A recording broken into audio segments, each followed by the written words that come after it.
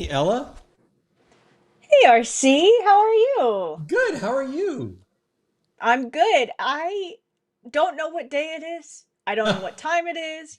I don't know where I am. Everything is thrown off, but I am here and I'm excited, and that's all that matters, right?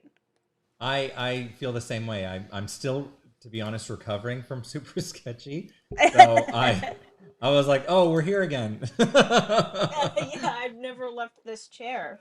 It's funny. I was showing Ella. This is pretty gross, but I was showing her my callus that I had on my hand. Where is it? Oh, here it is. I have this like I don't even want to show you. It's kind of gross, but I have like like this is not my knuckle. This is a giant callus on my hand from all the drawing Mm-hmm. that I've been doing, from the manga to all these lives we've been doing, and um, my hands Nasty. are like it's like very nasty. So, but it's kind of fun. It's like my new fidget spinner. Like it's something I can Oh, just no, no, no, no, no, no, no. No more words. Nope. I could be like, oh, like, hey, what's going on? So anyway. Um, well, it's welcome to a drawing board live, a special one. We're on a Friday afternoon. I hope you guys had a great week. It was an awesome, super sketchy. Um, we had so many great drawings and such a great way to end it with Omid's like amazing, like super drawing that we did at the end. That was it was funny because we were supposed to end that like 2.5 hours earlier and we went over because of that piece, and I kept working on it. Like I ended up putting like effects on it and everything Yes, afterwards. you did. It was fun. So anyways, it's great to see everyone here. So excited. Thank you for everyone who's been like adding, subscribing to the webtoon. That was really awesome. Our webtoon's been just like really growing over the last 2 weeks. And thank you guys who've gone in and done that and gone and commented. Really, um, really appreciated it. So anyway, so we got a lot. So do you want to tell them what we got going on today? I mean, they know, but you got to set it up. I like Yeah. to set it up. So So, some fun stuff. We're starting a new section tonight in the drawing board live where the map event happened, so now we kind of want to add to the cultures, and we're gonna have more map events throughout the upcoming months, but we wanted to add in these drawing board lives a chance to kind of peer into the different cultures of some of the countries.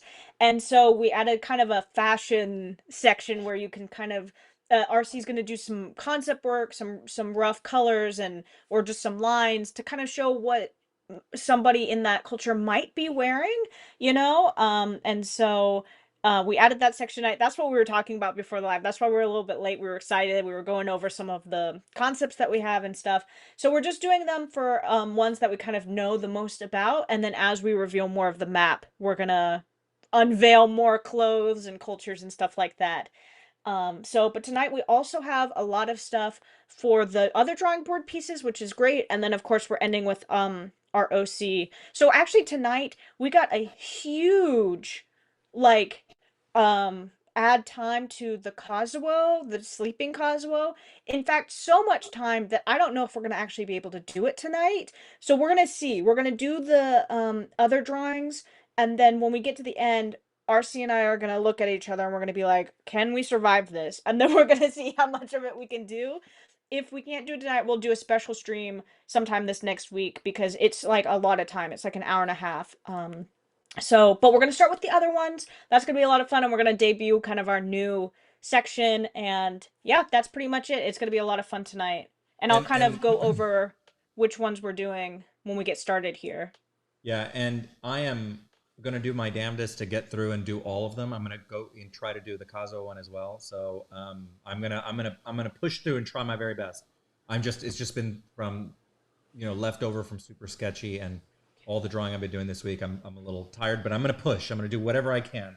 So we And appreciate. it's amazing that you guys wanted so much time on that piece. So we don't want to just like Yeah. rush it or whatever. We want to make it really good. So if we need to make it a special, if we need to make it special, we'll do that. We want to make it really cool. And I think we're at a point where we might even start coloring it. So that's its own way to celebrate. So anyway, we'll let you guys know as the night goes on. But thank you to everybody who put in time. We love these drawing board lives. They're one of our favorites. So when you guys blow it out of the water, we're always like, oh, I'm so happy. Like I love doing these. So whenever we get to do them more, you know, the better for us. So Absolutely. Well, I'm excited. I'm ready to go. So you want to tell them what we've got going on? yeah, so tonight we're gonna do Eric put in 10 minutes for Noodle Boy Hugo, then we're gonna answer a lore question, then we're gonna do the Wu Fang fashions for Wu Fang, and then we're gonna do the OC spotlight for Andres, and then we're gonna see if we can get to Kazuo. That's the lineup tonight. So lots of Okay. fun. All right. Well, let me get my. I already got Noodle Boy set up. Before I get started, thank you to Purple. Purple's out there. I hadn't had a chance yet to put a shout out to Purple on Discord yet, but I wanted to thank you for upgrading on Patreon. I really appreciated that. It was very cool of you. And so we're so excited to see you so much deeper in the community and what we're doing. So just thank you for the support and doing that. And also, 2 new manga pages are going up tonight. I didn't have time to. We were literally finishing last minute like details on it just before the live, so I didn't get to post it before the live.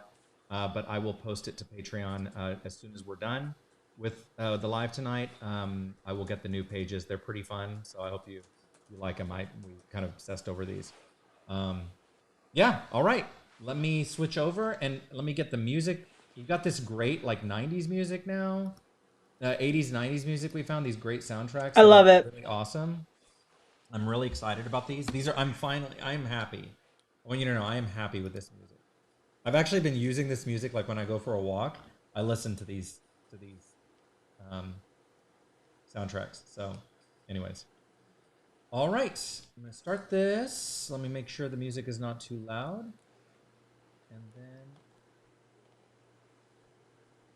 I switch over. And then Eric is first, right? Eric's request. All right. Yep. All right. I'm gonna switch over. So this is your headphone warning. Hopefully the music's not too loud. Okay. All right. Hey, Alan, you made it just in. How's that, Ella? That sounds good. It may be a little too loud. A little too loud? Okay. Mm.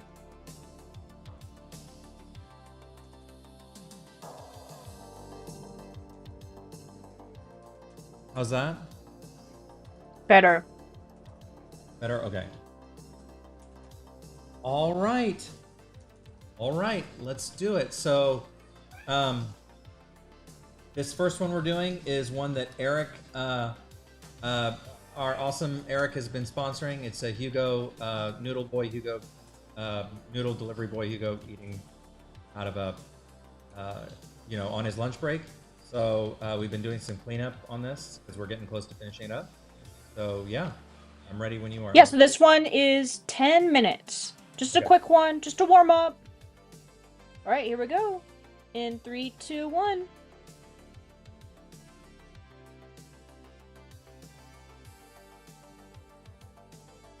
Yes, it's my cat. She gets fed at 8.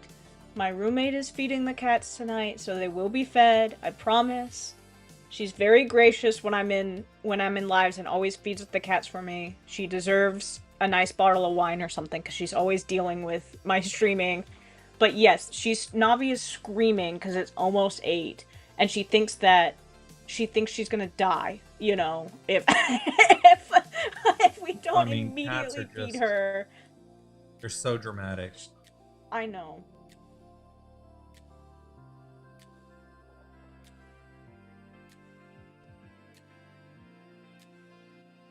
So what was your favorite moment from Super Sketchy this week? By the way, if you're new, I'm RC, creator of Flux Destiny.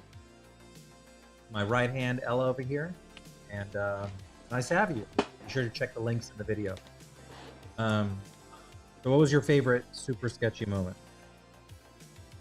I think my favorite Super Sketchy moment was it probably had to be Omid.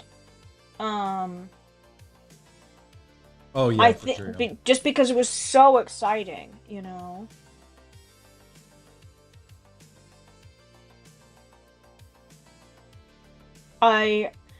It was so exciting, and I was so tired, but it was like so exhilarating because it was one of those like well, why not? You know, like just keep going, just see how far Right. you can go. And it wasn't like I was drawing or anything, but it was like I was in a marathon. You know, I was right there with you. We were like running together, and I was like, "Come on, keep going! You know, keep going!" You know, and I would like hand you like a granola bar. Like you were like riding a bike, and I was in the car next to you. You know what I mean? Like that. So like I was there, but not really. Like I was there in spirit. You know, so. I had a little more of like a morbid like analogy for it. I felt like, Oh yeah. but like dramatic, but fittingly dramatic. Like I think you'll appreciate it because this is very me. Have you ever seen Thelma and Louise? Yeah, a long, long, long time ago. I remember very little of it. But do you remember the end though of Thelma and Louise? Yeah, yeah, yeah. Well, at the end when they're about to drive off the cliff, she's like, Mm-hmm. "Go, just go," and like they go, Yeah. and that's what I was feeling when we were like, "Hey, let's just go." I was like, me and Elle are like Thelma and Louise, so Mm-hmm. just go, just go, drive off that cliff. Yeah. That was definitely us.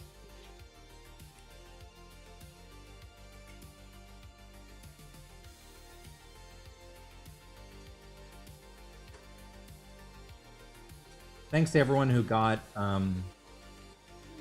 sketches for tonight and are sponsoring these drawing board ones. We have some really cool ones coming up, so appreciate you guys doing that. Like Ella said, it's a pretty big one tonight. Mm-hmm. We're excited about these. These drawings are really special to us because these are kind of like drawings we can't normally do, you know, because we don't necessarily have time. These are like promo pieces for Flux Destiny specifically. So eventually we're hoping to get them colored and make them look nice for posters and stuff like that. So when you guys help us out, you know, and you put your names on them, it means a lot because these could end up in the manga or, you know, different things like that. So when you guys add to them and then see them pop up in the manga, I hope that you feel like, oh, I helped with that. You know, I did that.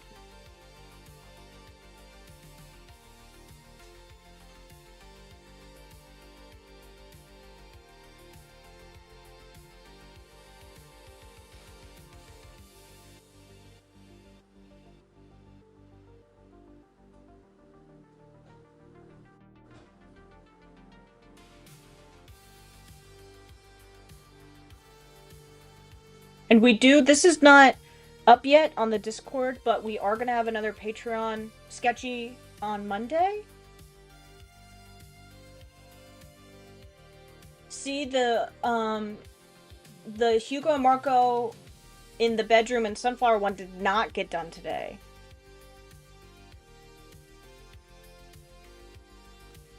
No time has been added to those.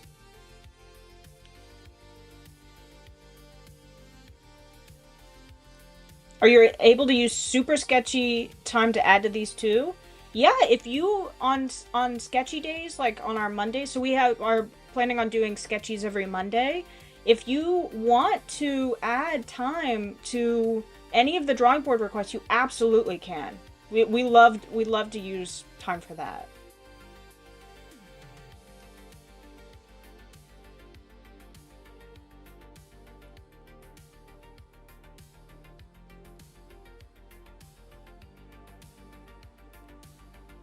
I feel like he's got like this band like scrunched up on his head, like in a sloppy way. So it's kind of like some of the hair is like Absolutely. Huh? I said yeah. Yeah, Boofy. So this is like we're imagining this is like him during break. Like he's got 5 minutes. He's working, you know, but he always wants to read books. He's trying to get his reading in.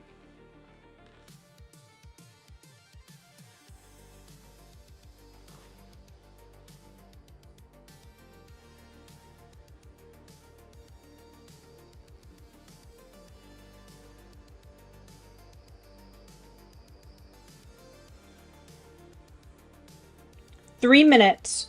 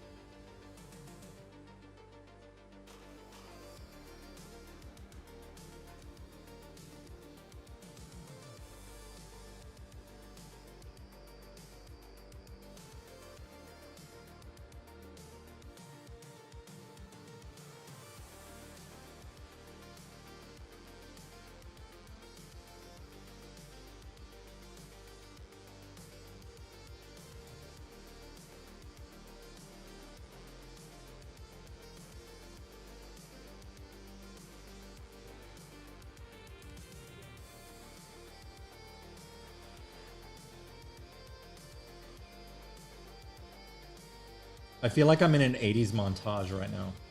You better be. You know?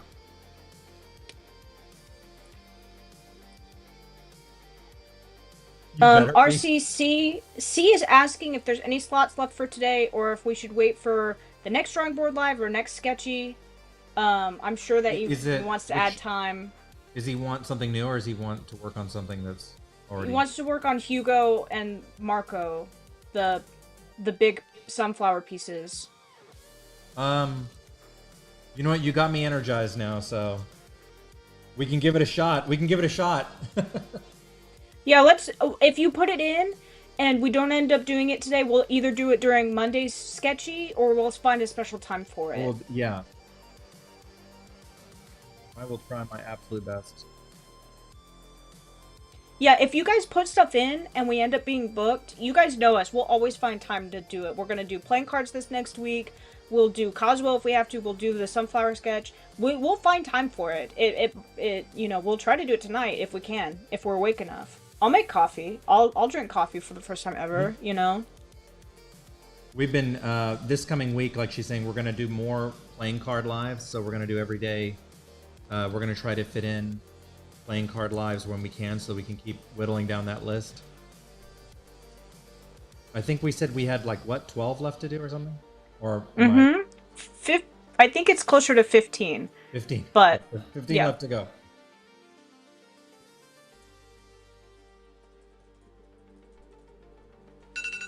Oops, sorry, that's the timer. All right. That's it. We got to work on his hair. His hair is always really complicated, so it takes a minute. But thank you, Eric. This one's going to be really good when it's done, so I'm excited to do this one. I can't wait to get down to, like, when he's, like, actually, when we get down to the bowl and such. So thank you, bro. I appreciate this one. All right. What's next? Sorry, I'm answering a message. Okay, so the next one we're going to do is we're going to do the 7-minute question that Boofy sent over. Boofy sent over a great question. Nobody's ever used this feature before. On the Drawing Board Lives, we have an answer lore questions section where RC will kind of draw a sketch and try to answer your question as best we can. And, you know, kind of try to explain it through drawing. Kind of like he did with the Great Machine that one time where he drew all those gears and stuff. So that's what we're going to do. So I'll read the question out loud, and you can think about it. And then we'll... And then I'm drawing the response to the question? Is that what it was? Right. Okay. Right. Okay. Hold on, let me turn on these lights. It's getting dark here. I'm in the dark here. More 90s movie references. Who knows that reference? I'm in the dark here. I quote this actor a lot. He'll know. He'll know. C knows. He knows. Moose is here too. Moose could know. Moose might know. All right. Okay. So the question you want to ask me? Yes. Okay, and then I'm gonna draw. Yes. I'm gonna draw the answer as I'm. Yes. Okay. You're gonna try to kind of explain it through drawing. You know what I mean, so that they can get a good visual of what you're trying to explain. Okay. Well, thank you, Boofy, for being the first to do this one. I'm excited. Okay, so let's hear it. So this question is: how advanced are robotics in terms of realism, movement, and AI? By this point, considering how good movie practical effects made props look even in the 90s, and seeing that clockbots exist. So he's basically asking, how sleek could clockbots possibly be? Like, how sleek is the tech? You know, because we've got kind of this advanced AI, but we've also got chunky 90s, tech. So what's the balance when it comes to robotics? Okay, and how much time do I have to answer this question? 7 minutes. Okay. All right, so first... Or as much time as you need, you know. Okay, so I'm going to... First, thank you, Boofy, for being the first, and that's a great one. That's a great question. So I'm going to just do kind of a diagram and draw things while we talk. So, there's different marks of Clockbot intelligence, you know? And so you've got marks 1, 2, and 3, right? And these are like these specify like the amount of processing power that these clockbots have. And a clockbot's brain is actually, what's really cool about their processor is once you're getting into more like advanced, like, okay, let's go with like just a simple clockbot, unit, brain, for example. This one kind of looks like a bread box right here. Okay, but I promise. What's cool about these is that, and they all look different, right? They all have different things. They have what's called torus arrays inside of them. So there's kind of like multiple toruses inside. I'm trying to do a 3D version of this very quickly. Inside this, and they are what power the microprocessor for the clockbot. And so when you've got a like type 1 clockbot, like Mark 1, that has like a bread box quality microprocessor, these toruses are their AI is powered by karmastry, right? So they have these toruses inside. Now you'd be like, oh, there's 4 toruses in here, that must be, well, that's actually not a lot. Like your regular Mark 1 clockbot is probably going to be like, one that's like probably doing construction work, or something, like one that's like, okay, well, this one we've got like, holding a pickaxe, right? Like the whole point of this is to, have just enough intelligence to do like the proper, follow orders and do repetitive tasks, right? And so he's probably got something like, a microprocessor box in there, or something like this, right? But as you get more advanced with your clockbots, let's say you're getting, and like I said, they all come in different arrangements. Let's say you start talking like a Mark II, right, which is more intelligent. They're more realistic. These are ones that you're probably going to have like civil servant kind of ones. Sometimes rich people have them in their homes. Library, like book bots, things like that are like in libraries, those kind of things. And let me step back for a second. These Mark 1s, you may even see these like in fast food restaurants and stuff, right? Like they may have, working the kitchen or taking orders or stuff like that. So once you start getting into like, the Mark II clockbot, and like I said, their processors are going to look very different. Their CPUs are going to look really different, depending. There's so many different makes and models that I'm just drawing like an example. But if you imagine this cube and pretend we're like seeing a transparent version of this cube, like the cube itself would not be transparent, like pretend these are, like we're looking on the inside of like a steel box, you would start seeing this kind of arrangement where you'd start having the CPU would have integrated like micro toruses, and you'd have a whole bunch of them, right? And they'd be all, what's that? Oh, they'd be nothing. Like keep going with your nerd stuff. And what ends up happening is, so imagine there's like a circuit board right here, like there's like a motherboard right here, like vertically like this. And what they would do is they would, depending on the power of this Mark II, they would keep adding more slots, right? So you'd add another slot on top of it here. And you could keep upgrading it with more micro torus cards like this. And you keep adding it. So you can keep upgrading it and making it more powerful. Like this, and so you have more micro. So the more you add, the more obviously that you can expand the power of this Clockbot CPU. Now, yours like you were talking about Rex, for example. Rex and Clockbots like him. Those are going to be ones that definitely are like Mark II. and they can get pretty advanced in terms of their intelligence. And if we looked at the inside of a clockbot's head, so let's say we took let's make a cute clockbot here.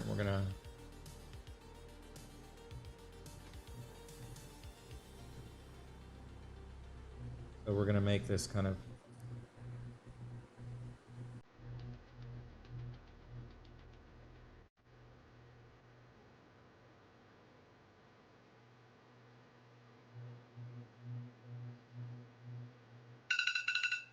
Was that it? 7 minutes? That's 7 minutes. Okay. I'll add Yeah, another 2 on the clock. Yeah, let me finish this in a moment. So imagine we're looking at the inside of the clockbot here. So obviously inside his brain, inside his head, he's gonna have all sorts of components. But you could add, you could actually add. I'm sorry. You can see inside here that his processor would be on the. Let me use a different color.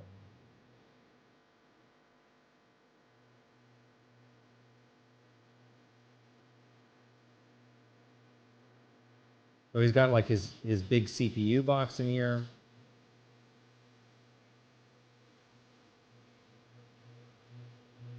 And you know, depending on how many boards he has in here, he probably has someone like Rex, who Rex is Harley's, right?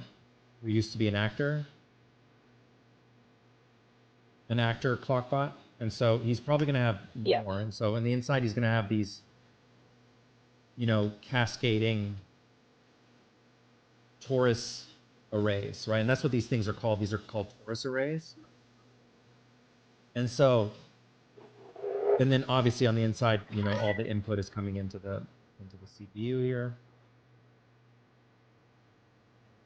All the circuitry is coming into here, so that's how that would work. Now, if you get into a more like, now when you start getting into like really advanced clockbots, like let's say like the Mark III clockbots, like those are like government military level, like, you know, enterprise, like high, you know, corporate, like those are very advanced clockbots. You're not going to see those very often, because the kind of processing power that it takes to, I'm just going to mock one up here. Let's say you're dealing with like an X-type clockbot. Don't worry about the counter L. I'll just finish this. So here we've got an X-type clockbot.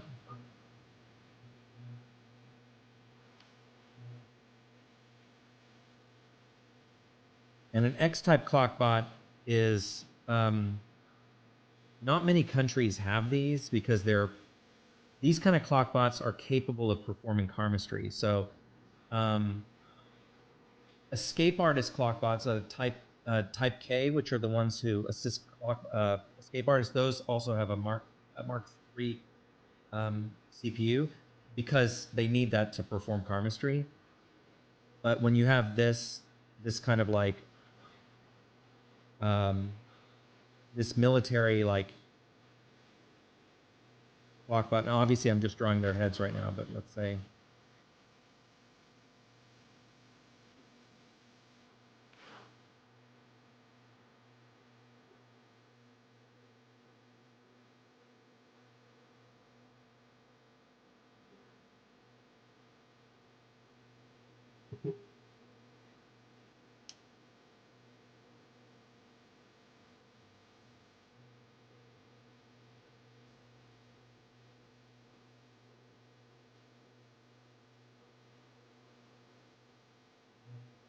So you've got like these more advanced, like military level X-type clockbots that you're not going to see in the wild. These things are like seeing.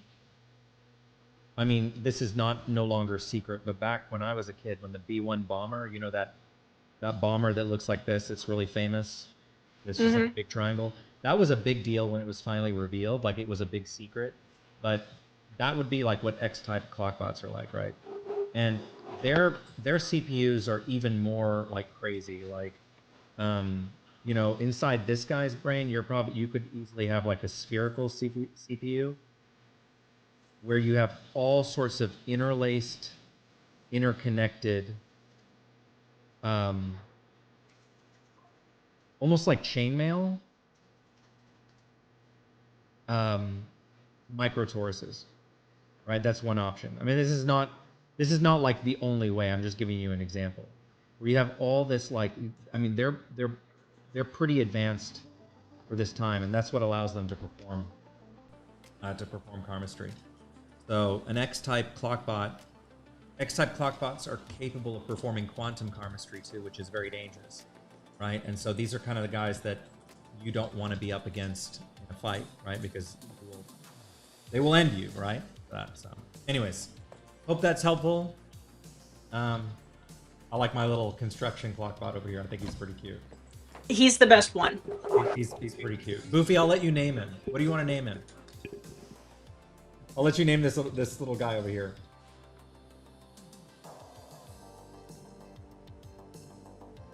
Yeah, like it's, you know, the torus, like torus arrays, which are like these combinations of like interlinked microtoruses. That's what gives you the processing power. So we'll let Boofy name this guy. Thank you so much, Boofy, for this little moment. This was fun. I love getting to talk about Clockbot. So this was way over my head. I'm not gonna lie, but I enjoyed it. This was a lot of fun. I'm sorry. I'm like Digby. I get squeamish with bots and tech. You know, I'm not. Oh, the tech I love. girly. That's okay. That's what I'm here for. That's what you're very knowledgeable. So we have two weaknesses in Ella: geography and bots, which is what everybody wants to know about and what I cannot provide. So I'm sorry. Anyway, cool. All right, so Boofy named him Digby, so that we've just Oh, it's pretty cute. oh my gosh. All right, thank you, Boofy. What's next? Okay, so the next one is 30 minutes. 35 minutes for the fashion piece for Wufang. So this is going to be kind of just like, let's be very clear. This is just a concept. This is something that we're doing kind of quickly just to kind of give you an idea of one design that could possibly be in Wufang. This is not something that everybody wears or you have to wear. You know, this is just an idea of something that might show up on the streets or something like that. So, that's what we're doing today. So I don't want anybody to come back to this live later and be like, wait a second, you changed this. I know. We know. We know that we probably... This is just a design. You get to see the first concept, okay? So this is a privilege to see the first concept piece. Obviously, we have kind of ideas for what the different cultures are. So, RC, I don't know if you kind of want to explain just a little bit of what our design, the culture that we were kind of thinking of, why we're going to design this piece the way that we are, or anything like that. And kind of just give a hint at the culture. We're not going to answer any questions about the culture. We're just gonna show you what we think, and then we're gonna move on. We will do map events over this country later, so don't worry, you're not missing out. I promise.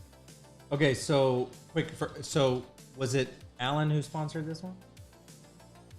Yes. Okay, thank you, Alan. I just wanted to recognize you and thank you for doing that. So I'm really excited to, because if I recall, isn't Alcor from like part? Yeah. Yeah. Yeah. I think so. Yeah, I think he is. Yeah. So, see, I remember these things. I remember. Okay, so Wufang Dynasty is a country just north of Fortuna that is inspired by China, and so Fortuna and Wufang have had a very difficult relationship over the years. And it's a country that is not like Frenzy, where, you know, Frenzy is like this, you know, very, like, it's essentially almost like a closed borders, like there's no in or out sort of thing. But the Wufang Dynasty is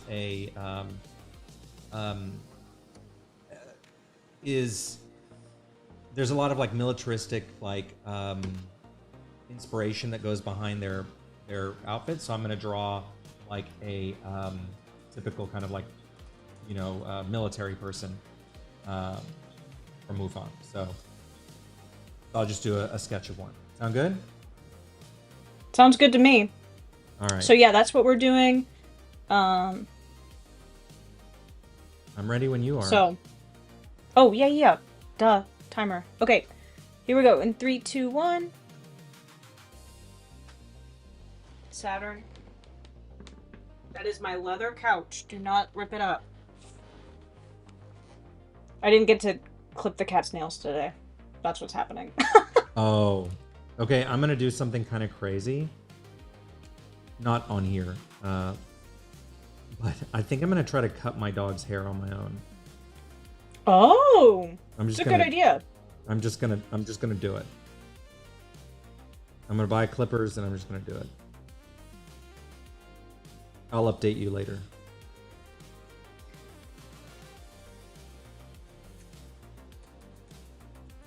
Now the Wufang Dynasty has the name that it has because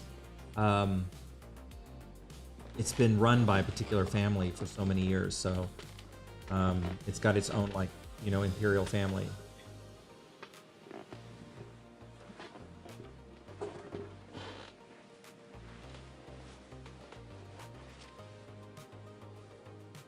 Oh, did I get your question wrong, Boofy?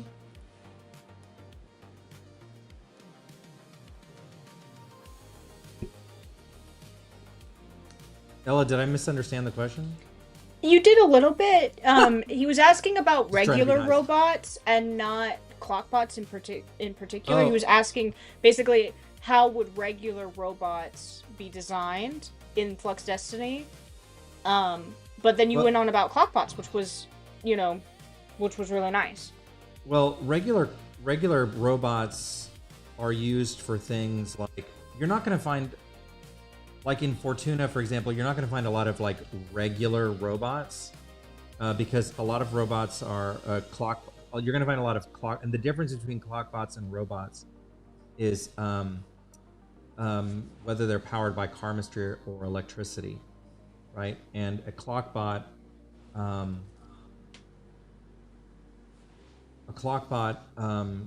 comes in different grades, as I explained, of intelligence.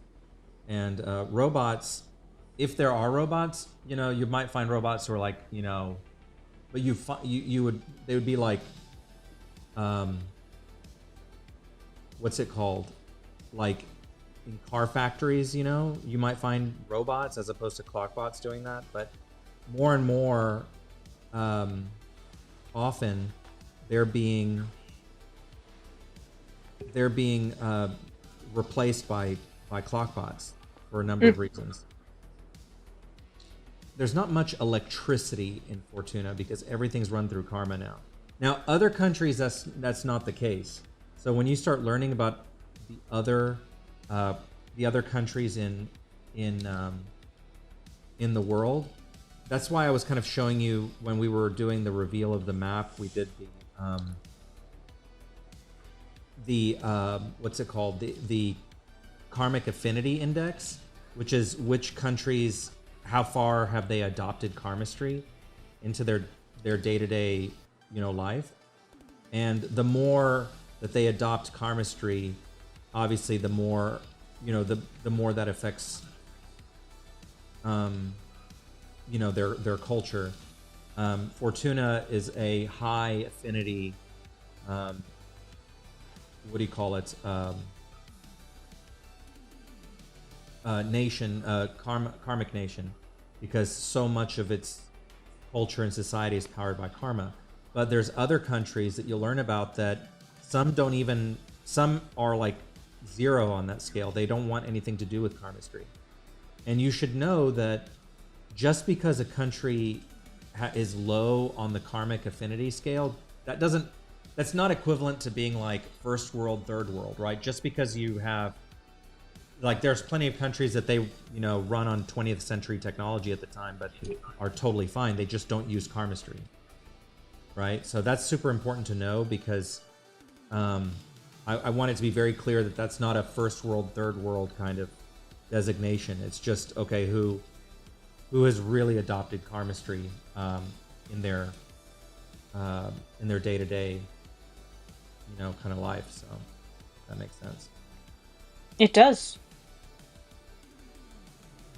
I bet Eric will like this too with the military uniforms. Eric, And I did Yasuno, see I the... think Yasuno's lurking. Oh, is Yasuno lurking too? Okay, good. Eric, I did see the Mark Felton one. I meant to drop you a line about that. I was curious if you saw that.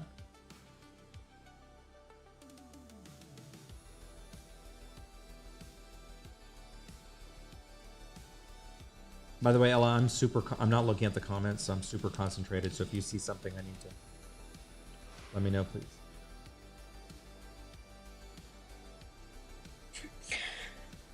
Carl says, lore question, can kids in Fortuna be bullied in school if it's revealed their house uses electronic appliances instead of karma ones? Yes. Absolutely. It's kind of like I think the equivalent would be something like imagine living in a home that was like karmastry powered like electronics and devices and stuff are so advanced compared to regular electronics that but the thing is they require karma, right, to power. So electricity is a lot easier to generate than to just pull out karma from the environment, which has its own limitations.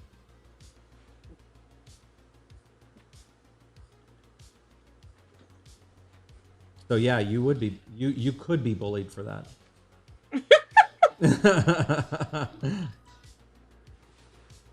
But I think you would be bullied in the same scale that it would be like, okay, you know, like some kids are like, oh, you know, I'm trying to think of like an equivalent. Give me a second.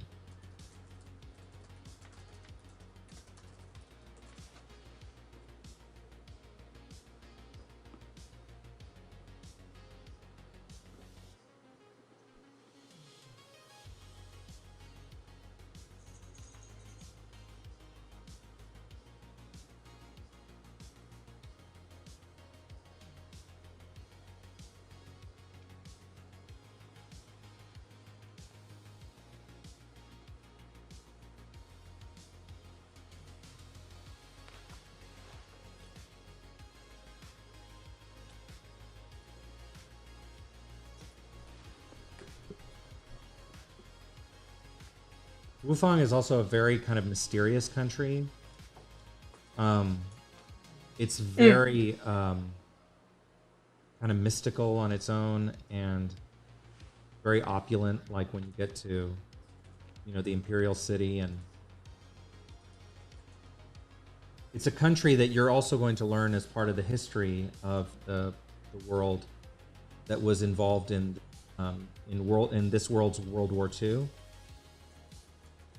And I'm going to save the reveal of that because Ella probably doesn't want me to say anything yet about that. Yes. But see, I could sense her being nervous. I'm like, I swear I'm not going to say anything.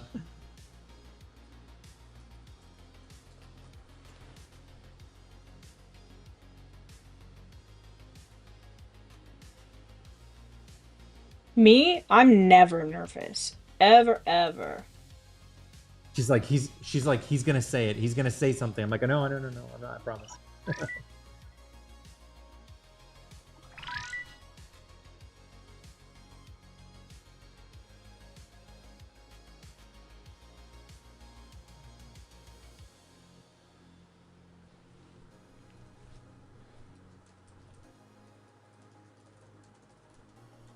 Wufang also has a pretty impressive navy. It's a pretty big country.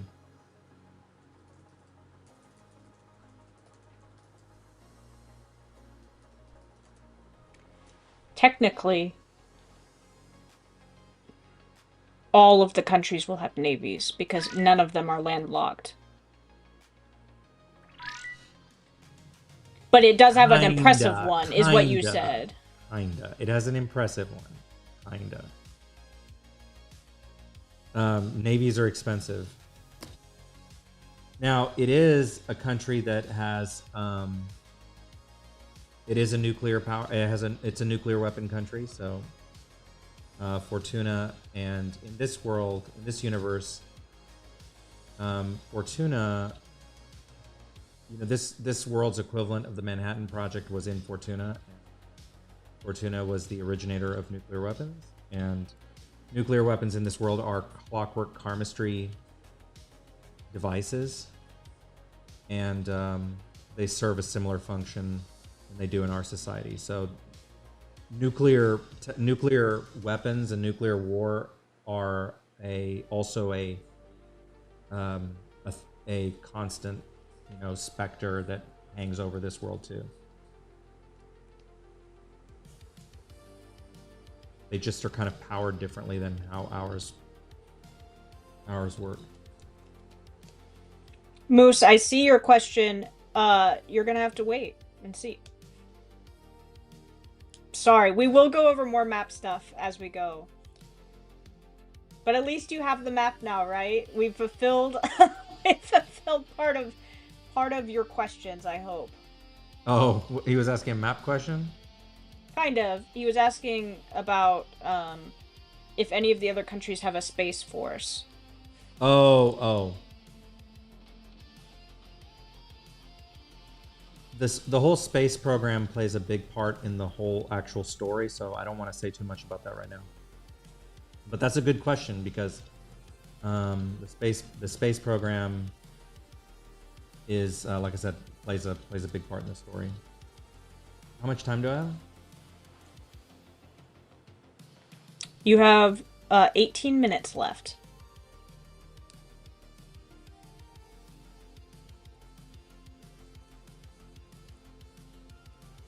I know as soon as Moose asks something that I can't answer, he's immediately going to be like, she hates me. I know that. Don't worry. I'm well aware. I'm well aware of that fact.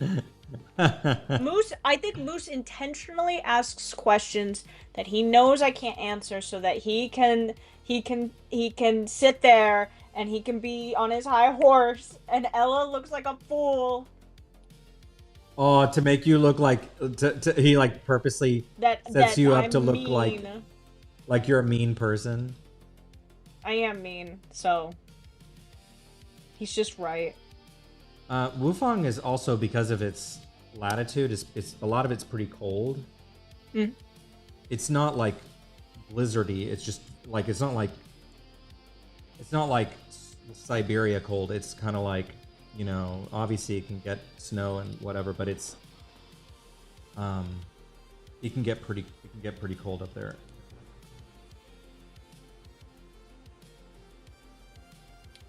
And the parts of Wufang that are near Ad Astra, that area is very kind of tropical, so it's kind of this mix of, it's a pretty big diversified country in terms of its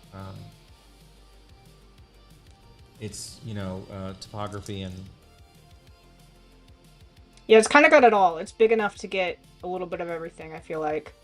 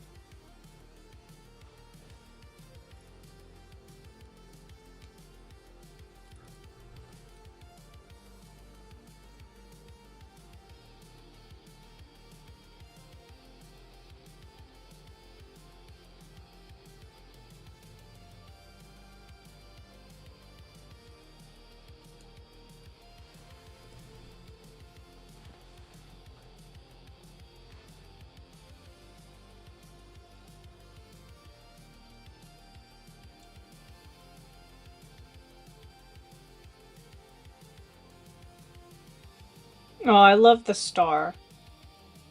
I know it's Aw. like a military star, but I think it's cute. I probably drew it a little too cute, but I'd be the worst in the military. They'd be like, and a star for you. I'd be like, a star? Aww. And I'd pin it on. I'd be like, it's so cute. And they're like, shut up. Shut up.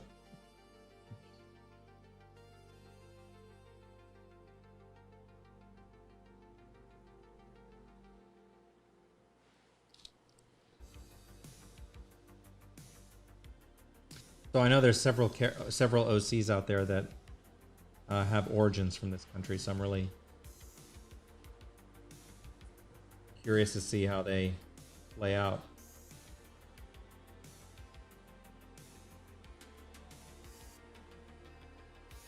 Can you think of any others, Ella, that are like, I know Zach has some heritage from there. Is there anyone else that you can think of that you've done missions That I've done writing for?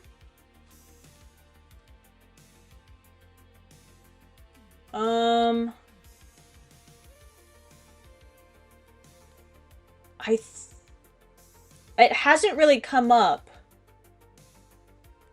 In fact, most of the other countries really haven't come up, like, in my writing in particular, but I think that will change, you know, as we have the writing, you know.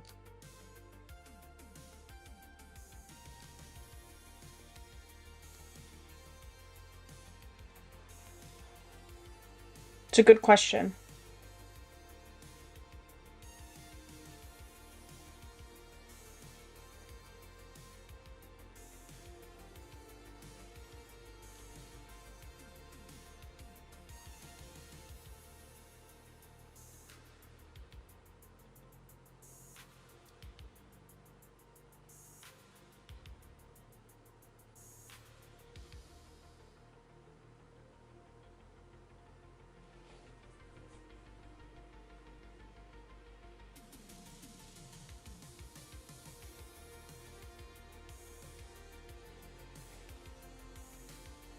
I think these capes are pretty popular too. Like I have like a cape option on top of this one. I know, Boofy. I don't listen to the way I pronounce stuff. Listen to the way RC pronounces it. If I say fang and he says fong, it's fong. Like it's not. I am not correct. Okay, I read very literally. Like you will put the word fang in front of me and I will say fang, and it's not like that. So just please never listen to me ever. What, did you get in trouble? Yeah. Well, Boofy says that he pronounced it like I pronounce it, which is Wu Fang, but it's Wu Fong. Wu Fong. You've been saying Fong, so that's what it is. Whatever RC says, that's correct. The inspiration for the name of Wufang, the name of the country, if you look up the Wufang Shangdi, it's spelled like this. I know it's going to take a second to show up on the screen. Wufang Shangdi, which are which I'm probably mispronouncing like crazy. It has to do with the creation of the world. So check that out. You can look that up on like Wikipedia and learn about it. Cool.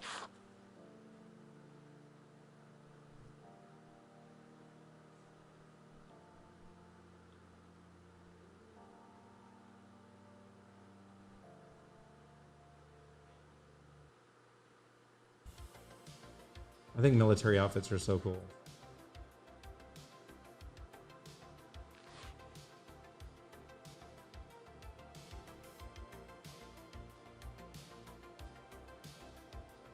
I would rock one. You know that, right? Yes. Like I would look incredible in one. Just trying to get Ella to like confirm my visions of grandeur, illusions of grandeur. You would look amazing. You're gassing me up.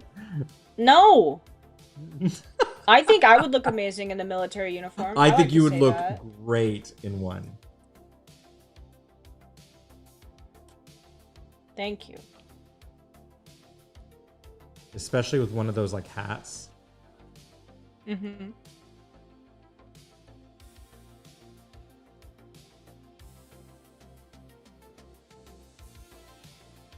Every country too, I shouldn't say every country. Many countries have their own like unique way that their unique spin on karmastry. And so some countries use their karmastry for certain purposes, like that dominate for certain purposes. And so you'll learn about that as we do the individual countries, when we do the little overviews of each country.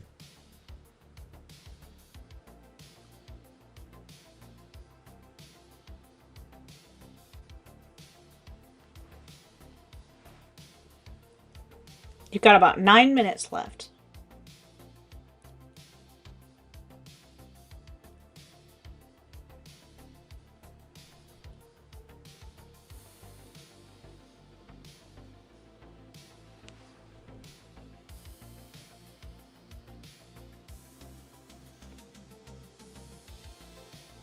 This guy's faceless because he's supposed to be like a mannequin. So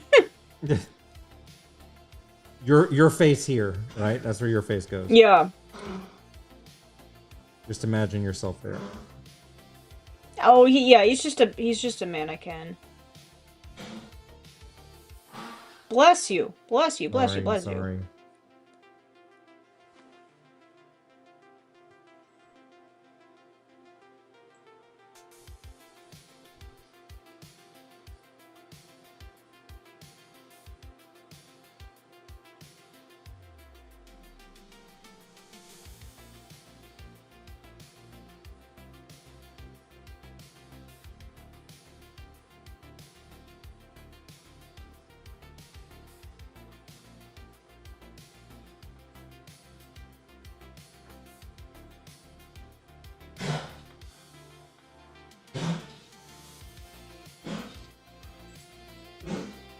Okay, so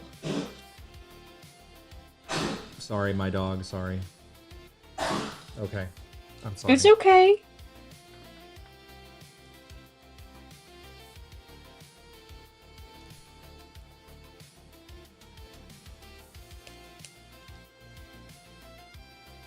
Were you going to say something, or were you just apologizing? I was gonna say, I think capes need to make a comeback, like these kind of capes. So awesome. Don't talk to me. Don't talk to me about that. Why? Because you wanted I to? will reveal. Yes, I will reveal things that don't need to be. Are you and me gonna wear revealed about capes together? Yes. I think we should wear Okay. capes in every Okay. single live. I think I should just wear a cape. I want to wear capes. It's like a blanket all the time. Who doesn't want that? There's no reason to not want that. Oh, but I don't wear They it for the look blanket. I wear awesome. it for like the like presents, right? But you have to Yeah, wear it the a certain way. presents. You have to wear it a certain way. It can't be like, if you're wearing it like a Snuggie, that's a whole different. Is that what you mean? No, Like I mean, I'm not wearing it. No, like for the presents, but also for like the comfort. You know what I mean? Like Batman. I'm all about the cape. Okay.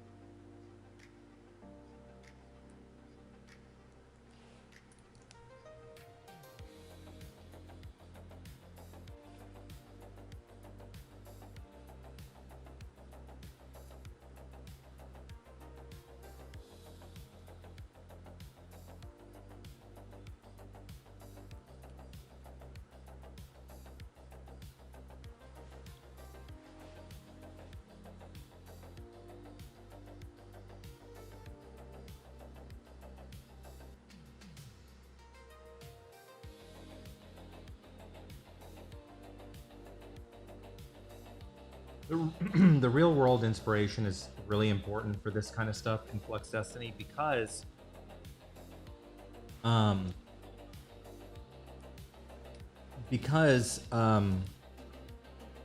I've said this before, but karmastry, the whole point of karmastry is that it has to kind of I want it to stand out against kind of like a mundane world, like a world where everything is kind of like what we know. And I don't mean the world is boring, but kind of like mundane in terms of what we're used to. We're kind of used to this kind of, you know, there's a reason why it doesn't look like Final Fantasy in terms of the you can go to certain countries and they feel that way. Like some countries have like the highest affinity level, like Valor, for example. Valor is a country completely enveloped in Flux Destinies, and it's like, you know, going into a high fantasy, right?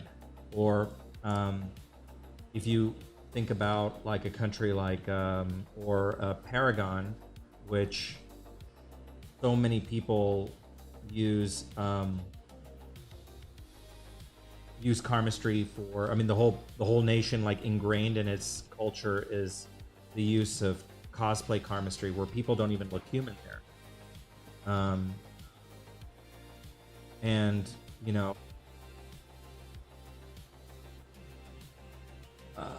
Paragon is a very arrogant nation, right? It's a very arrogant country, and you know, it has very lofty, literally lofty thoughts of itself, because it you know, it has floating cities and all sorts of stuff because it's high on its own supply. So if you want to talk like a high ego country, it's something like Paragon.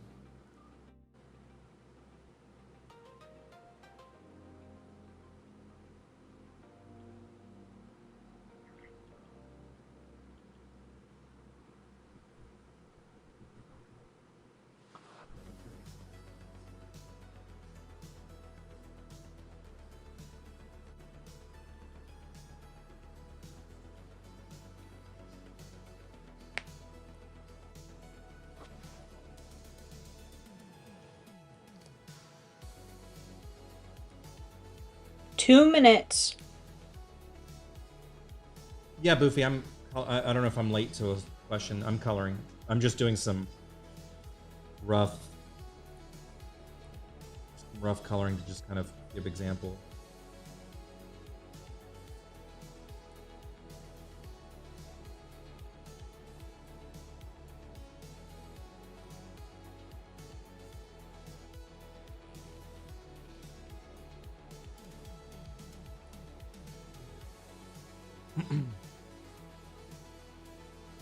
Now, a country like Wufang is also not a country where, you know, there's a lot of, you know, it's not a country you can necessarily speak your mind in, so it's definitely not a free speech sort of country. So you do find people leaving Wufang for Fortuna.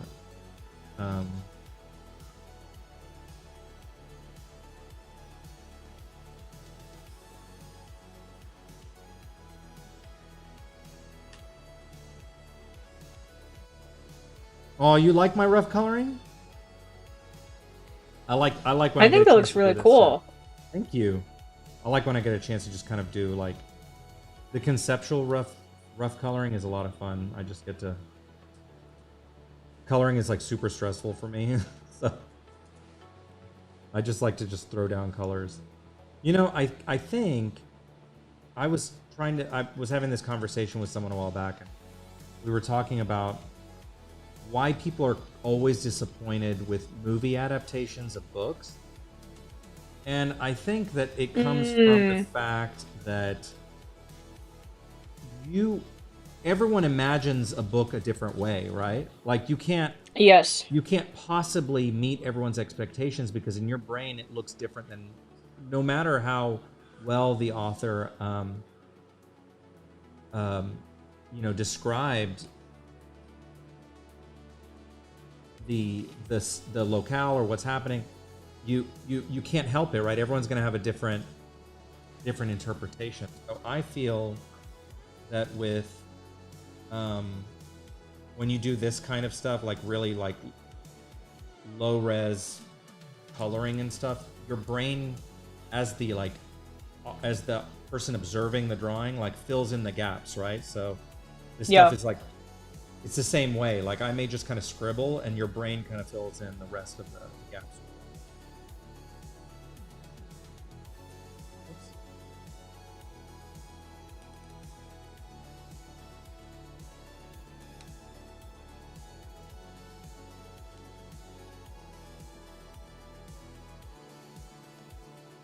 So are the nations of Flux Destiny leaning towards a triad, matriarchy, patriarchy, or something else? They all, there's a whole mix of them. They all have different, it's pretty varied. You're gonna find countries of all, you know, stripes.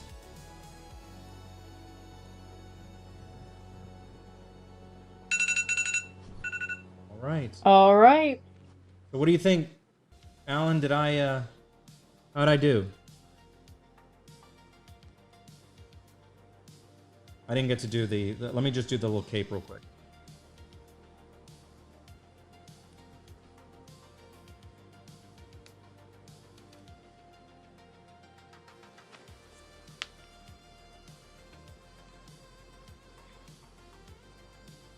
I really like this one. I think it's really cool.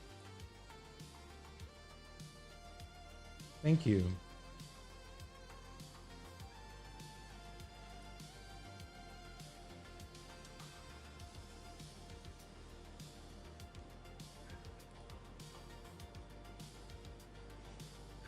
Awesome. I like the rough style too. I know, that's why I wanted him to do it.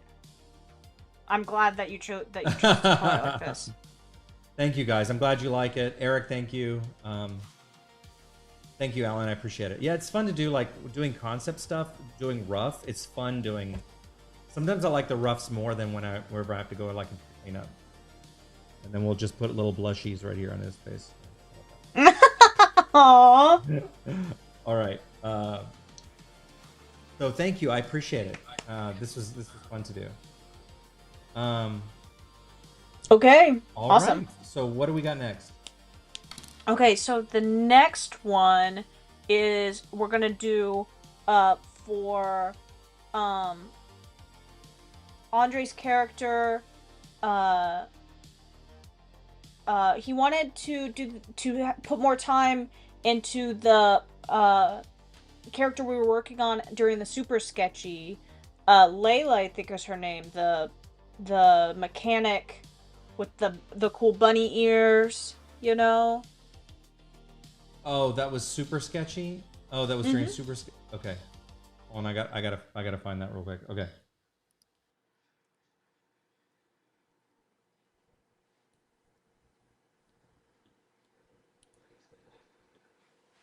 That was super sketchy. And who had made the original request? Andres did, I think. Okay. Let me see.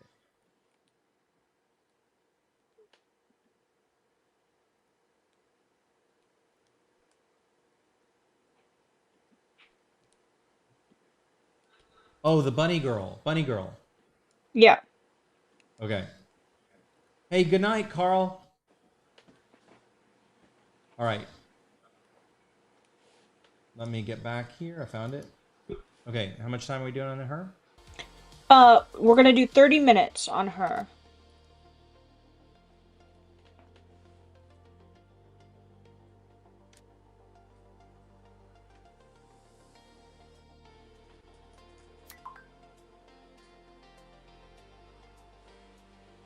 All right. She was super cute. She was super cute. I think I was gone for most of her. I think I took a break during this, so I'm excited to see. Yeah, I don't remember. I was like gone. I disappeared. Or maybe I just zoned out. No, I was here for some of it. I was here for the very end.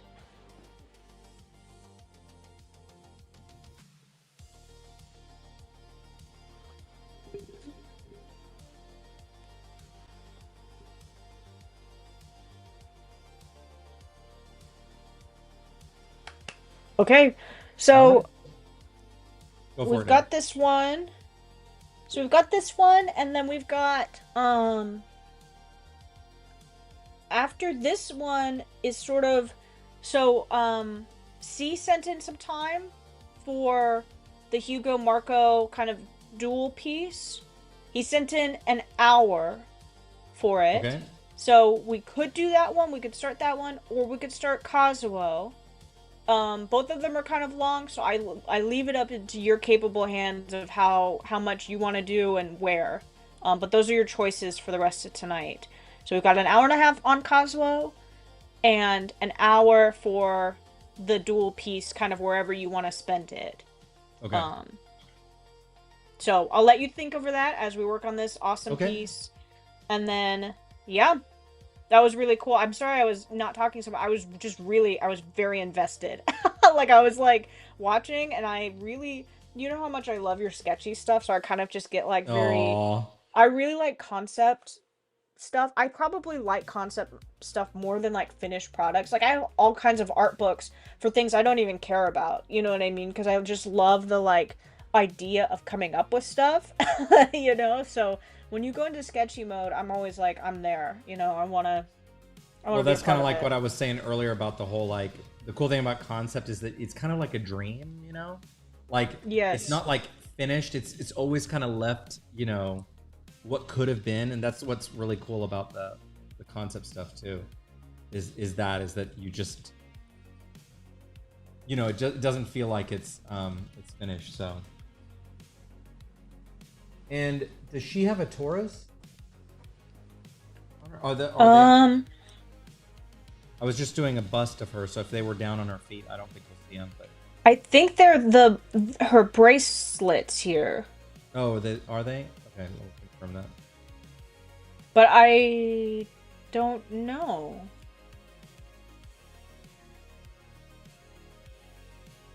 She's machine, so normally machine types have them on their hands or as bracelets, but I'm not speaking for Andres. He would know best.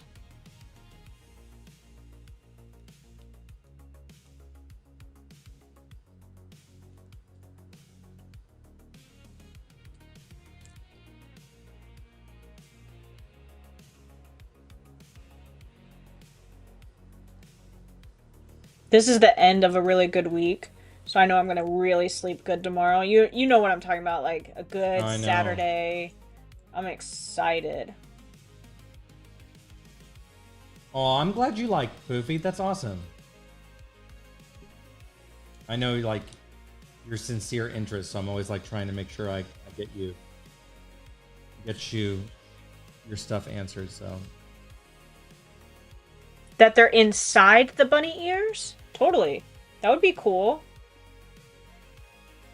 Like, kind of like Clockbot, you know, like just circles. That would be fun.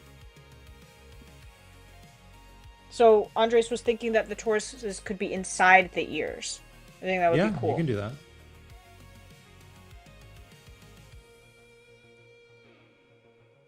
We just saw, we're just wrapping up the next Hugo Marco Explains video. Mm-hmm. It's really fun. Like, it's my favorite. Well, should we tell them? Should we tell them what's going on with those videos, or should we wait? You can tell them whatever you want.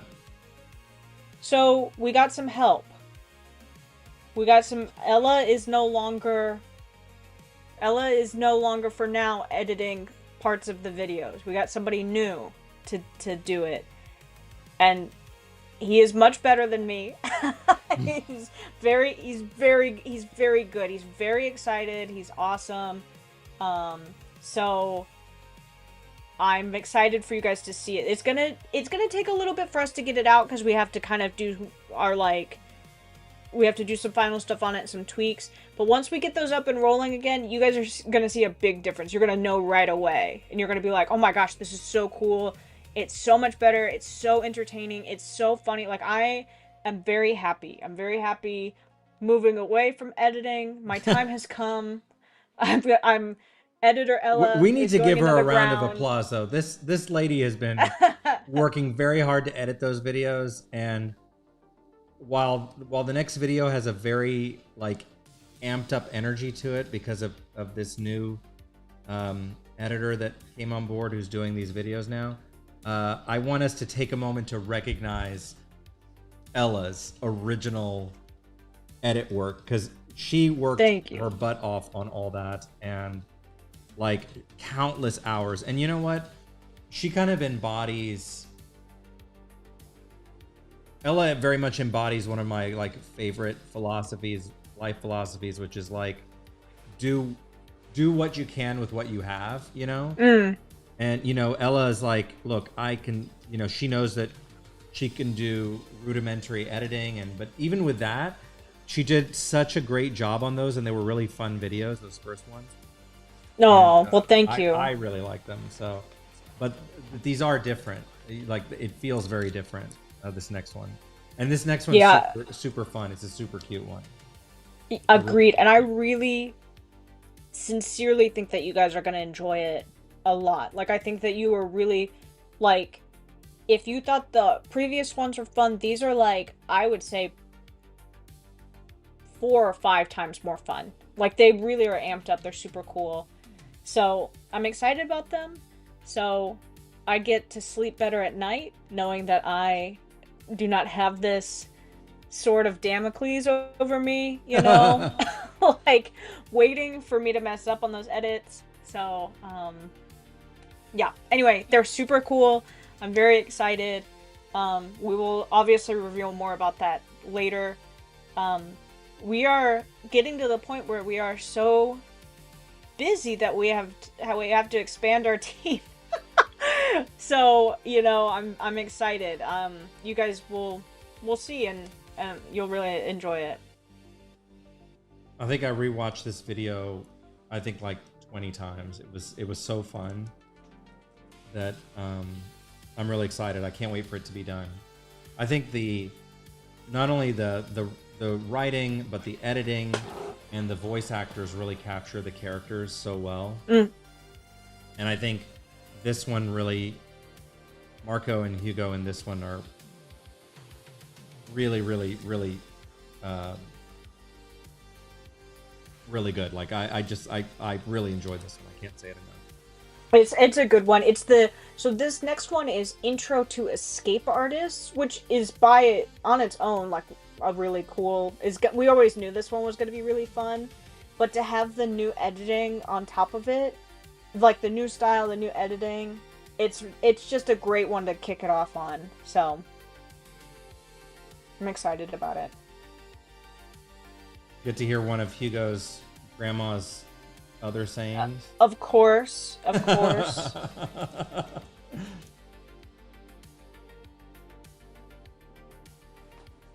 Where would we be without them?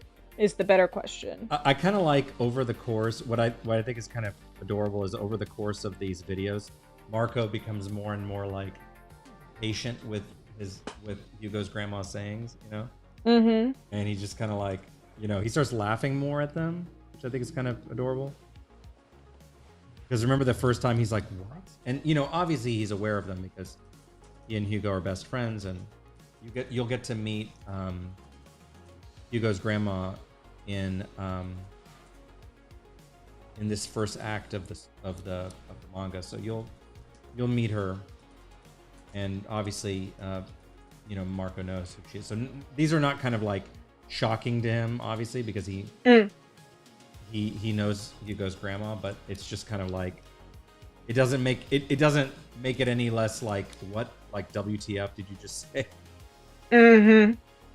I'm sure if I heard different phrases my whole life from my friend, and then they just keep saying crazier things, I don't think I'd ever get used to them. You can. I mean, the kind of stuff that you hear her say.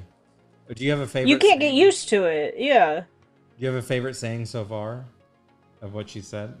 I think this one, the one that's about to come up, just because it's so graphic that you just almost feel like she witnessed this. You know what I mean?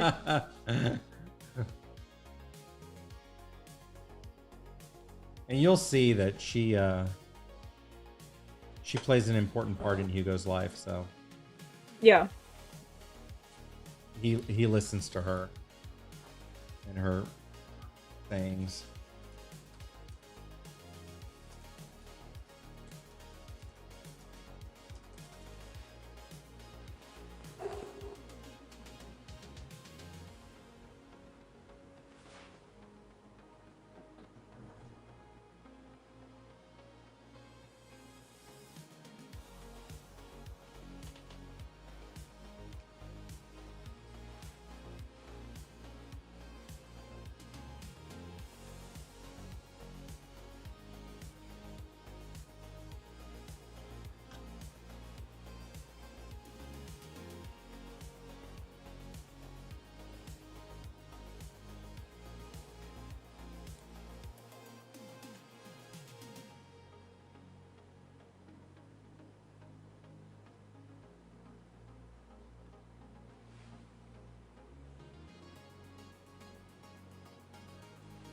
Oh, she's so cute, bro.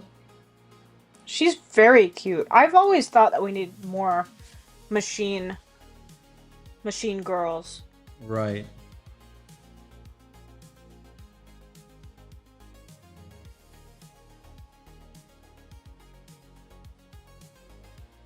And this is Andres' OC, right? Mm-hmm. A new one.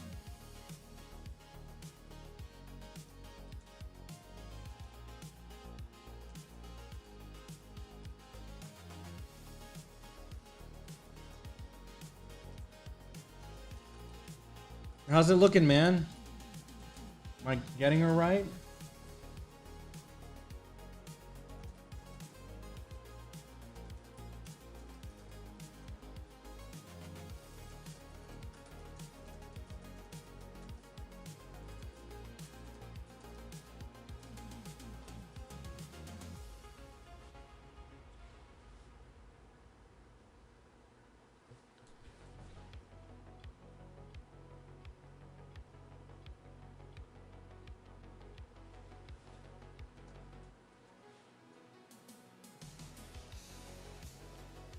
Oh, Beast King, I'm glad that you Oh, he likes her? like Okay. her.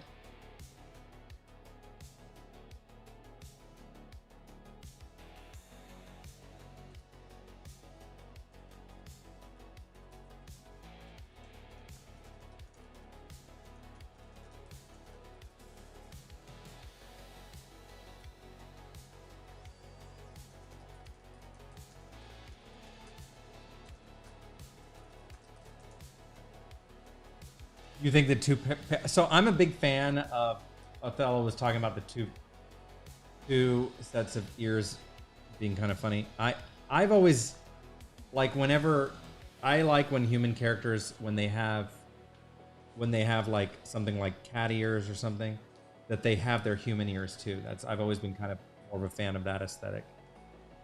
I like it when it looks more like they're cosplaying as opposed to like that they look like that, you know?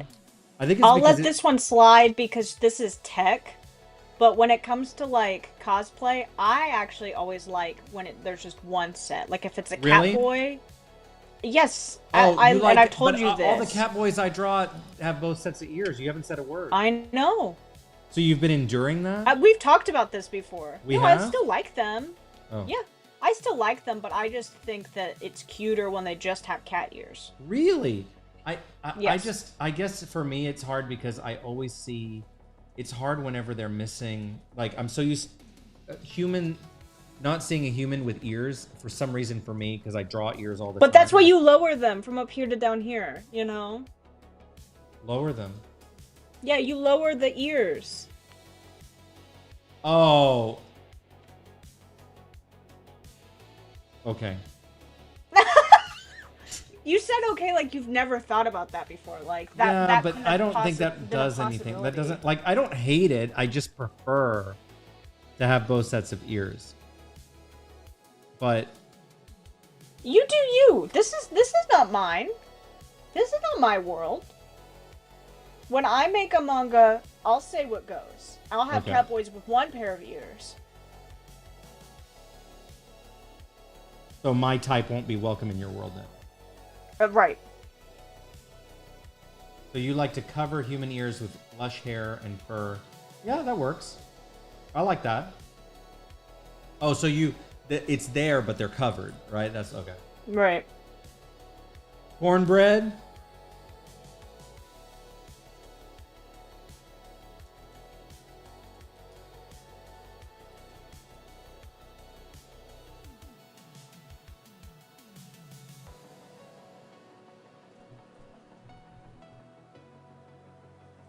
So when I draw, if you notice, I do a super rough first, then I do another rough, especially when you're going to do a piece like this.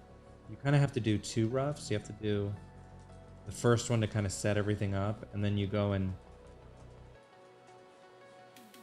you do like this tighter rough. It gets more of the details sorted out. So that when it's time to clean up, it's easier.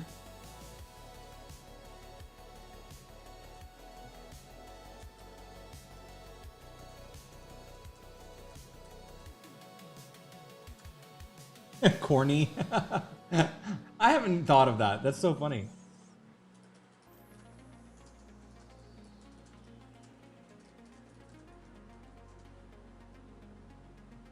I had to put little blushies on her. Is that okay? Of course. I think that's cute. Okay. How much time do I have? You've got 10 minutes.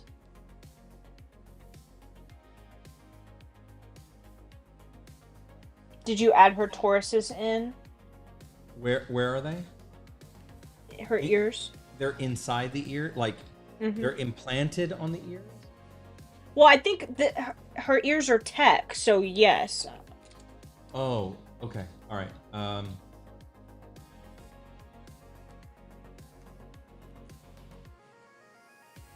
I think it would be kind of cool to put them...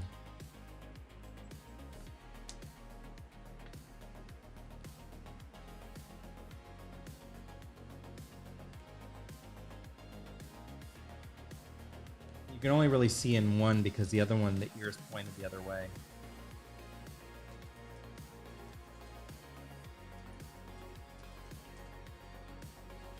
What do you think of that? Is that okay? I like that. You like that? Yeah. I imagine when okay, so headcanon, Andres, you don't have to take this, but I imagine because she works in machine karmastry, it gets really loud, you're supposed to wear headphones, that she actually lowers them around her ears, like her actual ears, like headphones. So she kind of like twists them down. Maybe That's I'm crazy. Cute. I really like that. So basically the Tauruses would be touching her ears, and then she lifts it up and then touches, Just a headcanon.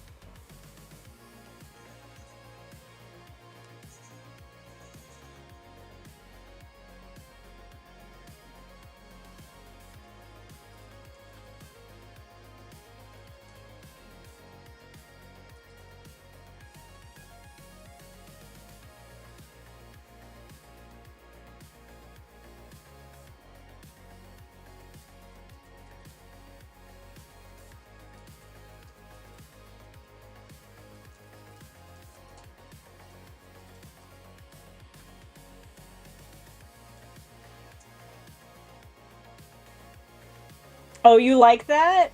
Nice. Yes, I'll take it. I'll take it. What's that? The headphones idea. Oh. Nothing. Just being a genius over here, whatever. Don't even worry about it.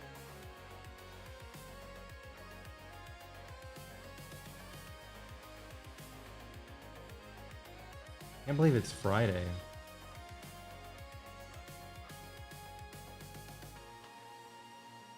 I can't believe anything anymore.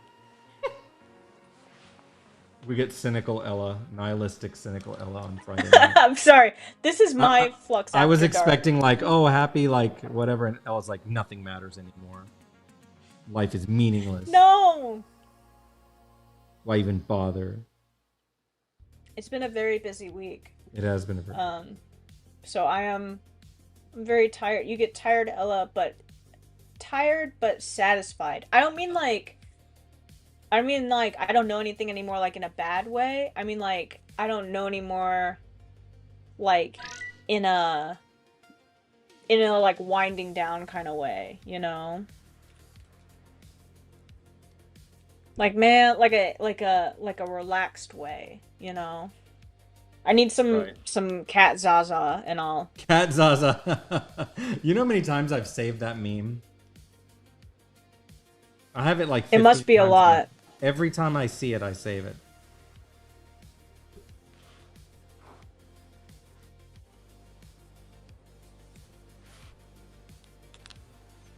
That fried me. That sent me into orbit. It's so funny.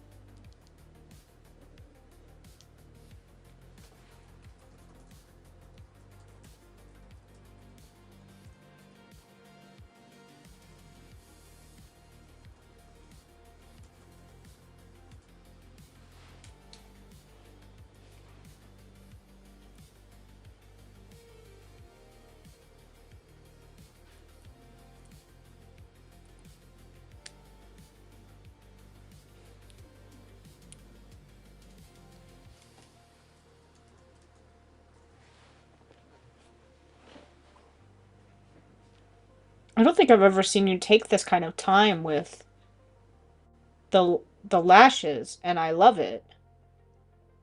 Her eyes are too pretty not to do. Like, she has these big eyes, and so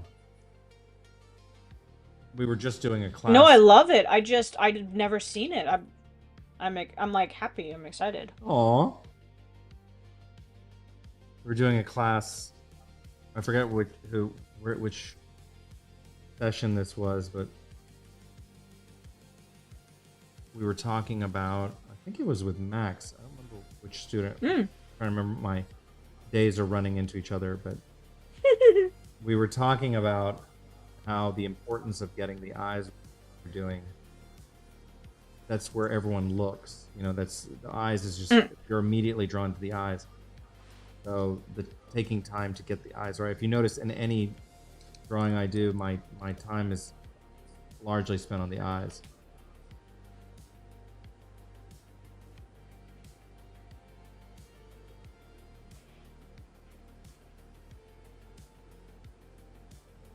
Beast King loves it. Beast King, I love when you're happy. I really do. Me too. I mean, I love when everybody's happy.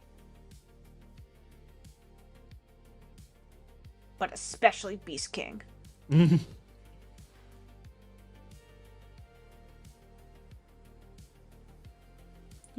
It's good when you get a king on your side. You know, like if you don't, you're in trouble. Right.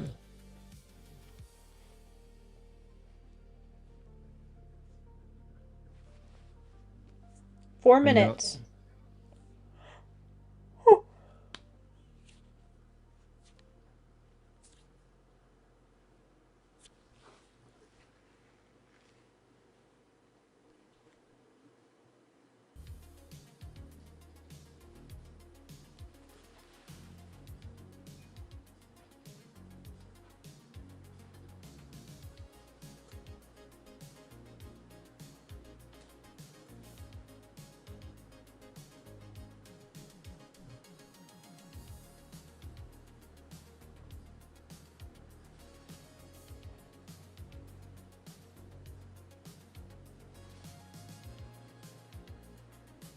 I forget the name of that artist.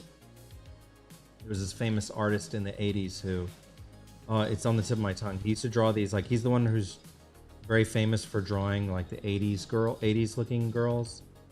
Very, like, iconic, like, big, you know, mascara and eyeliner. It's very pretty. Very, very pretty stuff.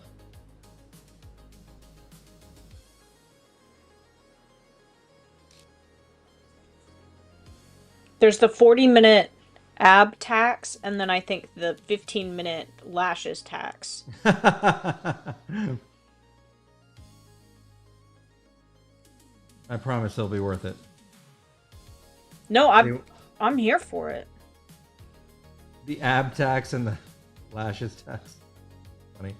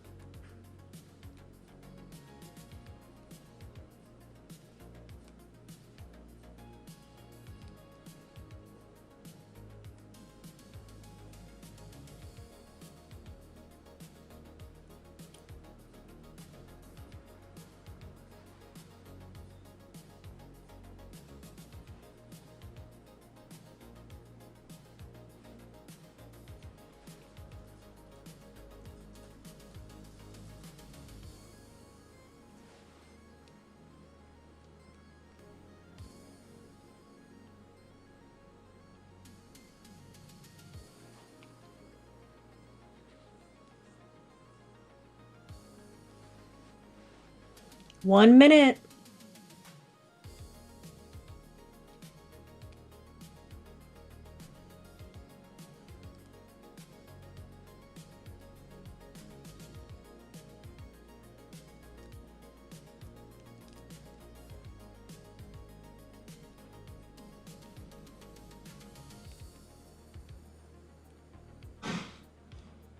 Bless you. Bless you. Oh my gosh. What? Before this minute is over, I have to tell you a story. My cat Saturn was sitting on me today, and then she was sitting on my, she was facing me, and I was rubbing her cheeks, you know, petting her cheeks and stuff, and she was looking at me all cute, and then she kind of like pulled her head back, and I was like, "Oh, baby, what's wrong?" And then she went and sneezed all over me. I mean, it was like I had gotten in the shower and like stuck my face. I was covered. I was literally like, and I was sitting there and I went, I went, you know, because I'm like covered in like like everywhere. So she did the RC British sneeze. Yes. Oh, it was terrible. It was terrible. Anyway, we're at time. That's my Well, we did some right pretty before. good progress. We got her finalized her sketch work, and then now we're just working on the details. Once we get past the eyes, it'll go a lot faster, but I want to make sure that we get the eyes right. What's my opinion on Quiznos? I used to love Quiznos. Is it even around anymore? Quiznos, I thought went out of business. I don't know. What is that an inside joke? Oh, okay. I thought you were looking at me like, oh, I thought you were like trying to communicate something. Okay. No, I think Corn just likes to ask you questions about fast food. Oh, okay. Fair enough. Well, Boofy, I mean, Andres, I'm so glad you like her. She's gonna be so and cute. Boofy and everybody. And everyone. Yeah, absolutely. All right, which one's next? So now we're going into the two long ones. Is this what we have left? The two long ones. Okay, so let's do them. Let's do C's first, since C is overseas, right? It's late for C, right? Right. So we're gonna do C's first since C is overseas. Yes. And I know it's super late for him, and so we're gonna do his first, and then we will move on to Kazuo. Okay. Okay. Okay. All right. And this one. This is back in the drawing board. Okay, and this is the drawing board. This is the Marco and Hugo. The Marco and Hugo, the sunflower ones. Is that what we're doing? Yep. Okay, all right. And then we have like 30 minutes each. Is that what we're doing?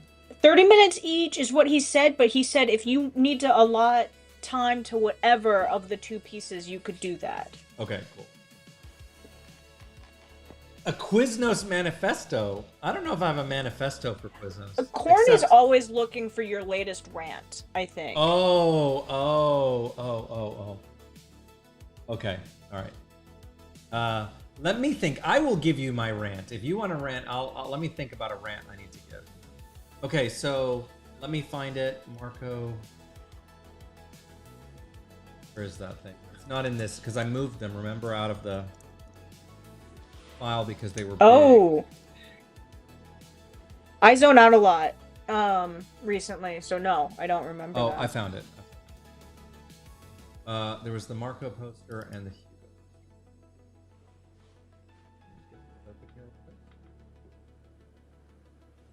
I love our two portraits side by side because I look like some pale alien and you look like this golden Mediterranean. I look like what? I look like a what? Like golden.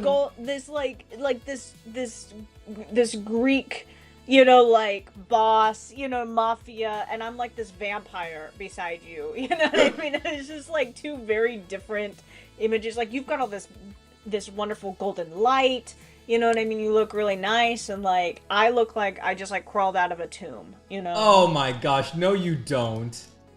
In fact, I love the contrast of your hair to your skin. I think it's very pretty. Thank you. I've tried to get some warmer light in here and it's not working. It's just all of it is like white.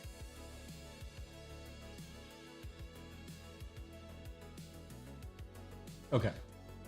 All right, are you feeling ready? Yeah, just let me stretch real quick. And let me close my windows because I don't like. They're peeping in on you, the golden mafia boy.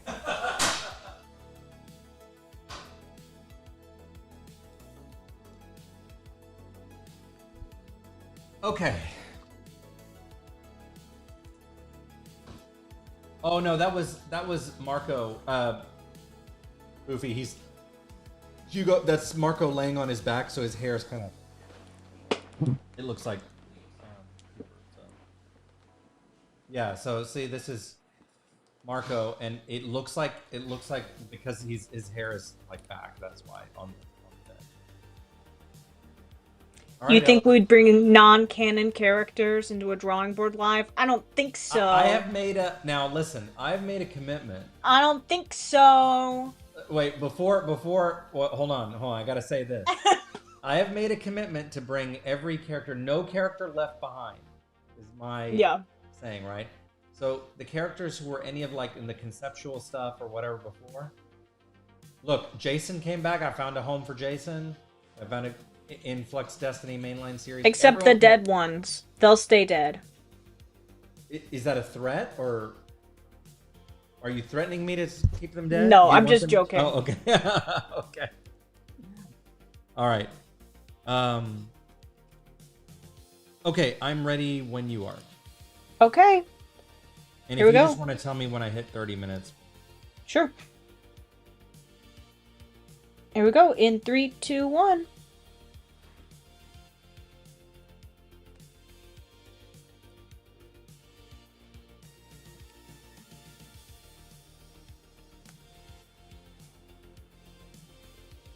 Now, some of you guys who were in my art class the other day, you see this 5-7 here? This is what we were talking about the other day in the art class where when I set the I don't know if J-Tunes is here, but I was teaching him about this in art class. Basically the pixel weight of of my pen.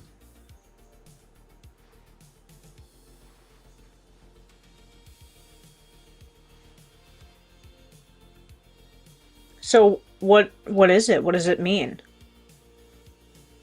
It's basically like I have a weight for the interior lines. So the interior lines are mainly 5, and then the exterior here are 7. Oh, I see. That makes sense. It's to just that little bit of difference can contrast between the two sides and make the lines. It just makes it for a more interesting look. At least it wasn't 6.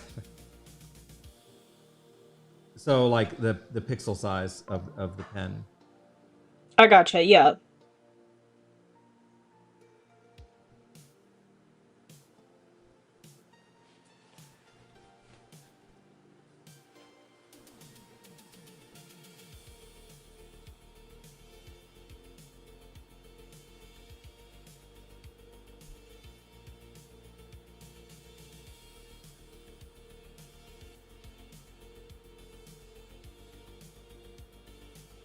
You see, it's a little tricky to draw characters who are on their backs like this because you got to draw the clothes have to fold over. You know what I'm saying? Like, see, there's like this crease, so you're gonna see like the outline of his body because the clothes, the sleeve is like flat, right? Mm-hmm.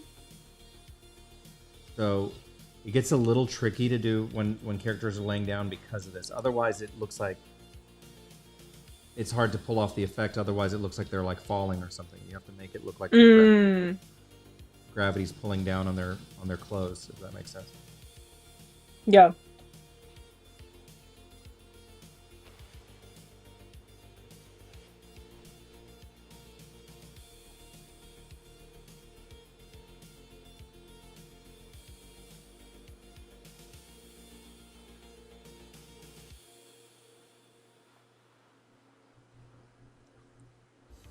I was a good art student, and I bought a book on how to draw birds. So that's where I'm at in my art journey. Oh, you cannot drop that on me at this time of night. You cannot drop. Why not? You know how I feel about birds. I know. And the fact that you are like learning to draw birds. Don't cry. I'm sorry. I'm sorry. That is my weak spot. I'm that is sorry. my weak spot. I'll draw you cute birds.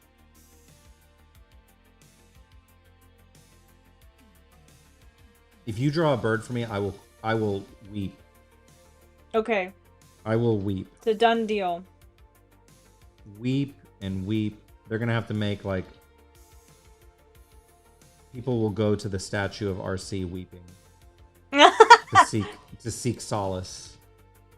Well, I mostly want to learn because I am a bird. I'm very owl-like, so I'm gonna learn how to draw owls. You send me all those good owl drawings, and weren't those pretty, right? Yes, they're so pretty, and they make me mad because of how pretty they are. So I want to do that. They're so good, yeah. See, I think I've heard of Wingspan. I don't think I've played it, but I've heard of it. I think I know what you're talking about. I think like I can kind of picture the box. I don't know if I know what the game is about, but it's about birds. Oh, is it? Okay. Yep. I need to stay away from it, or I'll have to go to see my therapist.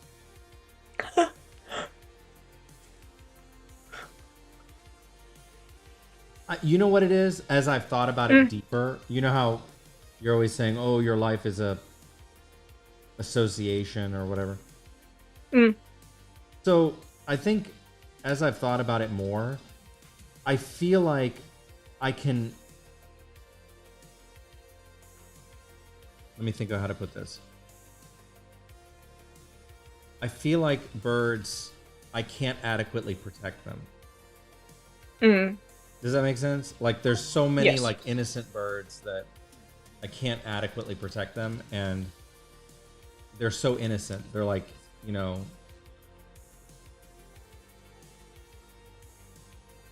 obviously I'm not talking about like carnivorous, like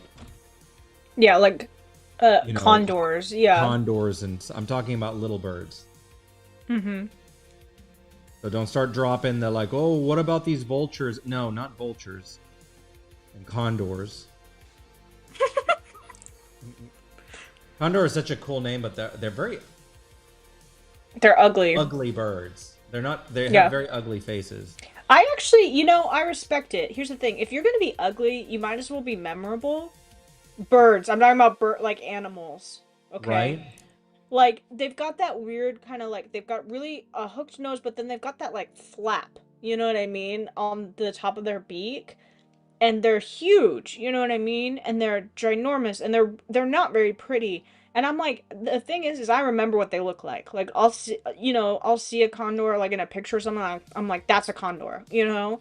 So you might, if you're gonna be that like, whoa, and stand out, like you might as well stand out and be memorable, Like you Jimmy, know. like Jimmy Durante, like have a big nose, or something, Right, right?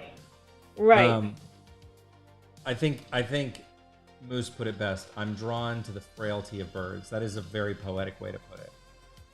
I am, because I feel like I'm helpless to save them, if that makes sense, right? Like it appeals to like my most inner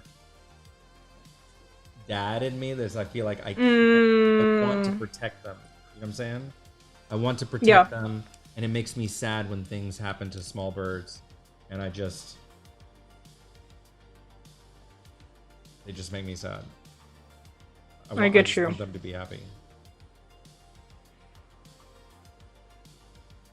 Like my parakeet,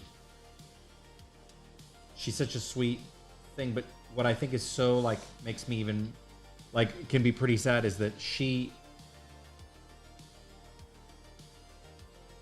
sometimes like, if she's like irritated when I'm gonna go pick her up, she starts like pecking at my finger, like completely harmless. So she can do nothing to me, right? Like she's completely, and it's like so cute to see her be brave and like try to like show, like she doesn't know, she doesn't think like we think, right? Like she doesn't know that, like she just knows because of history that I'm friendly to her, right? But I'm a giant, right?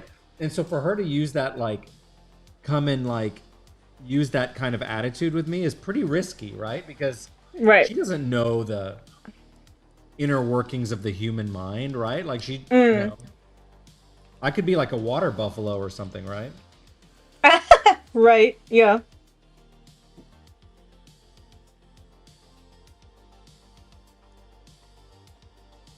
No, you're right. I understand.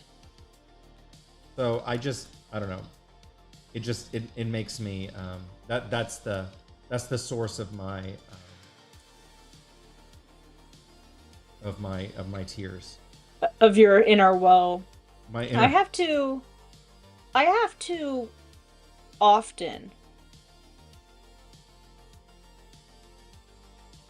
I often have to not think about things that make me sad, because the sheer weight of something like that, like, it like haunts me. There are things like that, like when I think about like animals, you know what I mean? Like, I think about like, animals that I couldn't get for some reason, or that I had to like leave, at shelters or whatever, and I like weep, and I physically cannot think about it. I have to pretend that it did not happen.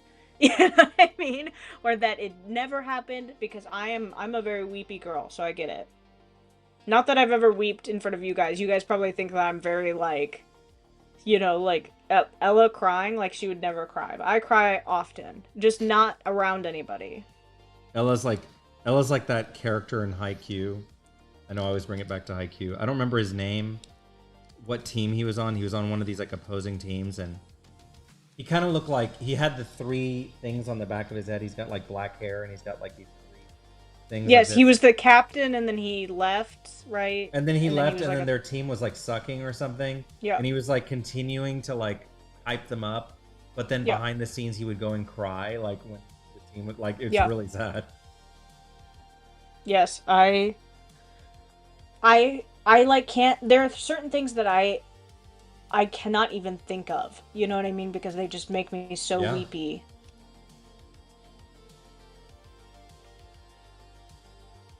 Girl, Boofy, I think we do need to have a Kazuo, a lie down Kazuo image. Surrounded by half-eaten noodles or something. Happy what? I said we need a Kazuo laying down. I said surrounded by half-eaten noodles or something. Yeah.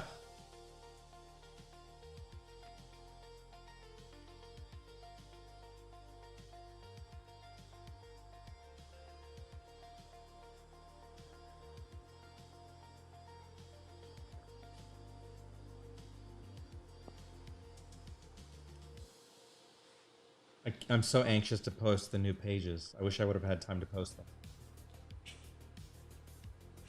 I always get super excited when it's time to post pages. I know. Ella's always having to like stop me from posting things early. Well, I try to. This is silly. No, I don't you mean that in know. a bad way. Like that's not to. I'm saying we have to No, like like pace things out.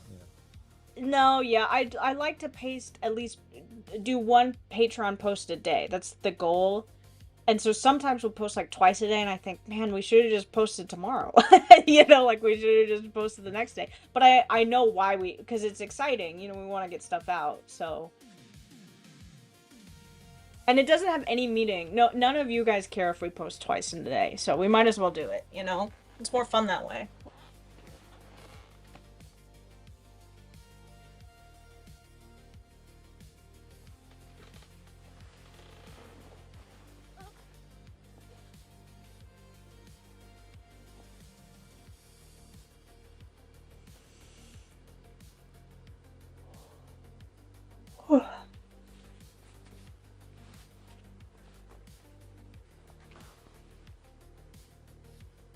Oh, that'll be a fun one. So when the Kazuo, Buffy says when the Kazuo Sleepy one is done, I'll start sponsoring the Kazuo Bunny Slipper collection, which I put on the That's list. pretty I'm excited cute. about that one. That's pretty cute. That's gonna be a fun one.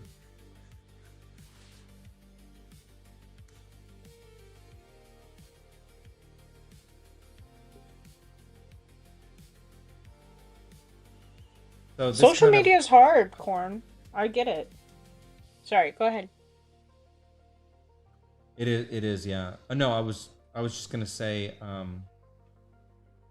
this level of like this kind of cleanup I'm doing is the same kind of cleanup I do for the manga, so you can see that it's more intricate, like very careful. Like it takes longer to do this kind of cleanup than normal. I believe it.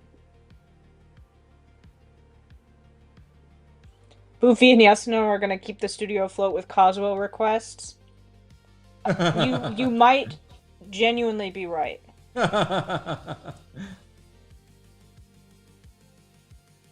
Oh, Candy, you're so sweet. We care about you guys too. I hope you know that. Love you guys. I'm sure you do, yeah. How much time do I have?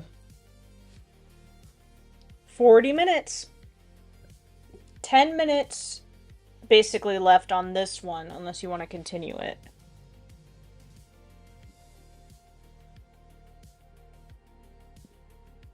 Thank you so much, C, for sending some time over for this one. I was sad, actually, that we didn't... At first, I thought we weren't going to be able to work on this one, and I really want to finish these. I might just go and do...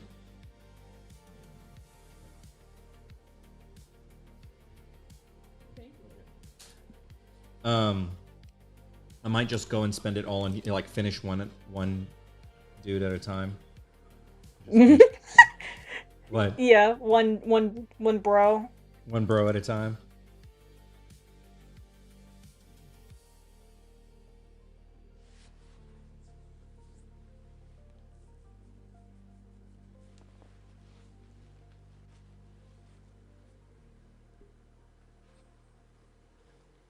Aw, Boofy.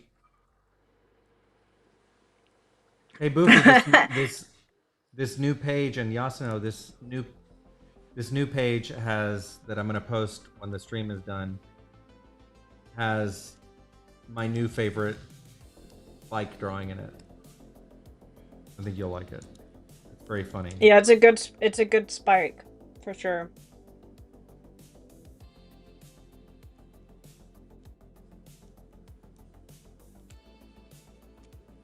Yeah, Candy, at this point, I think that you better just have your jobs direct deposit straight to us instead. I think that would be easier. No more fees on your end, We'll pay the taxes, don't worry. Yeah. I know that I'm thankful for people like you because Marco, I don't think got enough love until very recently. So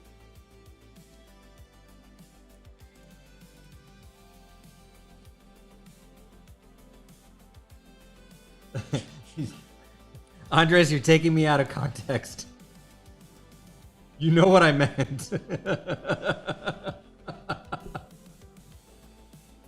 I did not turn this into Flux After Dark. You did.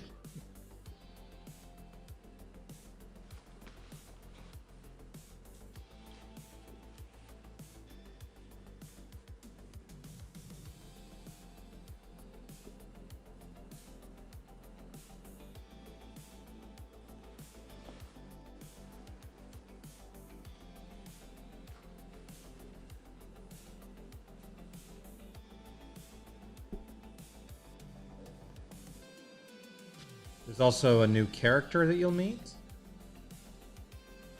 in these new pages. I feel like... Oh, never mind. Never mind. Say it. What? No. I was gonna say something exciting, but then I realized as it was coming out of my mouth, it kind of sounded rude, so I was like, never mind. What? Sounded rude? I was gonna say the manga is so early that pretty much every page has a new character, and I was saying that like an excited way, like, you know what I mean? Because the manga's so big, of course there's always gonna be new characters, you know. But then when I was gonna say it, I was like, he'll probably think that it's rude. So. No, I understand what you mean.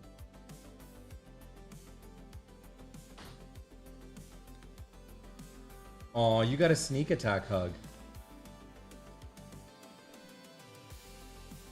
Oh, Candy did. Candy did. What is it? For Ella, sorry. I'll take Purple always gives me sneak attack hugs. Oh, okay. I didn't mean to like. I didn't want to like get your hopes up and then ruin your life. I'm devastated. I'm gonna go weep.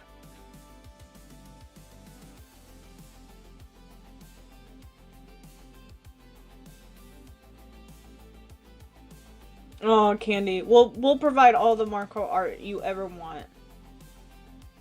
We're about to get to his scene very shortly.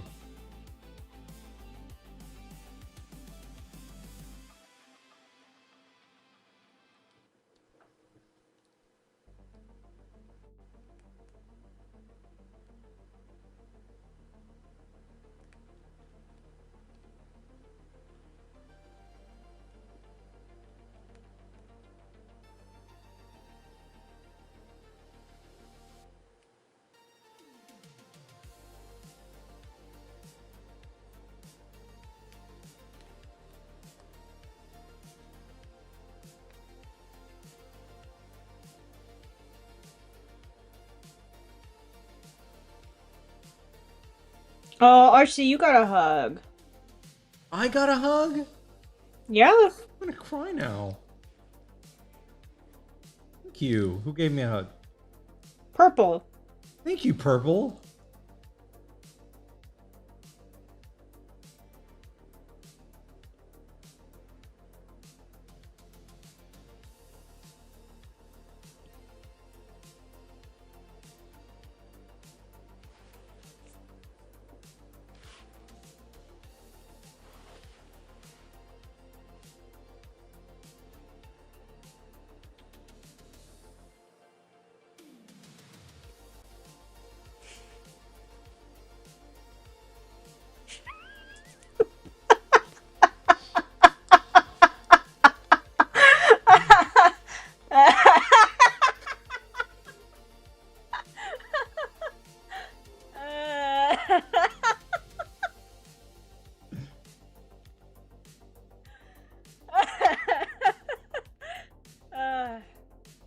I think Ella's getting the Friday night crazies.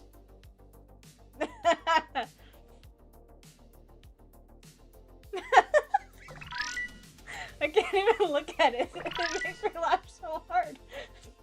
You what? You what?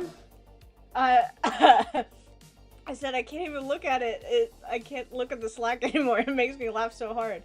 Oh. I sent RC a GIF. I sent RC a GIF in our like management stuff, and it just it made me laugh really hard. It's my and I was the one who sent it, so it's not even that. It's not even funny to laugh at your own joke.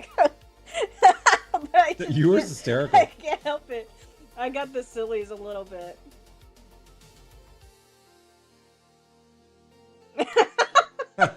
You were so funny, bro. You were Oh, very sorry. funny. I once had this dream when I was at like some kind of when I was at some kind of summer camp, and I woke up and I told everybody, I was like, guys, I just had the craziest dream. And they were like, oh, like, tell us about it. And I said, I was dreaming that I was at this school, but, and there was a fire alarm that went off. But I jumped up on the desk and I told everybody, I was like, guys, don't worry, it's a dream. And all the people in the dream were like, how do you know that this is a dream? Like, how do you know we're not gonna all die? And I was like, guys, because I'm not wearing pants. And I always wear pants to school. Oh my god, you were so funny. And it was one of those logical, you know, like I had a logical dream. And I just remember the summer camp bursting into laughter. And the whole week we talked about, everybody was always like, oh, Ella, make sure that you've got your pants. And the counselors were very worried about us. But it was just a joke. It was just an inside joke about my dream. I don't know why I told that story. It made me laugh. That is very funny. Thank you. I love our Ella moments. I love whenever Ella loses her mind. That is just like when Ella just starts like cackling. It's my favorite. If I look at that GIF again, I'll lose it. So I'll try not to. You what? I said if I look at that GIF again, I'll lose it. I'll lose it.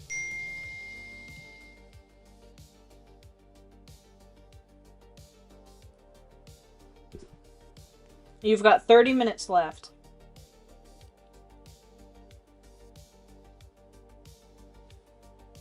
Right, because logically I wouldn't be at school without pants. So I just knew I knew everybody was safe. And by safe, I mean a figment of my imagination. So that was the good news. The good news for them was that they weren't going to die in the fire. They were going to die when I woke up. So, you know. I love the fact that you had like, even under those circumstances, you were like chill. Like you're like, don't worry, guys, the dream. I'm very calm under pressure. I'm very like, okay, you know, something happens and I normally don't talk. I just fix it or do whatever needs to be done. I'm very good at delegating.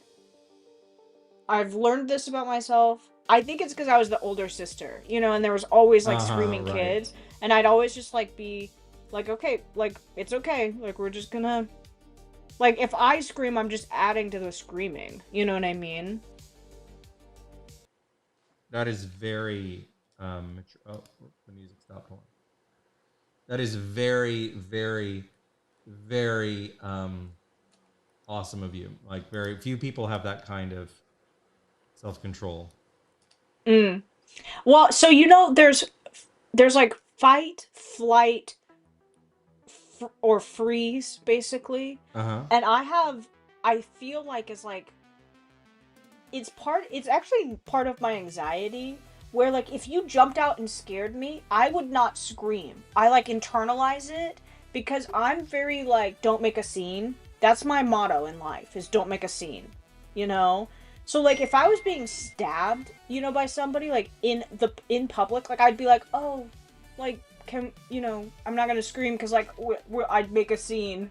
You know what I mean? Like, so I think that's kind of where it comes from, is like my anxiety about making a scene is so ingrained, and like so like I'm very calm because of that now. So like something could be on fire and I'd just be very like, it's okay, I'm not gonna make a scene. Like, so you would not gonna inconvenience others, you know. So you would be like quietly stabbed, like you'd be there like holding your breath as you're getting stabbed? The first one probably, and then when I realized what was happening, I'd probably scream. But yeah, the first one probably, I would just be like, and just kind of like, you know, tense up. The stabbing's not a good analogy. If I was like scared, if somebody was like scaring me, you know, like jumped out and was like, boo, I'd just go, ugh. Like I just kind of like collapse into myself, you know what I mean? But I wouldn't scream. You know, it's interesting because I can understand that. I can get that. Like for Yeah, me, it's like you don't want to like make a big deal about it. You know what I mean? If it's yeah, not a I big totally get it. deal. So that's just like I think that's where most of my calmness under pressure comes from. Is not that I'm actually calm, it's just that I'm so worried about. Now, of course, like if something is like very wrong, like I'll raise my voice. You know what I mean? I'm not like frozen in fear, you know. Well, you're very dignified, so I'm very I'm very dignified. I will die dignified if I have to. I love that about you.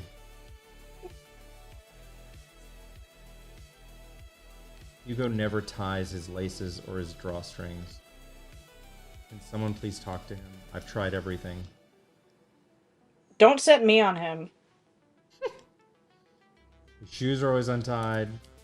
Drawstrings are always untied. He just like forgets to. He's so wrapped up in things that he just doesn't.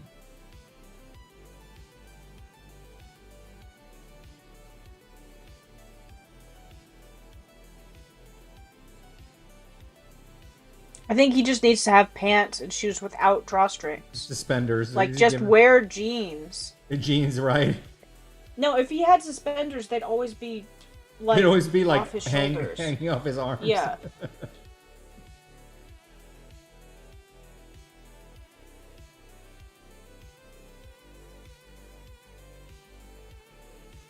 Is that true? Is that like sociologically true, Moose, or did you just make that up?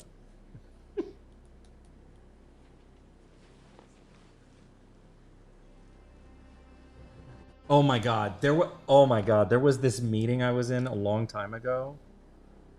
It was, oh my god. Speaking of like open flies, we Oh no. No, no, no. it was no, not me, it didn't happen to no. me. It was a very corporate meeting we were in, and this guy had flown to come interview for this particular position. And me and the CEO and a couple of the other executives were in this meeting, and this guy in a suit, like, it was so like, Ella, I don't know if you can stand this story. I don't know if you'll be able to stand this story. I think you'll die from secondhand embarrassment from the story. If I ever, and I'm not even a guy, so it's not a big deal for me.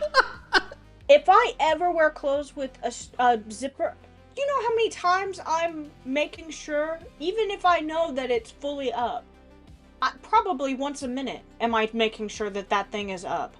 How you have to check. You cannot go into I think this guy was I do really. not understand. I think this guy was okay. So let me tell you the story. So what happened was, we were interviewing this guy for a very important position, flown in from out of town. Full suit, okay? Like I'm talking like suit, okay? He's very nice guy, but you really need to understand the circumstances. This was a very weird situation, okay? And hold on, I need to just pause the timer. This literally take a second. Look, I'm gonna draw a little diagram over here. So here's the desk. I'm gonna draw,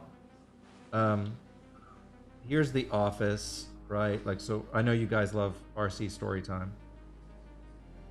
And here's the CEO's office, and he's got a chair here. Are you okay? I'm just listening. So the desk is right here, and the CEO is sitting here, and there's several chairs. There were 4 of us in the room. There were 4 chairs, right? I'm seated right here. This is RC is here. And then 2 other executives are here. And then the guy being interviewed is right here, okay? And so the CEO is sitting right here. So this is CEO. All right, so you get an idea of like, so you see this like panopticon or whatever of like everyone can see everything, right? Like everything's Right. This guy had a terrible interview anyway, which was really sad. Like, he was a nice guy, he was just terrible, just a very weak candidate, but for this particular role. But very nice guy. So anyway, you can resume the timer. I had to just show that to give context of what the room looked like. Wait, so he's sitting amongst you? He's sitting Yes, he's sitting. We're sitting in a circle, in a corporate What? circle, right? Like I don't know what else to call it. Like me and No, the other VPs. first of all, no. No, First what? of all, Wait, no, what? I haven't even said the who story yet. designed that? Who designed that setup?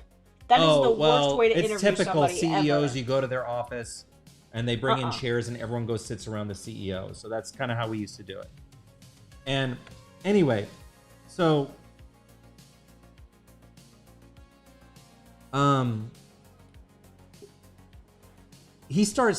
he comes in, sits down, he went to go use the bathroom and we were waiting for him.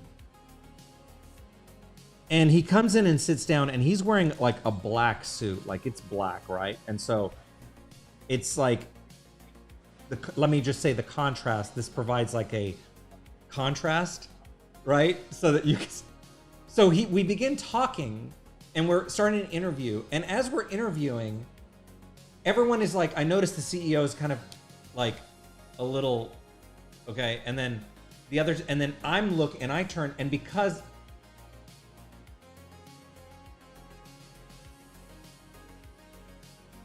we had a 45-minute interview and this guy's like, what had caught my attention was that his you could see white, right? Because he had I left his fly open.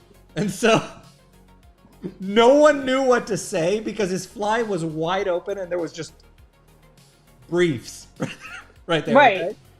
And everyone is like, we're having this very crazy conference. Like this is, no one knows how to handle this situation. I think if I were today, this was many years ago, I would have said something. I'd be like, hey, I'm sorry, your fly's open. You know, I would have said something. But no one knew what to say. Everyone was so awkward about it. And he was very awkward. This guy was so awkward. The whole situation was awkward. And we were just carrying on this conversation and his fly was wide open and no one knew how to handle the situation. He didn't even notice it. Remember, he's wearing like black suit. It should have stood out against the black, right? You would have seen it very easily. Okay? And he's sitting and he doesn't notice? He doesn't notice. I don't understand that either. Like, you'd think that you would, if you're sitting, your hands are kind of in your lap or something, and you'd at least look down a little bit. He was a little like clueless, you know? Oh. So just to add to the whole package of what was going on with this candidate, very nice guy, but he was really a clueless person. And so it just, you know, you can put a suit on, but that doesn't do anything, right? Like, right. Which your real like capability. Yes, tidy whities, like that's what we saw. And we didn't know. I think everyone, first of all, the CEO is very awkward. He's not, you know, the other executives were also very awkward. Like, I think everyone was trying to make a determination of what would be less embarrassing for him, right? Right. Like, pointing it out in an interview. Again, if you understand the formal setting of this, it was so formal and such a, like, it was not something that, like, oh, your fly's open. You know, like, it's very formal. Like, I don't know how to explain this. It was not an easy situation, okay?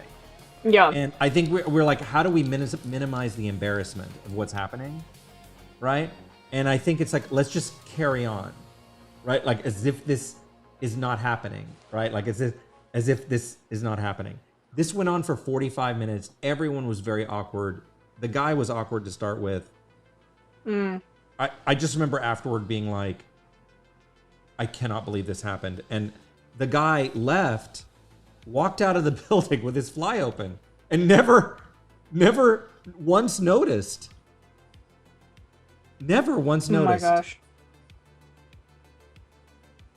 And did you talk about it afterwards? Like, that was so crazy. Everyone was like, that was crazy. And we were all saying the same thing. We all said we didn't want to embarrass him, right? We were like, do we say something? Because you saw the drawing that I did of the setup. It wasn't like we were sitting around like, it was a very, like, he was like on a stage, right? Like, it was very weird. Like, we're like, no one knew. Afterward, we all felt the same thing. We were like, we didn't want to embarrass him, right? Because he was already bombing the interview. It was a very bad interview that we didn't want to. We didn't want to make it worse. Again, today, if this happened today, I was very young back then. I think I would have handled it different. I would have said something, you know. Yeah. I would have just leaned over and said, "Hey, by the way, your fly's up." You know, I would have. But the thing is, I couldn't lean over because the chairs were spread wide apart. Like, this is a massive office that I was in, right? It was a very, trust me, a very weird. No, it wasn't on a stage, but it felt like a stage, you know, because it was like this circle, right, that we were seated in, right, a circle of chairs, and you know, I wasn't in a suit. He had come in a suit, and anyway, it was bananas. You should have opened your fly in solidarity, you know.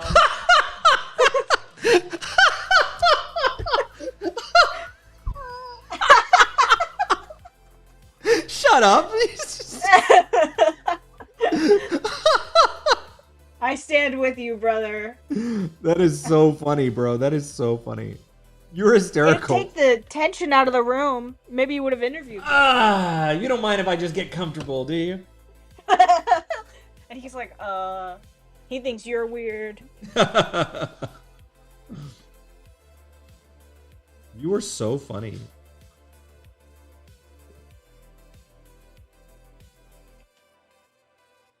All right, we're making good progress. We're almost done with him. I'm just gonna copy. We've got 18 minutes left. You don't know how many weird situations I've been in like that. Weird shit. I believe it. I have been in so many weird situations. I told you about the mayonnaise lady. That was horrendous. Insane. Absolutely bonkers.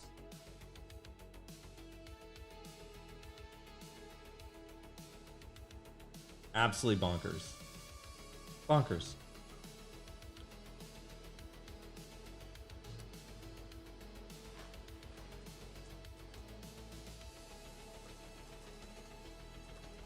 Oh, it looks like C has something pleasant for you. Is that what I heard? Yeah, we're talking about Batman. Oh.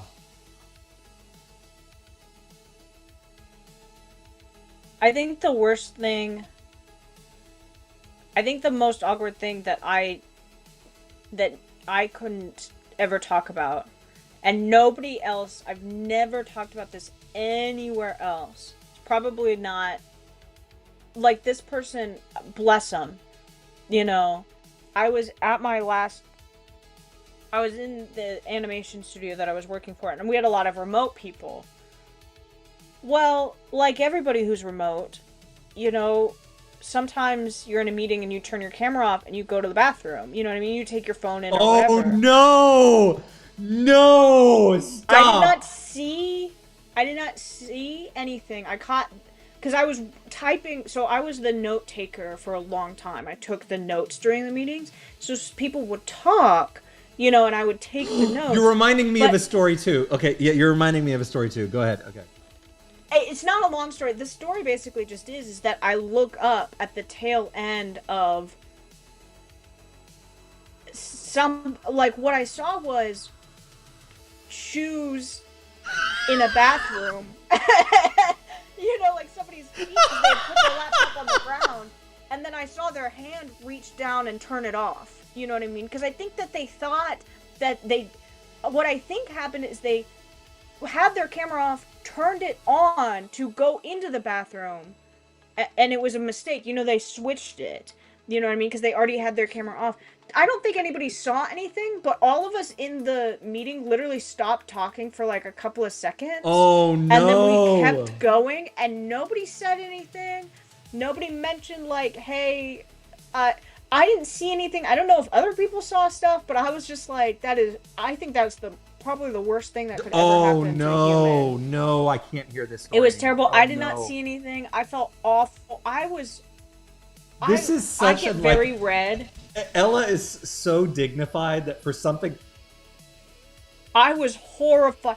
I Poor was Ella. She doesn't I was deserve horrified, and situations I like get that. red very easily, and so we all had the rest of us had our cameras on, and I'm sure that my face, and I didn't see anything. It didn't matter. It was the circumstance of the embarrassment of being caught in the bathroom. You know what I mean? Like, I will not be. You will not catch me. The bathroom is my greatest enemy. Bathrooms are terrible, terrible places. I hate every bathroom. I hate my own bathroom.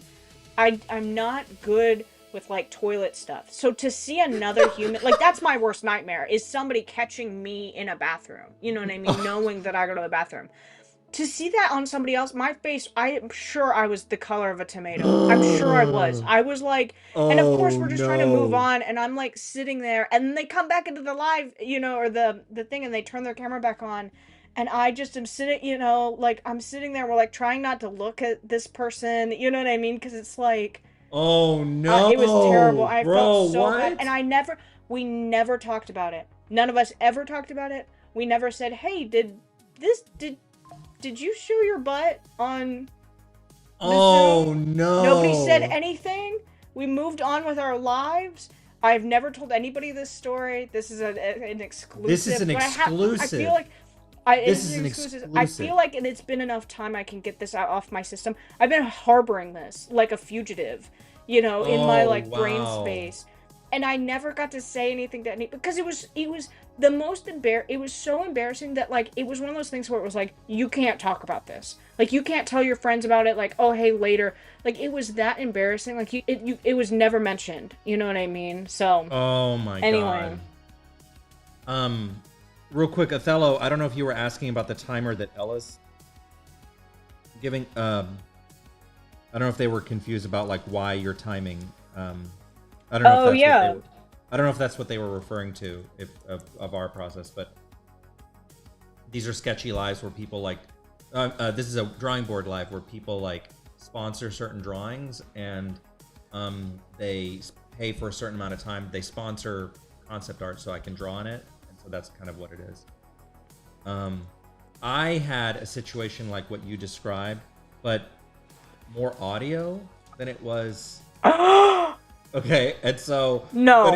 it was not as it was more like I had a boss that I was on the phone with, and we were on a conference call with him, and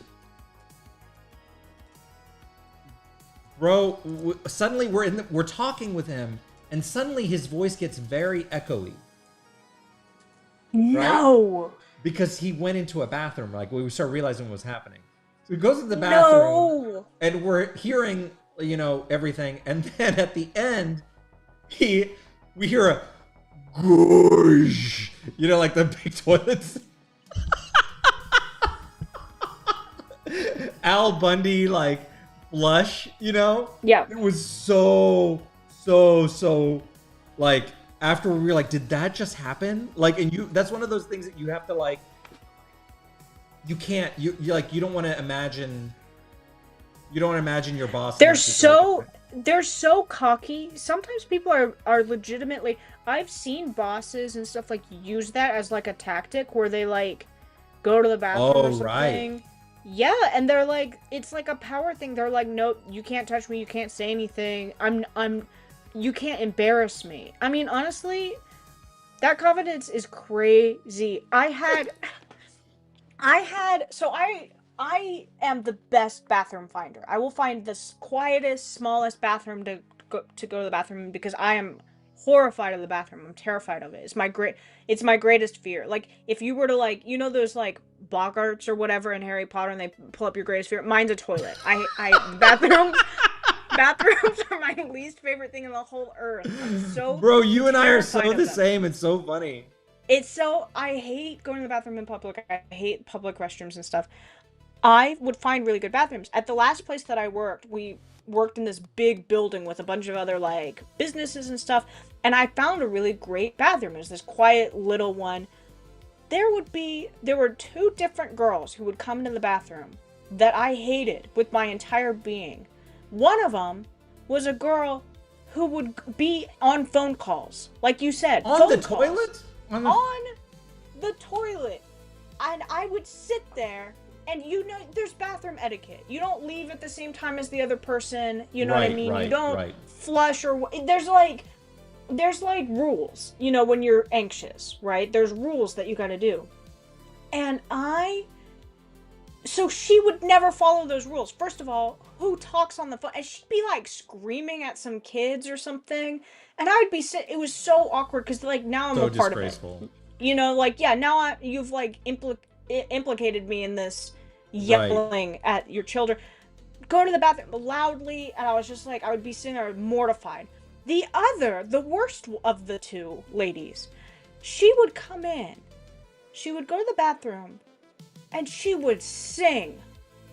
She would sing loud. Sing while she's sitting on the toilet, she'd sing? While she's sitting on the toilet, she'd sing. And she would sing, and I think she expected me, honestly, to join in because of like how loud. Wait, was she doing it as some sort of like weird psyop kind of thing, or? I don't know, but I don't care because it was horrendous. Because I would be sitting there, like, ma'am, please be quiet. Like this is a sacred space. You know what I mean? Like, you don't sing. You don't talk on the phone. You don't play videos loudly. There were several women who would come in and play like YouTube videos like loudly. Like, listen, I get it. You can't do that. Like you cannot do that in a bathroom because then I can't go to the bathroom. You know what I'm just trying to get out. I'm trying to survive the bathroom, and you are making it difficult to survive. It was, and I would walk out of the bathroom, and they would be like, they'd almost like hang out there, like it was like a hangout space. They'd do their makeup. Doing your makeup is fine, but they would like sing in there or watch videos. I'm like, girls, what? Get your act together. This is disgraceful to be singing on the toilet or talking on the phone. Absolutely not. Absolutely not. I hated it. Flames on the side of my face, burning. I was seriously mortified. Like, I would have to avoid the bathroom during certain parts of the day because there would be a lady. And the worst part is that my studio shared studio space with another company, and the girl that sang was a part of the other studio, so I knew who she was, and I could look in her eyes, you know what I mean, when we passed in the hallway, and I would be like, I'm like, what do I say? I'm like, she's my worst enemy. Like, what am I supposed to say? You hated her? Like, she was just a terrible person? I hated her. Yeah. I didn't know her at all. I had no idea who she was. She was some girl from the other studio. But I was mortified of her. I was like, she would come near me, and I'd be like, I just like squirm away. I'd be like, ugh. You know, like, I'd be like, don't give me whatever you have that makes you sing in the bathroom, because I don't want it. You know what I mean? Obviously, I'm exaggerating, but like, bathroom stuff is the bane of my existence. No, that's totally disgraceful. My war zone. I mean, that is just disgraceful. I don't get that. I don't get that kind of bathroom behavior. It's like no decorum. At home, fine. In a public restroom, we stay very quiet. With people you work with. With people you work with, you stay very quiet. Oh no, I have a story. I can't tell this story. You're very quiet. No, it's bad. Don't go into it's the bad. stall near them. What? Mm-mm. I was just saying the bathroom etiquette. You don't go into a stall near. And I don't know what it is, but in that bathroom in particular, there were like 4 stalls. They would always come to the stall next to me. I'm like, it's unacceptable that you would come to the stall next to me. Unacceptable that you would even consider going not to the furthest stall away. There is etiquette. It's just like when guys, like, you know, there's guy etiquette when you're at the urinals. Like, if there is multiple you have to leave one in between, right? Like, that's the whole. Absolutely. I can't. I can tell the story, Corn, but I've got to be like. We're on a public live. We might have to save it for a private. I just told it. Yeah, no, not because anyone would recognize who they are by this story, but it's so. Oh my god. Oh. What? I just am like, I'm intrigued. But I'm not, because I hate bathroom stuff. Oh my god. There was this guy. Do I tell this story or do you want me to wait? How bad is it? I'm not going to get into super detail or anything, but I'm not going to get like graphic. What? This is a public live? This is a public stream. Okay, all right. Remind me when we do our next private sketchy live with you guys. I will. I will tell you. Just remind me of my other bathroom situation. It is a story that you're going to be like, what? No, unacceptable. You are going to die when I tell you. When I tell you this story, you're going to lose it. Because I don't understand. There's going to be adjectives. There's going to be adjectives I use. Save it for the manga live. Okay, we can do it for the manga live. And I'll tell you what. I'll tell you the story on the regular, like, private Patreon lives. But then when we do the manga live, I'll get into more detail about it. But oh my god, I'm glad I won't be there. More colorful adjectives. Yeah. But let me tell you, I'm going to have very specific adjectives that I'm going to be using during this story. Ugh. And you're going to just be mortified. You're going to be mortified when I tell you this story. Mortified. Like, this is one of those stories that you're going to go, oh my God. How do we get ourselves into these situations? I don't know. That's but I'm going to tell you one thing. There's one thing. Let me just say that the timing of getting to the office at a certain time was very important. That's it. That's all I'm going to say. Oh my god.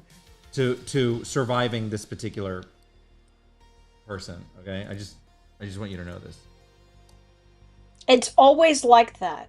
Always. I had to do that kind of stuff too, where I'd have to like be very particular about waiting for something. Like, terrible. Yeah. Terrible. Disgraceful. It's my new favorite word. Disgraceful. It's funny because I say it all the time now. Ella was like, I said disgraceful is one of my favorite words that I use, and Ella like really loved when I used that word, and so it actually makes an appearance on page 16 that will be posted. I saw that and I made a comment.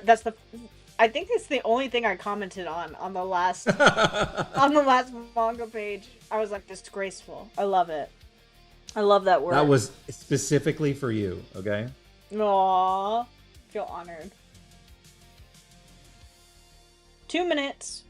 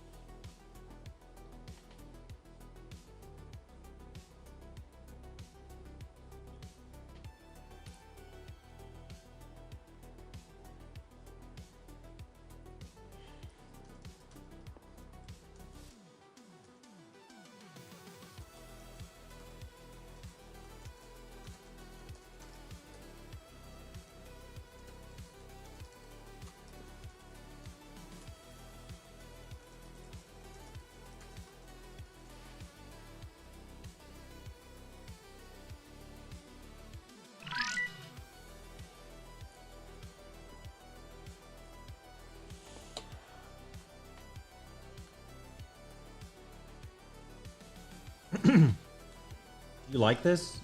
I know we've been talking about toilets that we haven't been able to. I think, do the shorts look I love it. good? Does it Does it look like they're flattened? Mm-hmm. Okay. Is it tomorrow, Jimmy? Is tomorrow when it comes out? I was wondering when it. If it is, then yes. All right, RC. We're at Okay. time. All right, guys. I need to take a 10-minute break, and we're gonna take a 10-minute break. Ella and I will be back in 10 minutes to go to our big piece. Okay? And so we will go to do the Kazuo piece in 10 minutes. So just give us a minute to take a quick break. And I will just leave the stream running. Sound good to everybody? Yep. Just hang in there. 10 minutes. And we will be right back. Don't go anywhere. We'll be back. Don't go anywhere. We'll The be stream's right not ending. back. I'm just going to leave it on Hugo's face here. And I'm going to leave a BRB message. Yeah, Moose, we're hard workers. Take the sketches seriously. Yeah, we will not forget to turn off our cameras. I'll take you guys in the bathroom. All right, we'll be right back. I'm gonna turn off the camera, leave the stream running. We'll be back in 10 minutes, okay? And we will get to our final big piece of the night. I told you I was gonna barrel through it. We're gonna do it, and we're gonna do a good job with it too. We'll see you in 10 minutes.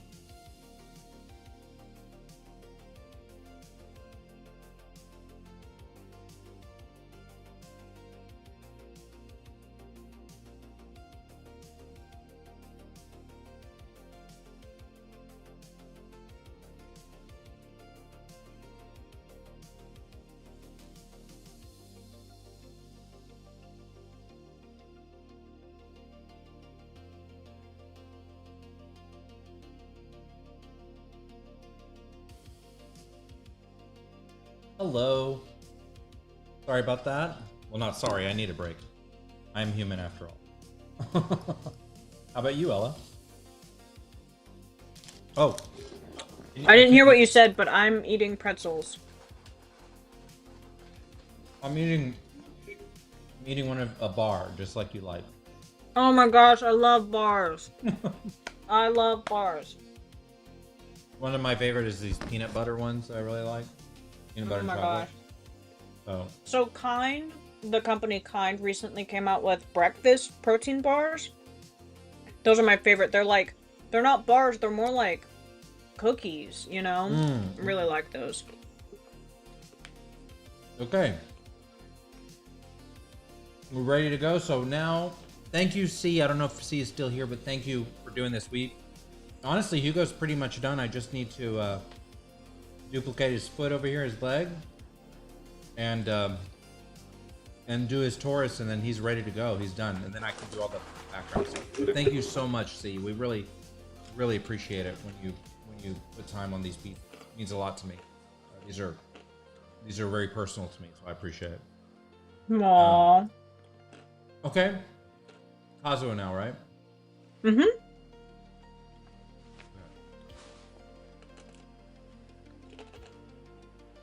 Where is our... Oh.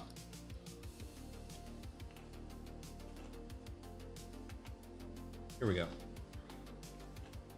I don't know if Goofy is still here, but I'm not sure. It's your time, Boofy. This was Boofy and Yasuno? Mm-hmm. Okay. All right. I'm ready when you are. Let's see how far. I still have some more cleanup to do, and then we can get to doing the color. I'm ready when you are. Okay. I'm ready. Here we go. All right. In 3, 2, 1. Hey, Retsu. Hi, Boofy. There's Boofy. I was about to tell you to ping him because I was like, no, he has to be here. I'm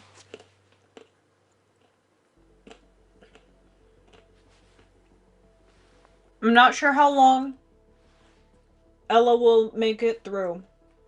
I gave her the option. I said, if I can finish it by myself, and she's such a trooper. I know, and you were so gracious. So I might bow out at some point, but I'll let you kids have all the fun. You youngsters who can stay up late. Yes, this was the butt. It's just really, I'm a morning bird, and RC's a night cat, and I'm well past my normal bedtime. You are, yes, and she's a sweetheart. I told her to go. She wouldn't have it. I will go. I'll go soon. I'll go soon. I'm not ready yet. I want to stay up past my bedtime. I'm a big girl. Yeah. See, this is that drawing,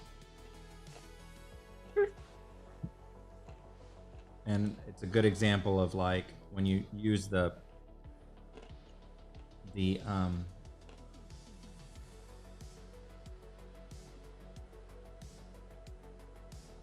construction methods to build out the characters.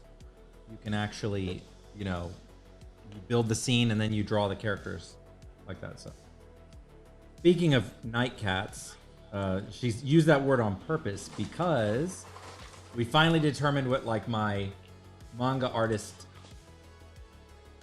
avatar is going to be, me and her today, and Cam, and I'm pretty excited about it. So I love it. I gotta sketch it. I gotta find time to sketch it.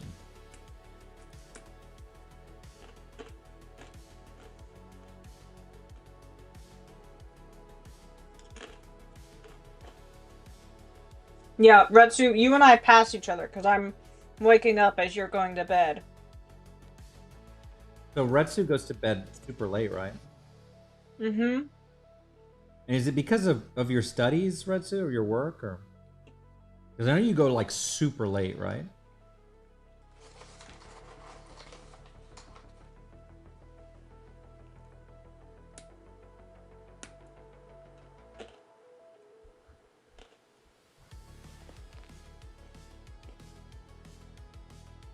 Oh, sorry, my camera sometimes starts like getting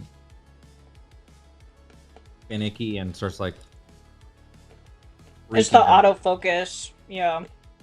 Sometimes it just gets that way. Like, so sorry about that.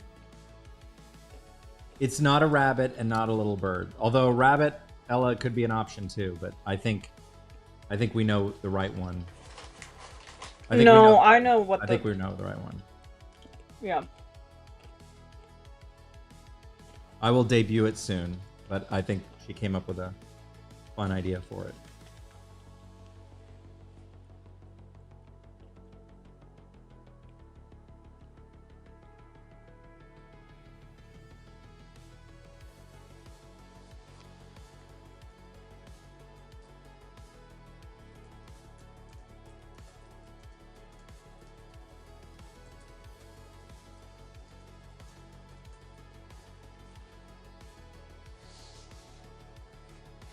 Yes, he's talking about his artist.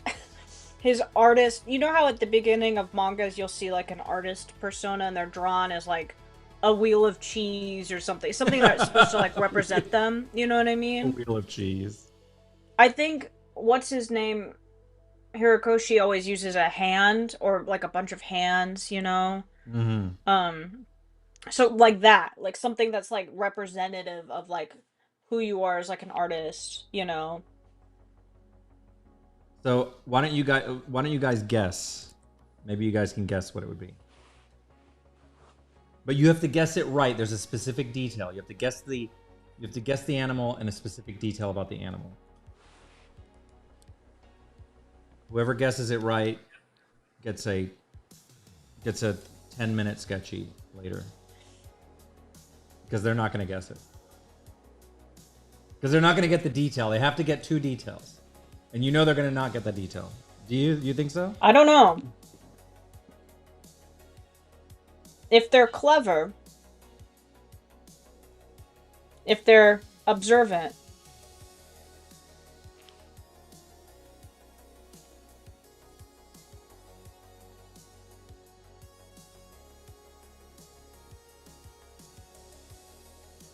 Oh, so you got quite a schedule. And by the way, I'm not going to say close. I'm not going to say close. You have to get it like in one setting. You have to get, I'm not going to, right, Ella? Like I can't be like, oh, that's close. Or you have to like, you have to spit it out and I'll be like, okay. Yeah, you have to say all of it. We're not going to do like 20 questions and things like that. You're going to have to get, you know? Right, sure. Bald eagle with a pink clown.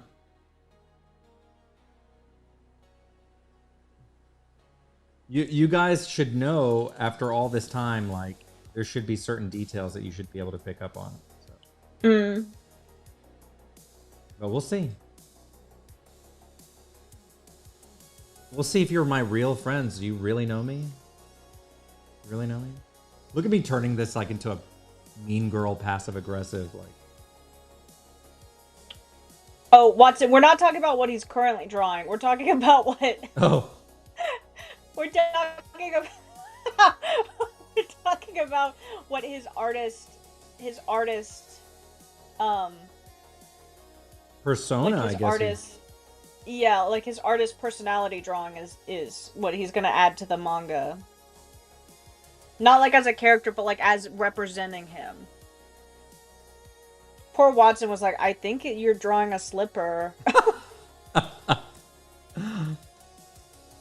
Which is even sad if she was like, oh, I guess that's like a, I'm like, but my drawing sucks. So it's like, it's not even conveying what it's supposed to be. Right.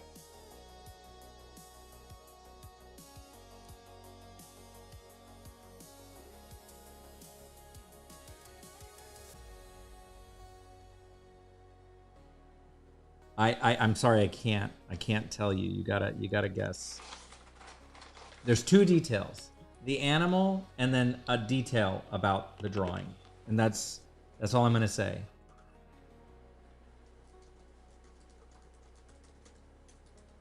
And it should be for You guys that know me, it should be pretty easy, but we'll see.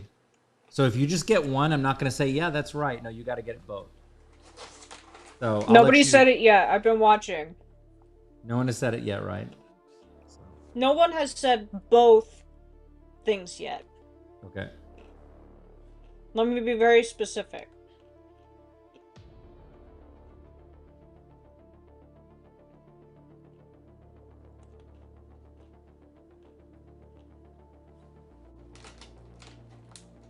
Interesting. Why a crow? It's not a crow, but why a crow? Candy. Is it because I'm like cawing all the time and was like talking and loud like a crow?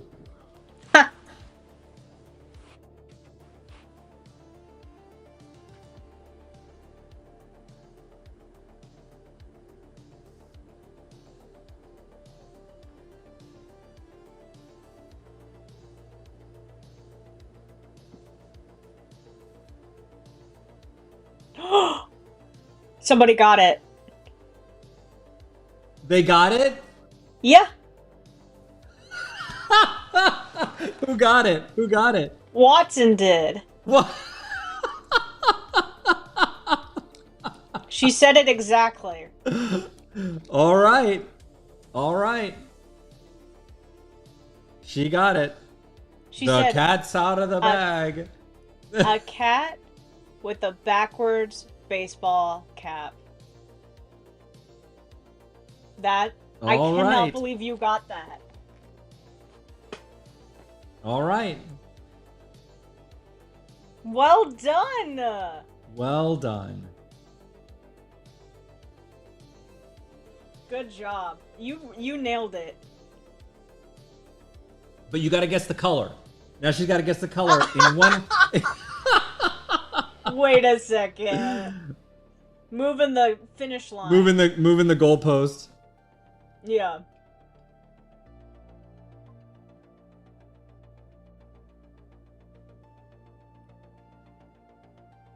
You are that good. Is still here? I think so, yeah. Watson is RC's only real friend. Very true.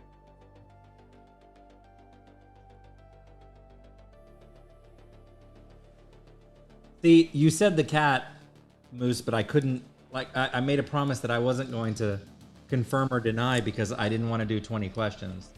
Because if we would have done 20 questions, you guys would have guessed pretty quickly. You're very smart people on here, so I don't want to... I know what I'm dealing with. She's a silent observer. All right, well. A very clever one. Very clever. Oh, a gray cat like Sheldon, they're asking? Not gray.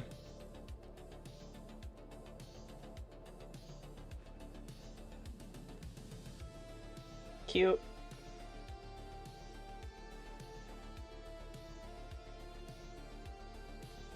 I think, yeah, there you go, Moose. There you go. You got it. Well, we are well aware of the energy that RC gives. We are well aware. I love the, contempt in which you deliver that line. Yasuno says, of course I'm still here. Okay, just checking. I was going to be sad.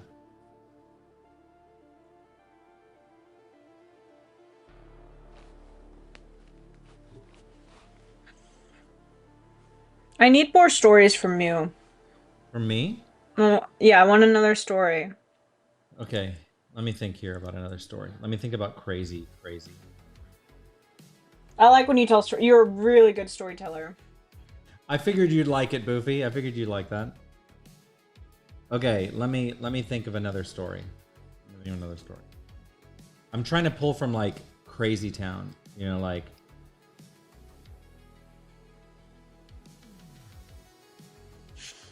some of them require me to use accents, and I can't use the accents, but there's a great story with an accent that I can't I can't do. But If it's your family, it's acceptable. If it's anybody else, you can't. okay, I can't. She won't let me do it. But it's a great story. Let me dig through my archive for a minute. Do I have a car buying story? Yeah, in which I totally sucked at buying a car. I'm a very stupid person when it came to buying my first car. There was a car I really liked, and yeah, Watson, you can totally do that.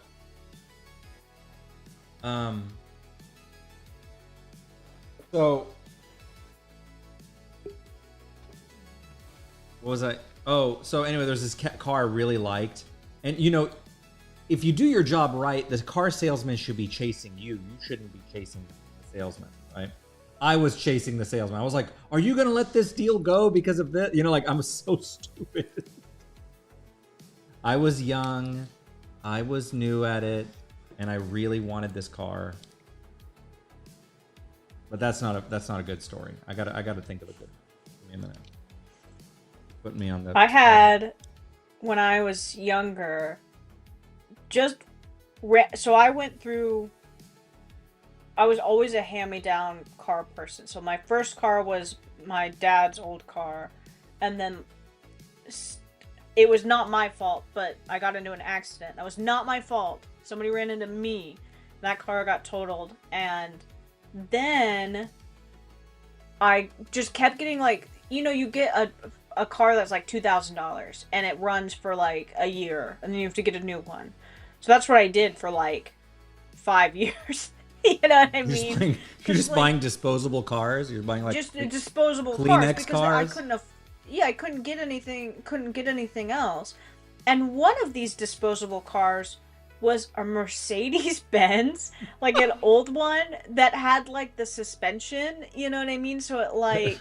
Was it like was a diesel? Really nice... Like a diesel Mercedes from the 80s? No, it wasn't. It was like a luxury. So it was a luxury one, and It was gorgeous, and it was awesome, and I could drive really fast in it. But the suspension went out, and so it was like $3,000 to fix. And at the time, I was like, "That's the cost of a disposable car. Why would I spend $3,000, you know, on a to fix this one if I can just get a new disposable car?" So I just got a new disposable car. So I threw that one away. Then eventually, as I got older, I finally got one. All through college, I had like 2 or 3 cars that every week every tow company knew me in the town. Every single one of them, because I had to get my car towed so often into the dealership to get it fixed that everybody knew me. And it was terrible. It was awful. And then finally, as I was moving to Tennessee, I got a new car, like not a new car, but like a car that like I just made payments on. You know what I mean? Like a better car, not one that you could just buy outright. And it's been better. It's actually lasted much longer. Who knew that like getting a better car? Well, you just reminded me of a story. Now I have a story that you made me think of the cars. So when I was in high school, my first car was, my dad had this car that he had basically driven into the ground. It was a car that he used to drive back and forth to Houston every day because he worked in Houston. And so he would drive. It was like 160 miles. And so this car was a 1987 Buick Century. Okay? Oh. 1987 Buick Century. And when my dad gave me this car as my first car, it had 270,000 miles on it. Oh my 200. God. Do you realize that you can drive to the moon from here with that mileage? Like, yes, this car could have gotten to the moon, and I think a little part way back, because I think the moon is like 180,000 miles or something away, something like that. It definitely had enough to get to the moon. I mean, we've got Moose here, who's our astronomy expert, but I'm pretty sure I could have gotten to the moon. Anyway, so this particular car was Oh, it's so 80s. You're looking at it? Yeah. Oh Yeah. my god. It is the most 80s car you could possibly imagine. Couch Yeah. seats, okay? Yeah. Oh, the couch seats. Couch seats. It had no it had no the steering wheel was one of those that had like the grips for your fingers. Yes. Yep. Right? Yep. And it had a no airbags, right? Of course. No airbags. That's how. It was a sedan 1980, a silver 1987 Buick Century sedan. And that thing had a great air conditioner. But anyways. Really? Oh, Buicks are great cars. Buicks are like, you know, or at least they were at one point, like great American cars. So anyways, this car was on its last leg, right? And it had been stolen right before I was about to get it. My dad left the keys in the car. It was stolen. Like they literally took it, and then it was already having problems. And they found it abandoned on the other side of town with like chicken bones and stuff in it. Like someone had just like abandoned it. They're like, okay, this car's too much trouble. So then my dad gave it to me. And it was having all sorts of... So one day I'm driving to school, and my friends, you know, I went to this like private high school. You know, a lot of my friends had a lot of money, and they all had like nice cars. And right. And one of them, I'm driving to school, and something... I noticed, I was like driving to school, and I was like, what is happening? Like a little... Hold on, I need a... I need a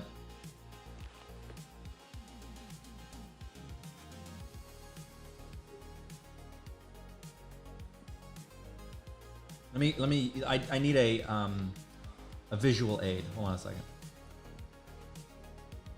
I'm wondering if they have the exact one. Oh, this was it. Okay, this is it. This is the car. Okay, I'm gonna paste it over here for a second because I need a visual aid. So this was my first car. Was this? Actually, I think this is a model older because the front was a little different. It even had white wall. It had white wall tires. Okay.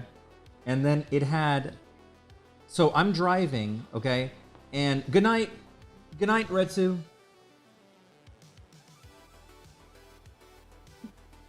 Imagine steam starts coming out the side here like this.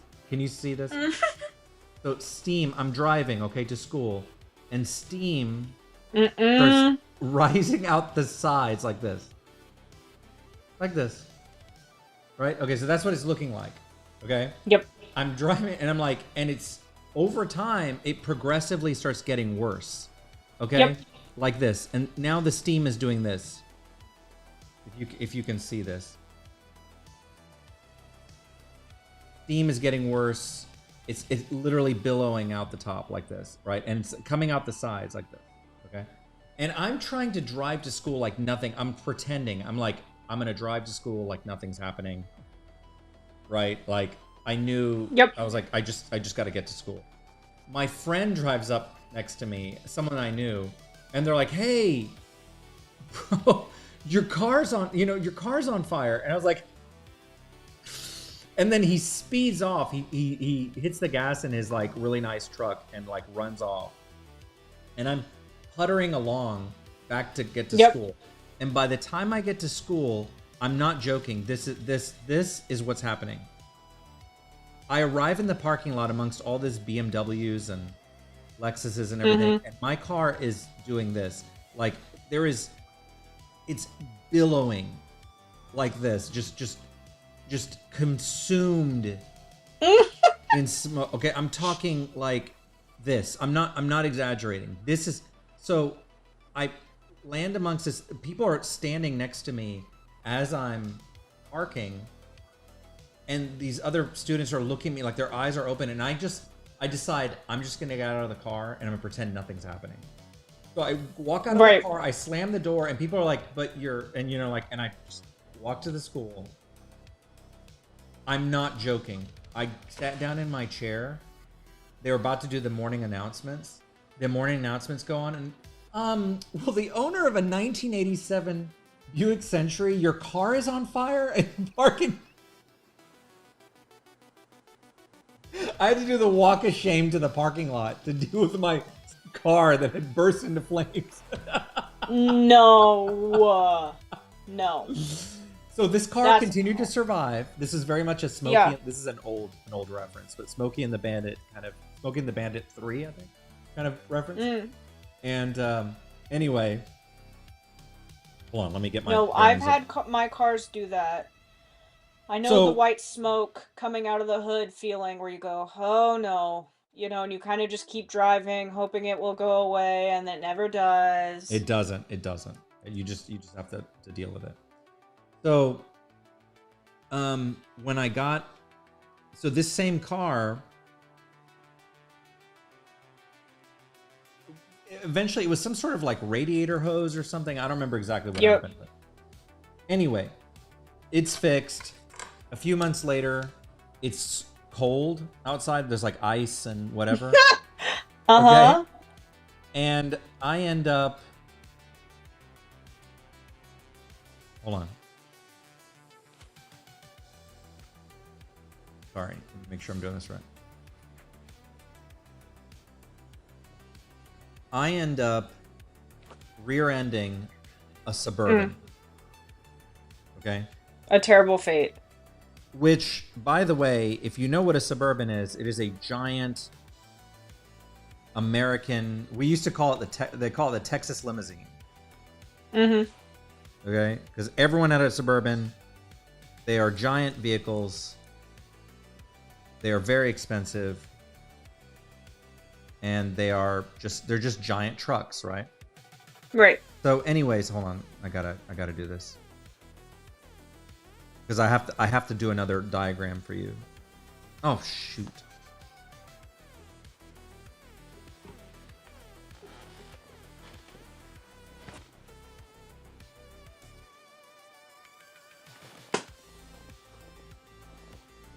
Okay.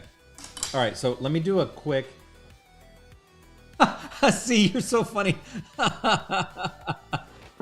Okay, quick little side diagram here. Sorry, I gotta do this one. Okay, quick side diagram. This is the Suburban. Okay, the Suburban is here.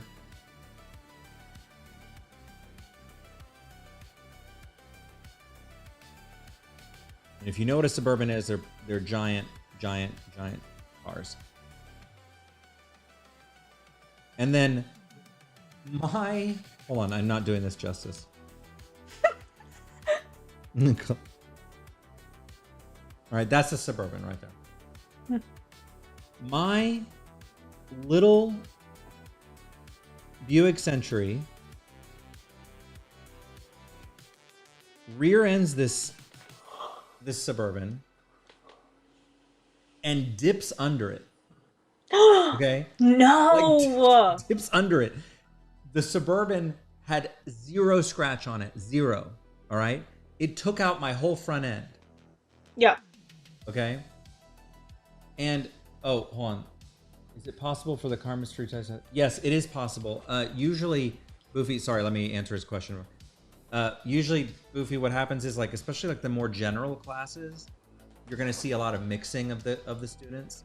But then there's like the specialized classes, you know, obviously will be all creative or all all quantum or all clockwork. So, but sometimes there's like overlapping. So like general courses, and then there's like some overlapping courses, you know? So you'll see like advanced math courses. You're going to see a lot of like clockwork and quantum together, right? So that's kind of how that. Boofy, I'm going to do a little light teasing here and say if you've been reading my writing commissions that I've been posting, you'd see all this. Just going to say it. Just going to say it. Light teasing. So, anyway, the car story is not done. Because my dad takes my Buick to the junkyard and finds a similar model Buick than mine, the one I had. But it was a year older, and it was orange.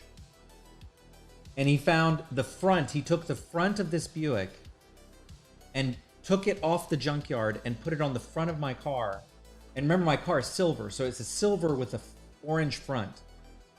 But because it was old, because they were mismatched in years, the electronics for the lights wouldn't match up. So I could only drive it during the day because the headlights wouldn't work. So I had to drive it with no headlights.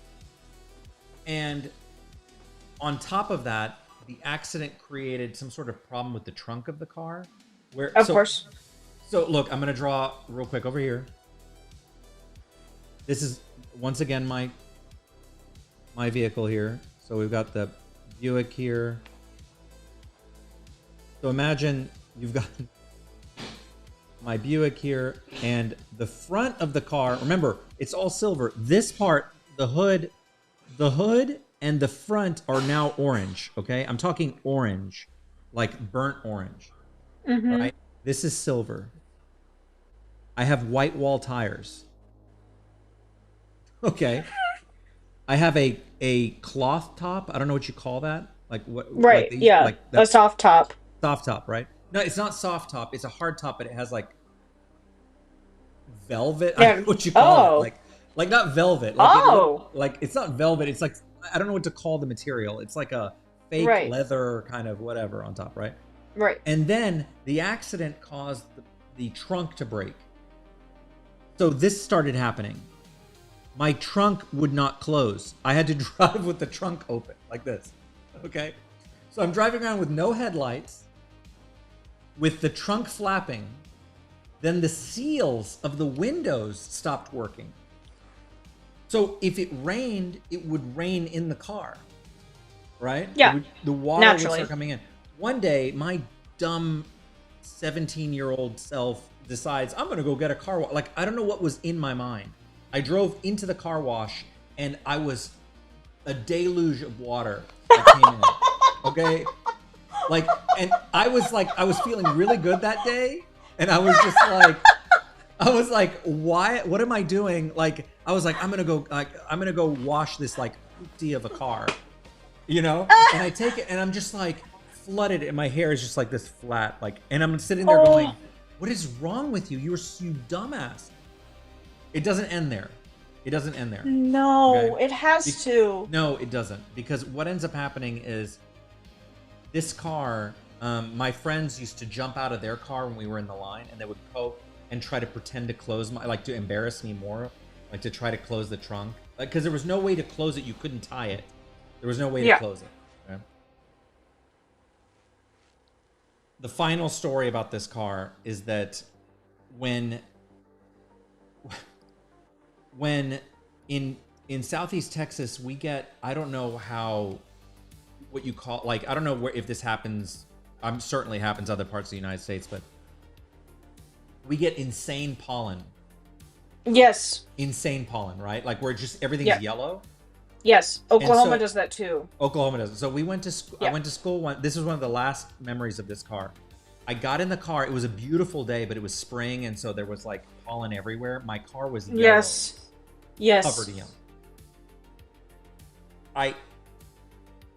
I put on my sunglasses. I'm 17, okay? Like I'm 16, 17. I think I'm a badass, right? Like I think I'm a badass, okay? Put on my sunglasses. Get in my car. I'm so excited to go to school because I was going to go see my friends. Like I loved high school because of my friends. And get in the car. I'm like wearing my like uniform, sunglasses, everything. Like it's just, everything's like amazing. I'm going to have a great day. I crank the engine and I turn on the air conditioner and it goes. Pollen had been sucked in through and covered. I was yellow, like just covered. And I took my glasses. I had the raccoon. And I had to drive to school like that because I was late. I went to school with like the raccoon face and covered in yellow. And I had like a navy. My uniform was navy. Clown show. So terrible. I got a lot of humility out of that car. So I can't you guys believe know. that. That's Yeah. crazy. You put up with a lot more than I'm surprised you didn't get pulled over more for your I trunk. don't know how that car. I guess my parents were thinking, look, we're gonna get you have to get this car to last until the next inspection, which it won't pass because you need to have headlights. Oh, and it didn't have the windshield wipers didn't work either, so I couldn't drive it in the day. I mean, excuse me, I couldn't drive it at night. I couldn't drive it in the rain because of all those broken problems it had, all those issues it had. Right. So, and where I lived in Southeast Texas, it rains all the time. Yeah.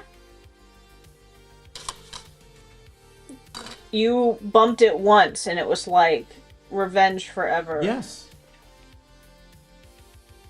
So, anyways, I was an adorable high school student who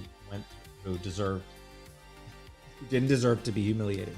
You did not deserve that. That's too far. But you know what? I'm so glad that was my. I'll be joking aside. I'm really glad that was my experience because even though that car was like on its last legs, I treated that car as if it was like a Ferrari. Because you get so excited about your first car, and sure, I used to watch it, and I used to take what are those things called? Scouring pads, or what do you call those things? Yeah. Is that what they're called? Scouring pads, whatever. Yeah. I used to take those, and I used to clean the white walls of the tires, and no one had white walls. White walls is like old ass cars, right? They have white walls. No one has a white wall. Yeah. So for me to have white walls was like I'm like driving Dave Seville's car. Like, what's wrong with me,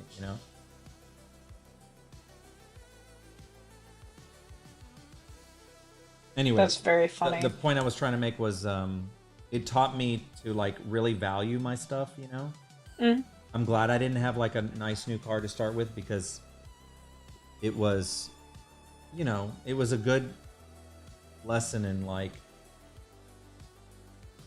valuing your stuff and what the hell? It is a very good lesson. I've gone through so many cars that I'm like so done with them completely. Like if I honestly could not have a car and just like walk everywhere, that's what I would do. I would love to do that. To walk? But I can't do that. You can't. I had so many problems in college. Like I've had, I think, enough car problems for all time. I'm like, enough my parents, when I was growing up with my parents had maybe 2 or 3 car issues. I had like 20 in my like first year having a car. I've enough, if they can have like 3 in their entire span, absolutely not. I do have one last car story, but it was not of that car. It was much later in my professional life where I was going to a meeting, a very important meeting, and I had to pick up some people from out of town. Oh no, I have 2 car stories. I had to pick up these people from out of town, and I was like, you know what? I'm going to stop by the car wash on my way. Because I was like, I want my car to look clean, right, when I pick them up. But my usual car wash wasn't available. Like they were closed or no, it was like off. It was not on the route, right? And I would be late if I went to the usual. So I went to this other one. I get into there. I'm so excited because this is like a really important meeting. I get into the car wash. It starts doing its thing. Suds, like, I mean, like, it's like, how it suds up the car, like it's totally covered, like in a cloud of like. Yeah. So imagine that, right? It stops working. Like it just shuts down. And I'm in the middle of this car wash and it will not turn back on. And I'm sitting there covered in soap, like the whole car. I had no choice. I was going to be late for this meeting. I had to drive out of the car wash covered like a cloud. Imagine a cloud driving down the street. One last illustration. This is it. This is you. You're at an intersection and you're seeing like, oh, look at these cars, right? Oh, there's a car and here's a car. Oh, you know, just a regular day. All right, here's a truck, a delivery truck. Oh yeah, and then suddenly, zipping by you, is this freaking cloud, like this, just a cloud. You can't even see it. Like, if you saw the front of it, it would look like this. Imagine like the window is open because of the front windshield is open because I did the windshield wipers. But I'm driving the Care Bears mobile. Okay, that's what the Care Bears like cloud mobile. That's what I drove. Okay, look that up if you don't know what the cloud thing that the Care Bears driving. That's what I was driving. Okay, to my meeting. Okay, right. And then what made it worse? Hold on, before I erase that. What made it worse? Bubbles everywhere, the whole street like this, bubbles. Like it was the most humiliating, like most like emasculating thing you could possibly do. Like I was, all I had to do, I should have just stopped the car and did the Care Bear stare. Okay, that's what I should have done. Right. This is what happened, right? This was horrible. When I got there, it was covered in like soap scum, right? It was a horrible experience. So, and then I had one more. And there were no like workers or anybody at this car wash. It was like a self. No. Of course. It was one of those like car washes that's like attached to a gas station. Oh. You know, where it's in the back and no one cares. Right. You know, and so. Anyway. And I had one more story. What was it?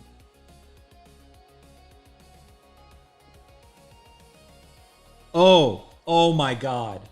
Oh my God. Okay. So when I was working at Funimation, we had this, me and the CEO and a couple other people, we had a meeting and we had these people coming in for out of town. It's always people coming out of town, you know?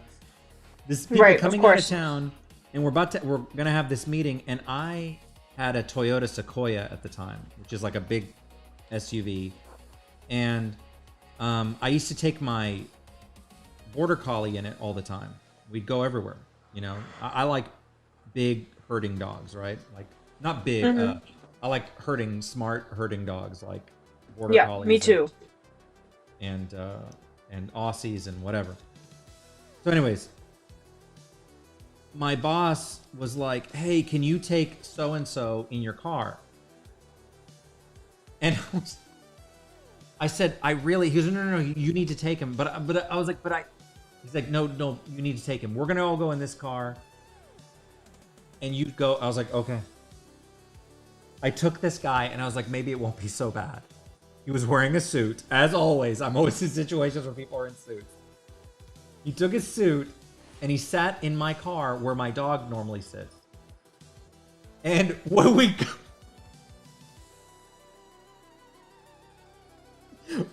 got back, he gets out of the car. Like I had to bring him back to the office. He gets out of the car and the whole back of his suit is covered in hair. Like I'm talking like not like a little bit like, oh no, I'm talking like a coat. He looked like it was like a coat covered in Bigfoot hair, right? Like just covered. Yeah. Because we'd just come back from a trip and my dog was seating in there. So, and it was cloth seats. It was an old Sequoia. So yeah, it was just covered in hair. We get the secretary gets on the intercom of the whole building and she goes, they also sent an email. She goes, does anyone have a lint roller?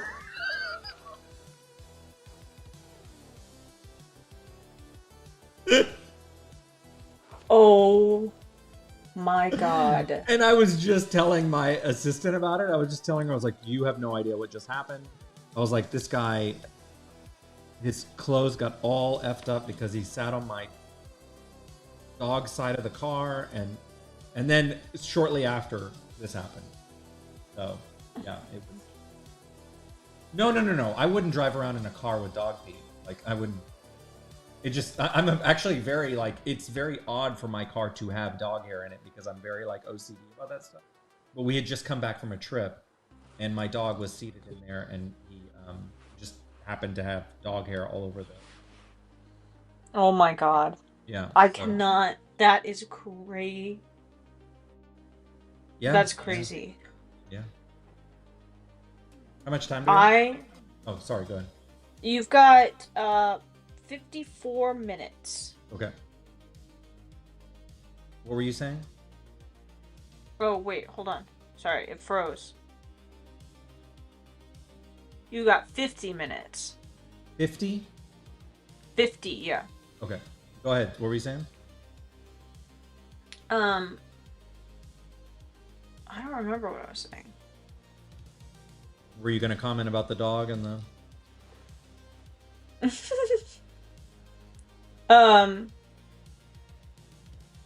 Probably. I like big dogs. I like Aussies. I think I love when like you've got like a really intelligent dog, but they're also like dumb. You know what I mean? That's like Oscar. Like he's so intelligent, but he's like stupid. You know? And it's like almost more fun. I think it's more fun to make fun.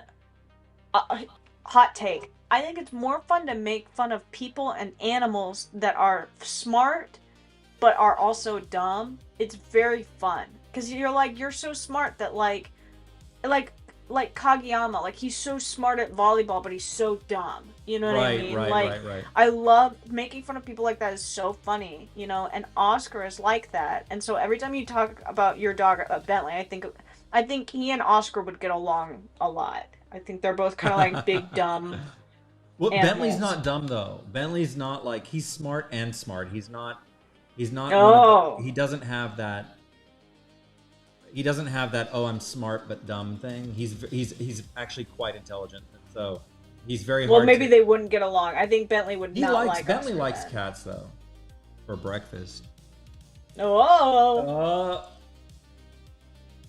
Oh, Candy, you have did? any... That's cool. That's cool, Candy. Oh, sorry, what? Do you have any good Halloween stories? Maybe we should save them for the big super sketchy at the end of the month. Well, let me think if I have any good Halloween. Most of my childhood was spent in theater, and so all of my stories are just like exaggerated performances, things that went wrong, you know. I'm not of the everyman. I have very niche stories, you know? So when you talk about your stories, it's so good. I don't have like, when bad things are happening to me, I don't think like, oh, this will be a funny story. Like I genuinely think like my life is over. Like this is the end. Like I'm gonna die. Especially when it's embarrassing. I used to be that way. And I turned it into, oh my god, this is a story. I can't wait to tell this story for like 30 years to come. Like that's I have like these collections of stories that are of that type. Mm-hmm. So I've just learned to like go with it. I wish. I'm working on it. I just get so mortified especially for like other people, you know, like when something is happening, like me is sort of like, it's okay, like I'm embarrassed, but when other people, like something happens where I'm like sitting there, if I feel embarrassed, like, you know you've done something bad. Because I'm pretty good with being like very sympathetic about other people. If I'm embarrassed for you, like on a level where I'm like, bro, like we cannot speak of this, like you know it's bad. Because it's like, you know, I'm a performer, I'm a theater person. If I cannot find a way to make something funny or like to laugh something off, you know it's bad. Because it means I couldn't save you. Like, all of my years of theater training, my theater degree, I went to school for this. And if I can't save you with my degree, you're done for, man. You've done something so horrendous that all of my improv training went out the window. You know what I mean? Like, that I could not save you. Like, that is the worst possible position you could be in, you know? So I always just like when stuff like that is happening, I just sit back like eyes wide. My heart feels like, okay, I'm gonna die. You know what I mean? Like, that's it. That's the end for me. But one day, I feel like I'll try to get better. I never think in those moments. I'm never like, oh, this is so funny. I can't wait to tell. I'm like, this is and the rapture. Which You know is what I mean? And life is ending. You know. which is so funny because you're so, it makes sense at the same time, because you're so good at dealing with disaster, that you would think that that would be something that you would have developed as a skill to deal with that. When it's other people, there's just something about like trying to like help others that they are so like, you know, like when you're on an airplane and they're giving the safety speech and they're like, make sure you put your own mask on. That's the feeling I get when I'm looking at like something bad going down. Like they're gonna drag me down into the volcano with them, and I'm like, I can't. You know what I mean? Like I cannot, like I can't be associated with this. Well, speaking of the, I am always, speaking of that, I'm always the guy that whenever the ladies are up there doing the whole like, here's how you put your seatbelt and all that stuff, like, I know I don't need, I know I've been on a plane millions of times, but I do it because I feel bad for them and no one is paying attention. Yes. And so I will purposely like go out of my way to look at them because I'm like, I don't want them to feel that they're completely being ignored. And so I will do that every time. Okay? Me too. Except I normally have my headphones in, and by that time I'm normally very drugged, so I'll be looking up at them, but kind of like this, where I'm kind of like goofily, kind of like my head is cocked, like almost like dangerously, you know. So then I have to remember, like, I'm like, I always tell myself when I'm on drugs like that, I always tell myself smile, and I smile, and I'm like crookedly, like, and they're like, okay, stop, please stop paying attention to us, creepy lady, and I'm like, I'm sorry. Oh my god. Ella is not good on drugs. I'm not good on sleepy drugs. I'm not good on. Oh, when she takes drugs. like melatonin or something, oh my god, you are hysterical. You like literally become a different person. Yeah, all my inhibitions are gone. That's who I truly so am. Funny. That stuff I sent you though was arguably incredibly funny though. No matter, even if I wasn't asleep, that was hilarious. It was right? very funny. But what made it funnier was that you were so out of your gourd.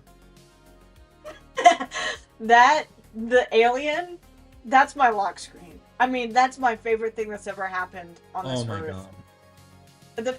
I love that picture. The price, the name, the product itself, everything about it was perfect. You could not write a better joke. You could not write something better than that. That was amazing. I'm very bad with, so I take pretty intense melatonin and stuff to fall asleep at night, and I get a little loopy. I get really giggly is one of the giggly main is what things. It is. Yeah, it's giggly. Yeah. I get very, very giggly. I do. It's very true. She gets very silly.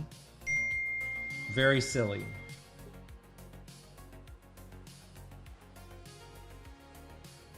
I'm worse on planes because planes are the worst for me because going to sleep is like you're going to bed. You know what I mean? Getting on a plane when you're like drugged up.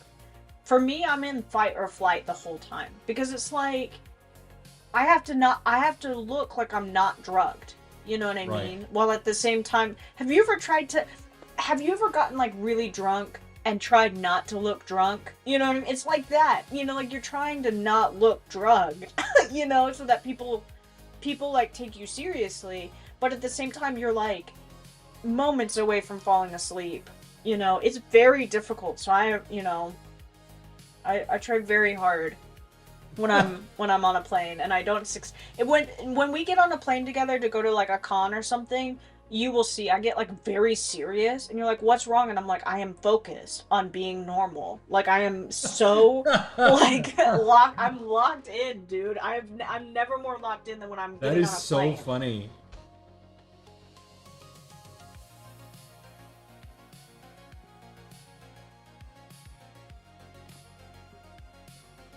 I was gonna crop it, but I feel like I need to go ahead and draw his other foot. It's Do you want me such to a crop it, or should I draw him fully out where you can see both feet, or do you want me to crop it?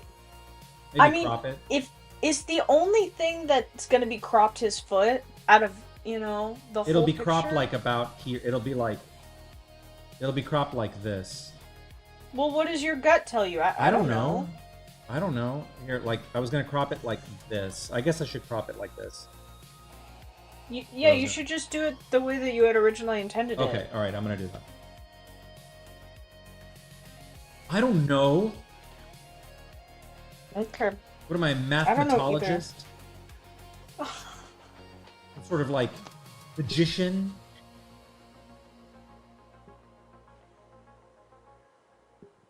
My favorite thing about it right now is that he looks like he's like floating, which I think is really cute. Oh shoot! I have to draw the chair. You just reminded me. I forgot to draw the chair. Oh, I thought you were going to. Oh shoot! I totally forgot to draw the chair. Where's the sketch layer? Deleted. You totally reminded. Did I delete it? No, probably not. You never delete it.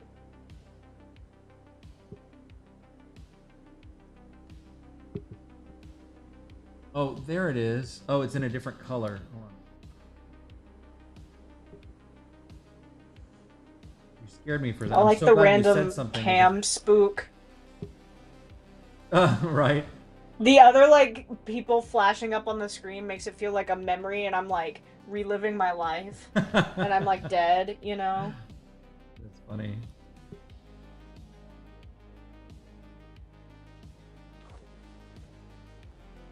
I would, Drew, but it's a lot. Like it's a lot. Like to draw the rest of the foot and everything, I'd have to like.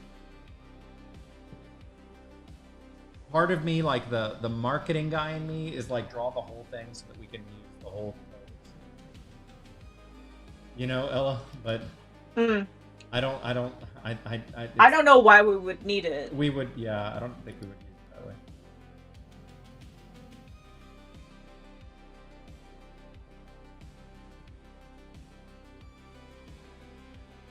So yeah, he's not floating. He's in a chair.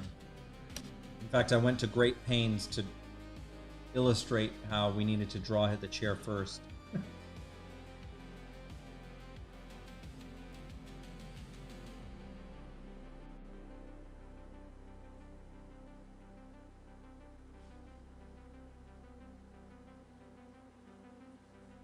What happened?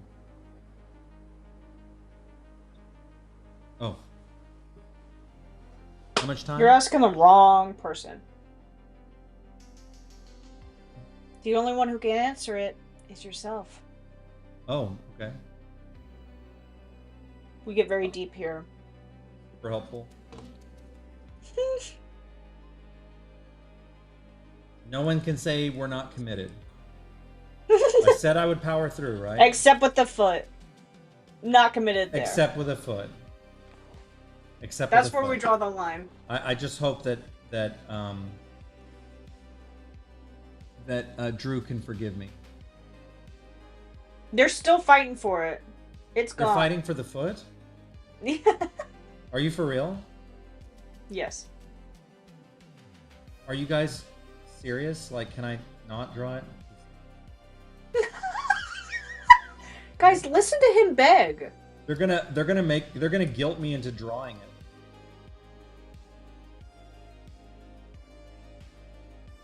Let's take a vote. Let's take a chat vote. If you guys want me to draw the foot, tell me, and I will. If you really want me to, I will. Here comes C, the peacemaker, and says, "Is it an artistic decision or a time decision? Because I'll add more time for the second foot if needed." I don't want to. My original intent was to well, my original intent was to crop it, and then I thought, well, we went this far, we might as well draw the whole thing. I don't know, Ella. Ella's telling me to crop it. You know what? See, you're the one. I don't care. Who's the one sponsoring this? Boofy and Yes No. Okay, so this is on them. If they want me to do it, I'll do it. Oh, they absolutely want it and have been very clear that they want you to draw the second Okay, foot. all right. I'll do it. It won't take that long. After all that. I like to give you guys what you want. Hi. What are you doing? I didn't know you were in here. Okay, all right. I will do it for you, Boofy. And I will do it for you, Yasuna. Are you okay? Do you need to go out? I didn't know you were in here. I'm sorry. Oh, I'm sorry. Here, why don't we go to bed? Why don't I let you out so you can go to bed? Huh? Do you want to be let out? Okay, come on. Come on, Stinky. Saturn, come on. Come on. Go. Go.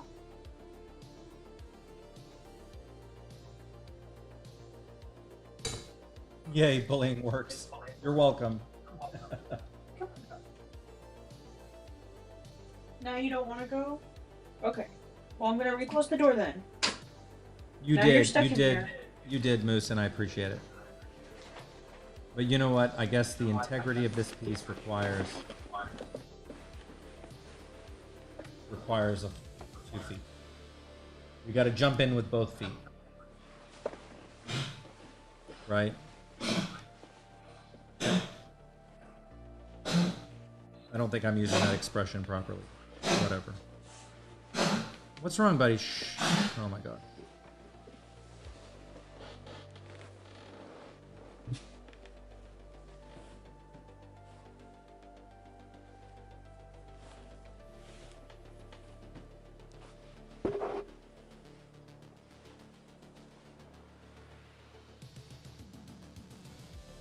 You must tell me more stories or I'm gonna fall asleep. Okay, alright.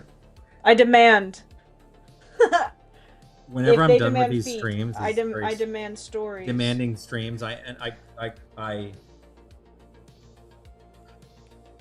let me think. Hold on a second. Wait, 1 second. I just need 1 second because I gotta think about how this chair works. Are you laughing? Yes!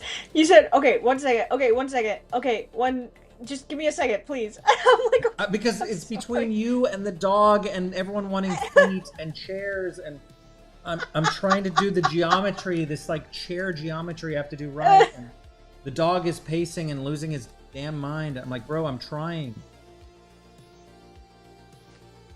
And you only have and at the same time, I need minutes. to come up with a story, or you're gonna lose your mind too. And yes. so I'm trying, bro. I'm trying. This is very stressful for me, okay? Is it really? I'm sorry. Come up with funny stories, draw good at the same time. What kind of artist are you? You can't even draw right. I didn't say any of that. Draw the feet. Okay, I'm trying. Where's the feet? I came for the feet. You know, you could have gotten away with all of this if you had just not mentioned it.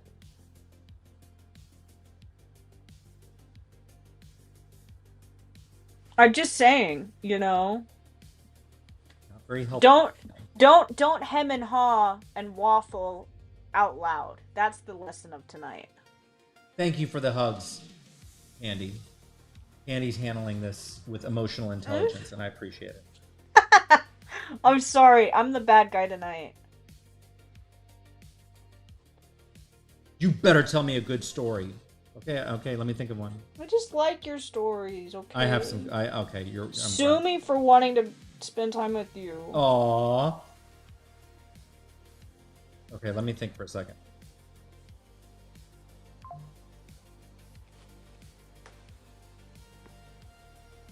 There's been a lot of stories tonight, and also I think this is the latest I've stayed up for a stream. So This is pretty forgive late. me. This is pretty. You have stuck through. You've done very well. And I appreciate it. You have been a real trooper. And for the record, I offered her many times. I said, you can go. I said, you should go. It's way past your bedtime. My dead time. Your dead time. The time I go to sleep as a vampire. 30 minutes.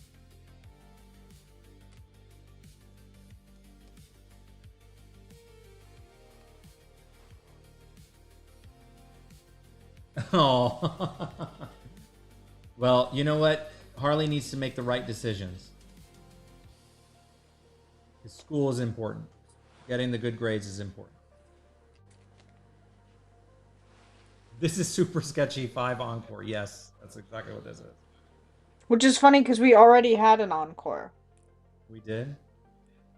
Yeah, when we went 2 hours over. Oh, that's true. That's true. This is like a second encore. We never get to bow. We only do more encores. While people throw tomatoes at me. Encore, so we can throw more tomatoes at you.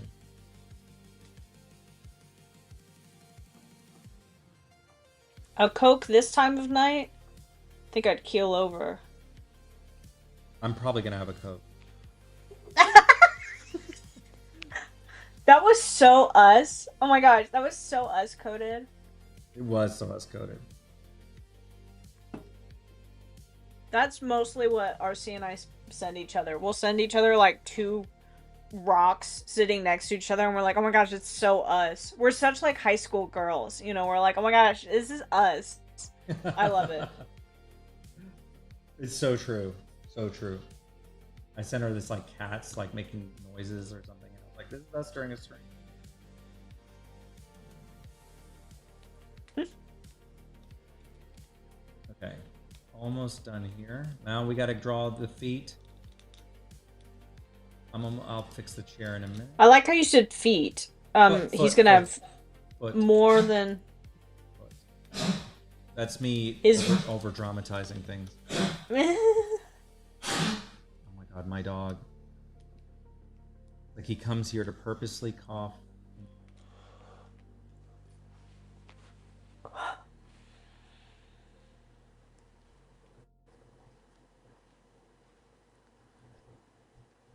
Okay, almost there. Are you liking it, Boovie? You liking this? Yasuno, you guys happy with it? I think it's pretty cute. The feet. Now I gotta actually design them because I hadn't drawn them. Isn't it just the other slipper? Yeah, but I have to like, I didn't. I have to draw. You got to do it like just pointing up. You know, like just put it up. Just throw it there. Yeah. No, I have to like. It has geometry, Ella.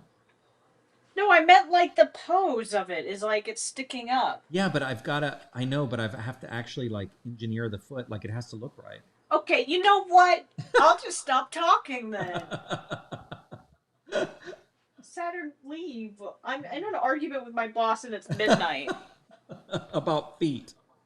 Yeah, please. Get out of here, please.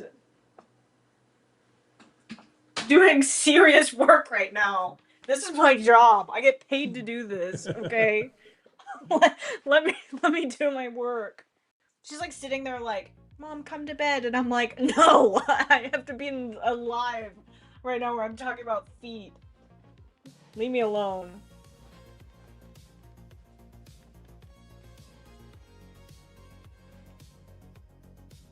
I have to get the angle. I'm gonna give a review. Huh? I have these gluten-free cookies. They're hot chocolate flavored, apparently. And I'm gonna do a review.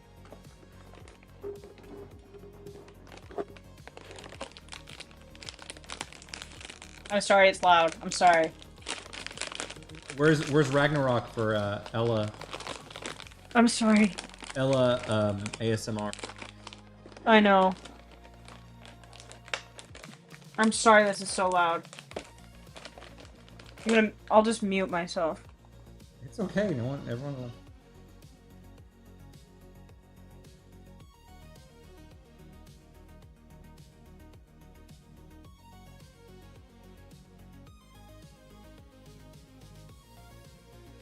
That's funny. That's funny, Joe.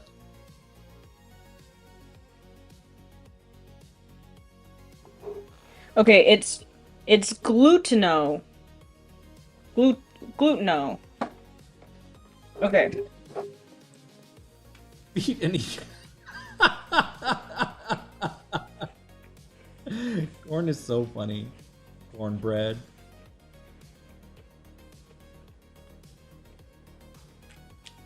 Oh.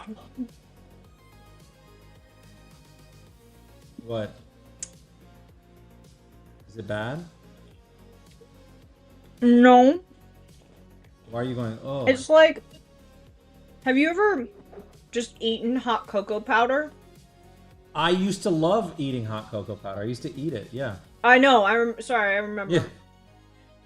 Yeah. So it's like that, but in a cookie. That sounds amazing. And your problem is? It's a lot to take in as a flavor. Your husband is still not amused? He doesn't like the cornbread? I didn't sell him on cornbread? That is such a cute nickname. I wish I had a cute nickname. I just get called asshole.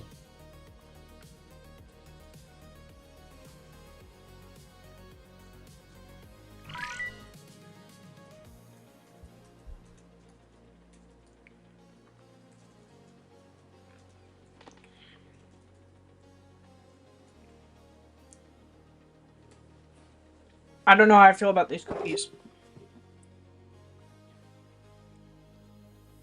It's the same foot. What do you mean? It's the same foot. You're talking to me? Yeah, you said you don't know about this foot? No, I said I don't know how I feel about these cookies. Projecting much? Oh, I thought you were talking about the shit. I was like, what's wrong with it? It's the same thing. That's why I was like, what are you talking about, you freak? What's wrong with I was what? like, what?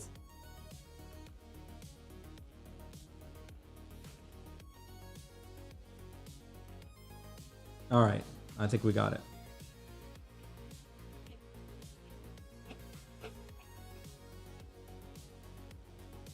Yes, this is very adorable.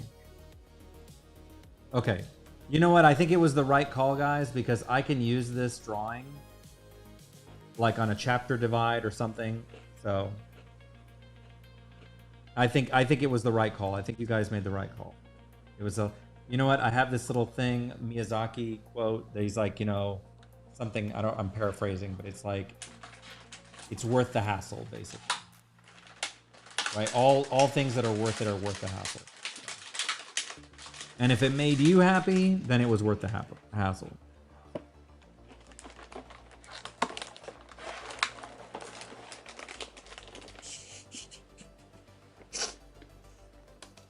I'm sorry. I don't know how I feel about it. It's like eating... Obviously, they're hot cocoa flavored. But it's like eating a hot cocoa packet just like straight.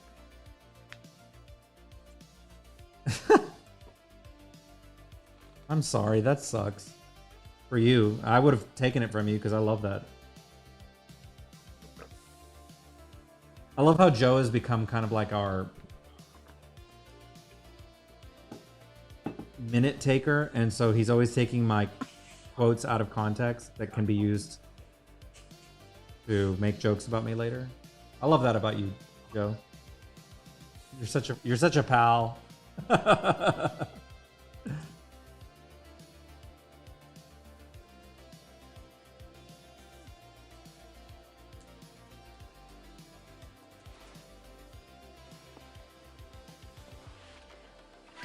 I would love Oreos, but I specifically got the gluten-free kind because I'm trying to go gluten-free because I think it's part of my health issues that I'm having is gluten. I had a boss who had a gluten problem, and she was a psycho about gluten. Like, she was like crazy about it. And Was she like celiac, or was she just like a health, no, she was a health nut, and she got herself convinced that it was like, this was like 20 years. This is a long time ago, okay? And anyway, we went to have lunch. She was like a health nut. We went to go have lunch, all of us together, me and her and a couple other people.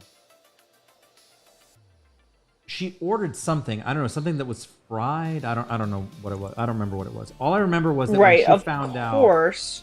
when she found out, she's like, wait a minute, you fry the French fries in this same thing? And he's like, yeah. And she like lost her mind. She started like screaming.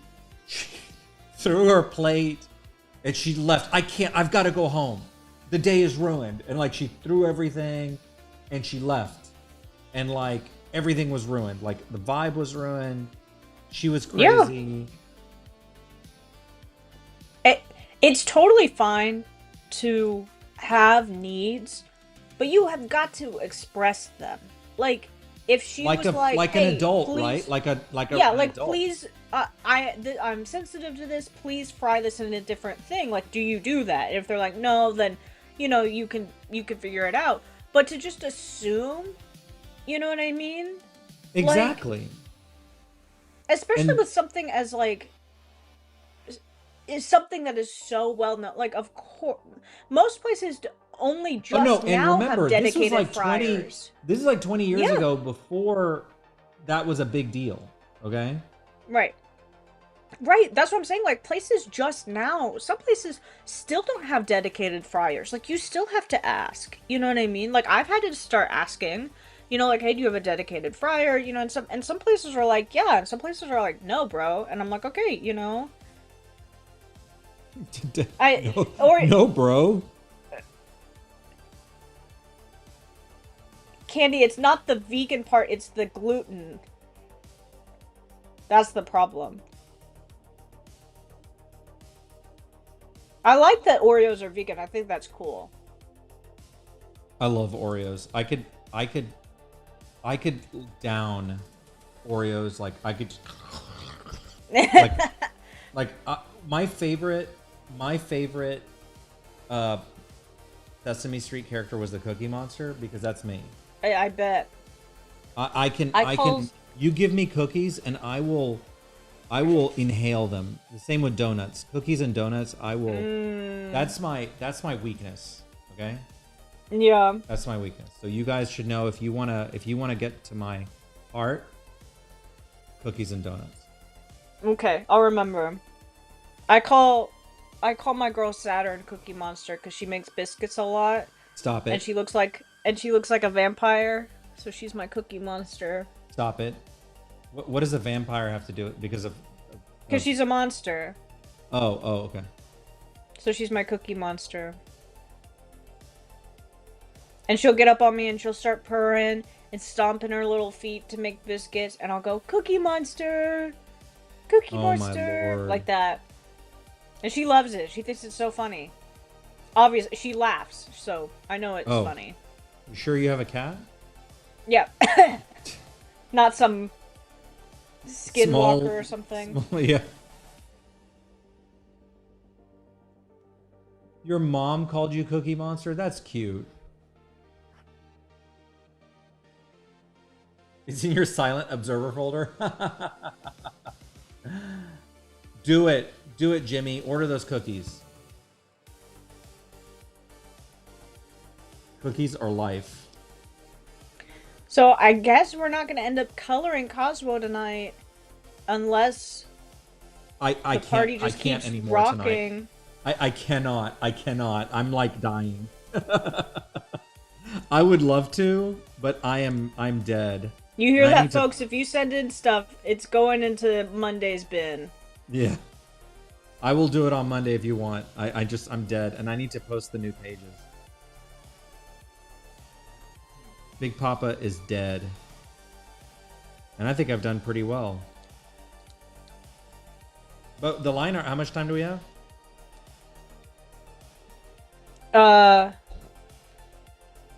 10 minutes.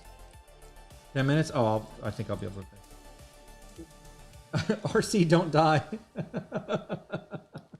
I'll try, bro. I'm trying.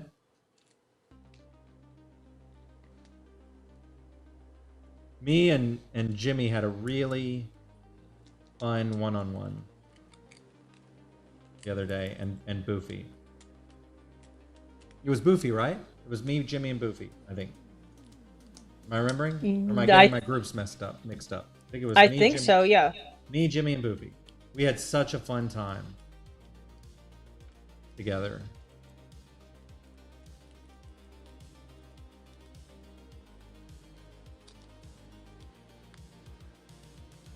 How's that foot? Did I make you happy?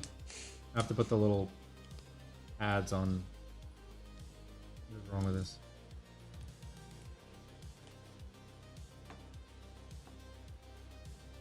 It was fun, right? I had a great time with you guys. You guys are fun. You're cute. Aww. It is too late to be making me blush right now. I won't have it. Have it.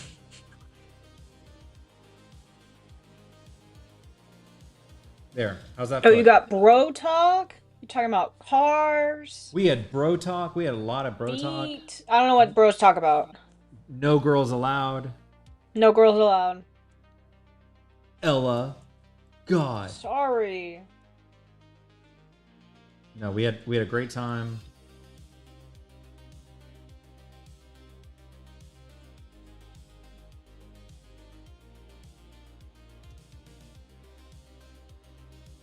Look at that scandalous ankle.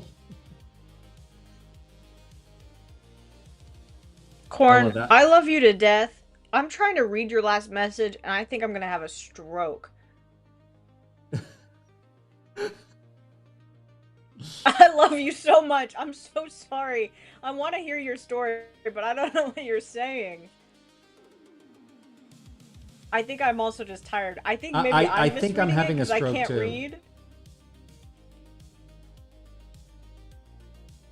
Please tell it to me again. I want to hear what you're trying to say. Oh, Watson, I'm glad you liked it. Tired Ella. Yes. Who can't read. Jimmy, I can't wait to finish that for you. You're gonna love it. That I was really proud of that sketch.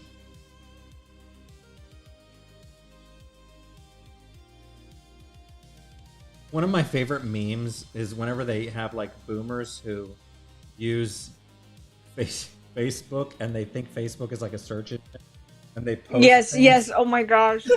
And they post it, my favorites are when they post it as like a Facebook marketplace. Yeah. And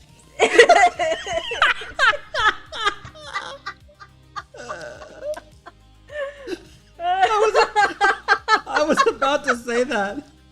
There was one where I saw one where a lady was like, are these chairs still available or something? Like, and then she responded to herself. Did you see this one? Yes! Oh my gosh! I have that saved somewhere. It was so funny.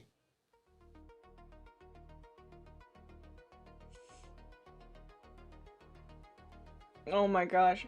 And I love when they post something like a picture, like, of like a baseball or something, and they'll be like, you know, worst game of the year, you know, blah blah blah blah, and it'll be like this angry rant, and on the thing it'll say like $5 or something, and you're like, for what? Like this, there's like, they didn't know what to put, you know? Yeah. Oh my gosh, so funny. We're very tired, you're very tired. And you guys get to leisurely sit back and watch. Can you imagine how I feel right now? My back is killing me. We gotta get you a better setup. I gotta post those pages. Now, when we're done in a few minutes, you guys, I stayed up for you, so you guys on Patreon, you better go see the new page. I'll be sad if I stayed up and you didn't stay up to look at the page. It'll be up in like literally like 10 minutes after I'm done. But I think it's a fun page. And Boofy, and Yasuno Spike is on it, so I expect you to go watch it.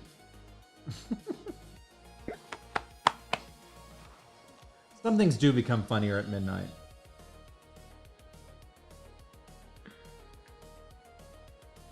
I think the worst part is all of your messages start to become like very scrambled for me. Like, Drew just sent an emoji of a shrimp, and I don't know what it means. What is that? A shrimp? The shrimp, the C in RC? What? I like get to a point where I start to like feel like I'm the one going. That's just crazy. Drew speaks in hieroglyphics. You know, like sometimes Drew will just talk in total hieroglyphics. Like,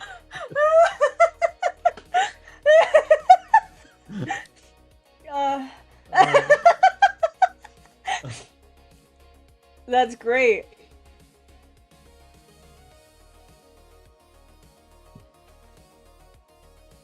all right. I just My stomach hurts.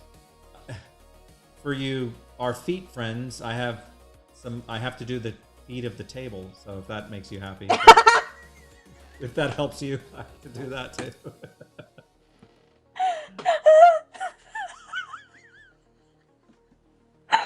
Oh my god.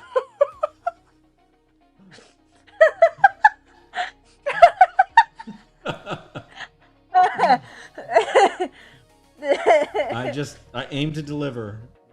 Do with what I've got. Yeah, don't yell at us. We're doing it. How much time? How much time? 5 minutes.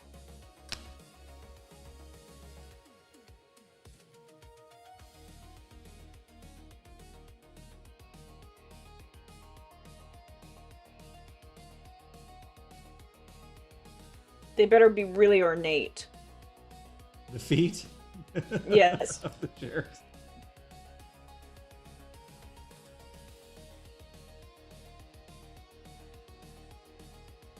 There's actually 8 because I got to draw all of them.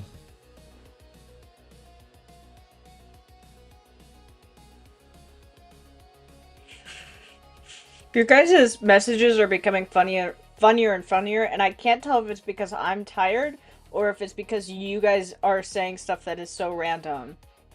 Like, Candy just said, cookies or feet. I don't know what that means. Cookies so or feet? What? Now you know we've hit Flux After feet? Dark. Absolutely. Oh, Candy, you're so sweet. Cookies or feet? Can the table feet just be a copy paste of Kazuo's feet?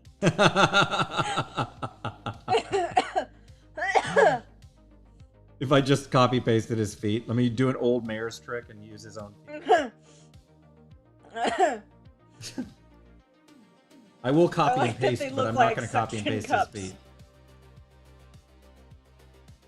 You guys are so funny.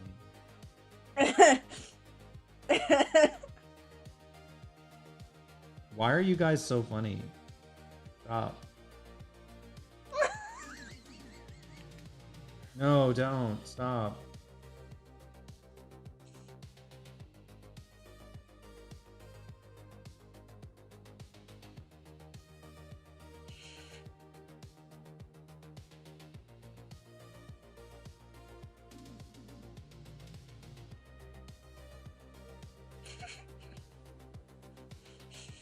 Okay, so I think I found my weakness at night, which is slight. Cookies and feet? Like, no, like, it's slight. When you guys put in just the tiniest bit of grammatical errors in your messages, I do that all the time. But for some reason, right now, it's the funniest thing I've ever seen in my entire life. Ella needs to lay off the cat, Zaza.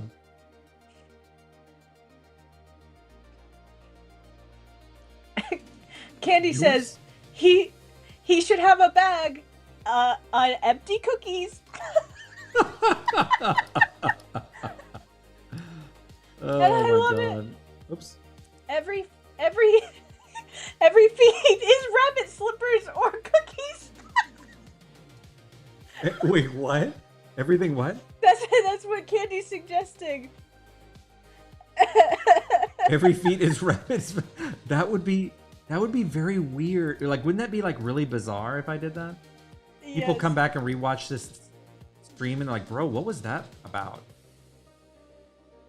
I just love it so much. And I'm not trying to make fun of you guys. For me right now, it is like the highest level of comedy. Is like a single word misspelled is so hilarious. I love that. I'm not trying to pick on anybody, I promise. I'm like genuinely so happy. Like you're making me feel so much joy. I hope you do not think that I'm trying to make fun of you. I'm like genuinely Ella, they like very it. happy. They think it's funny. They like it. Don't worry. I promise they like it. All right. Did we hit the 24 5? hours. Huh? Are we at... Wait, all right, what? Are we at the time? Almost. Okay. You got very excited. Do you want to be at the time? Because I got to draw 4 more feet. I got to draw feet for this chair now. That I didn't draw the legs. You have 2 minutes.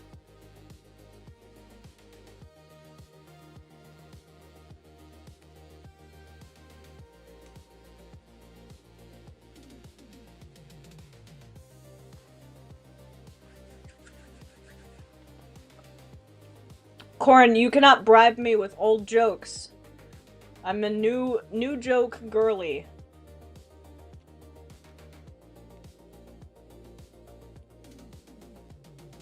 I like how the ends of the legs on the chair were kind of wobbly. Yes, I erased them. Like they just wobbled just a little bit. I'm sorry. I'm sorry. I'm a little tired. I've been drawing feet of all species all evening. Inanimate feet.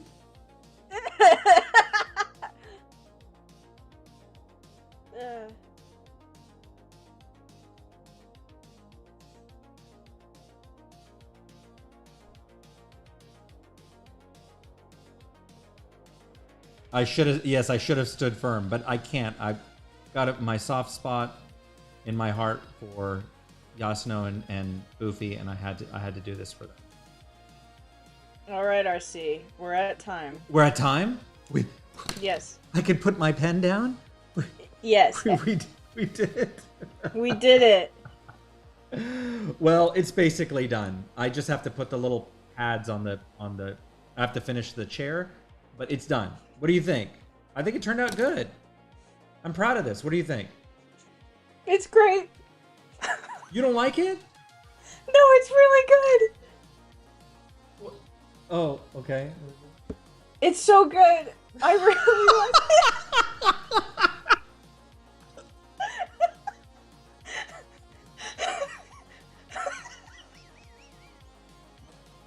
it. This is a very serious stream, Ella. I just finished this very important... His pants are not down. He's wearing pants. What do you mean pants down? He's wearing pants. Whatever. I thought it was good. I thought it was good. I'm happy with it. I hope you guys like it.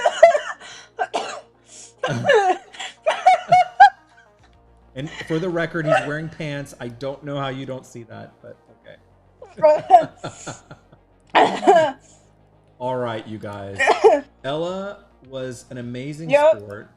Ella, you were an amazing sport tonight. She stayed up so late. This poor girl has been working all day, and she stayed up with me so late, and I really appreciate it. And you guys, I appreciate all the I'm going to turn the music off now because I'm not going to lose my mind.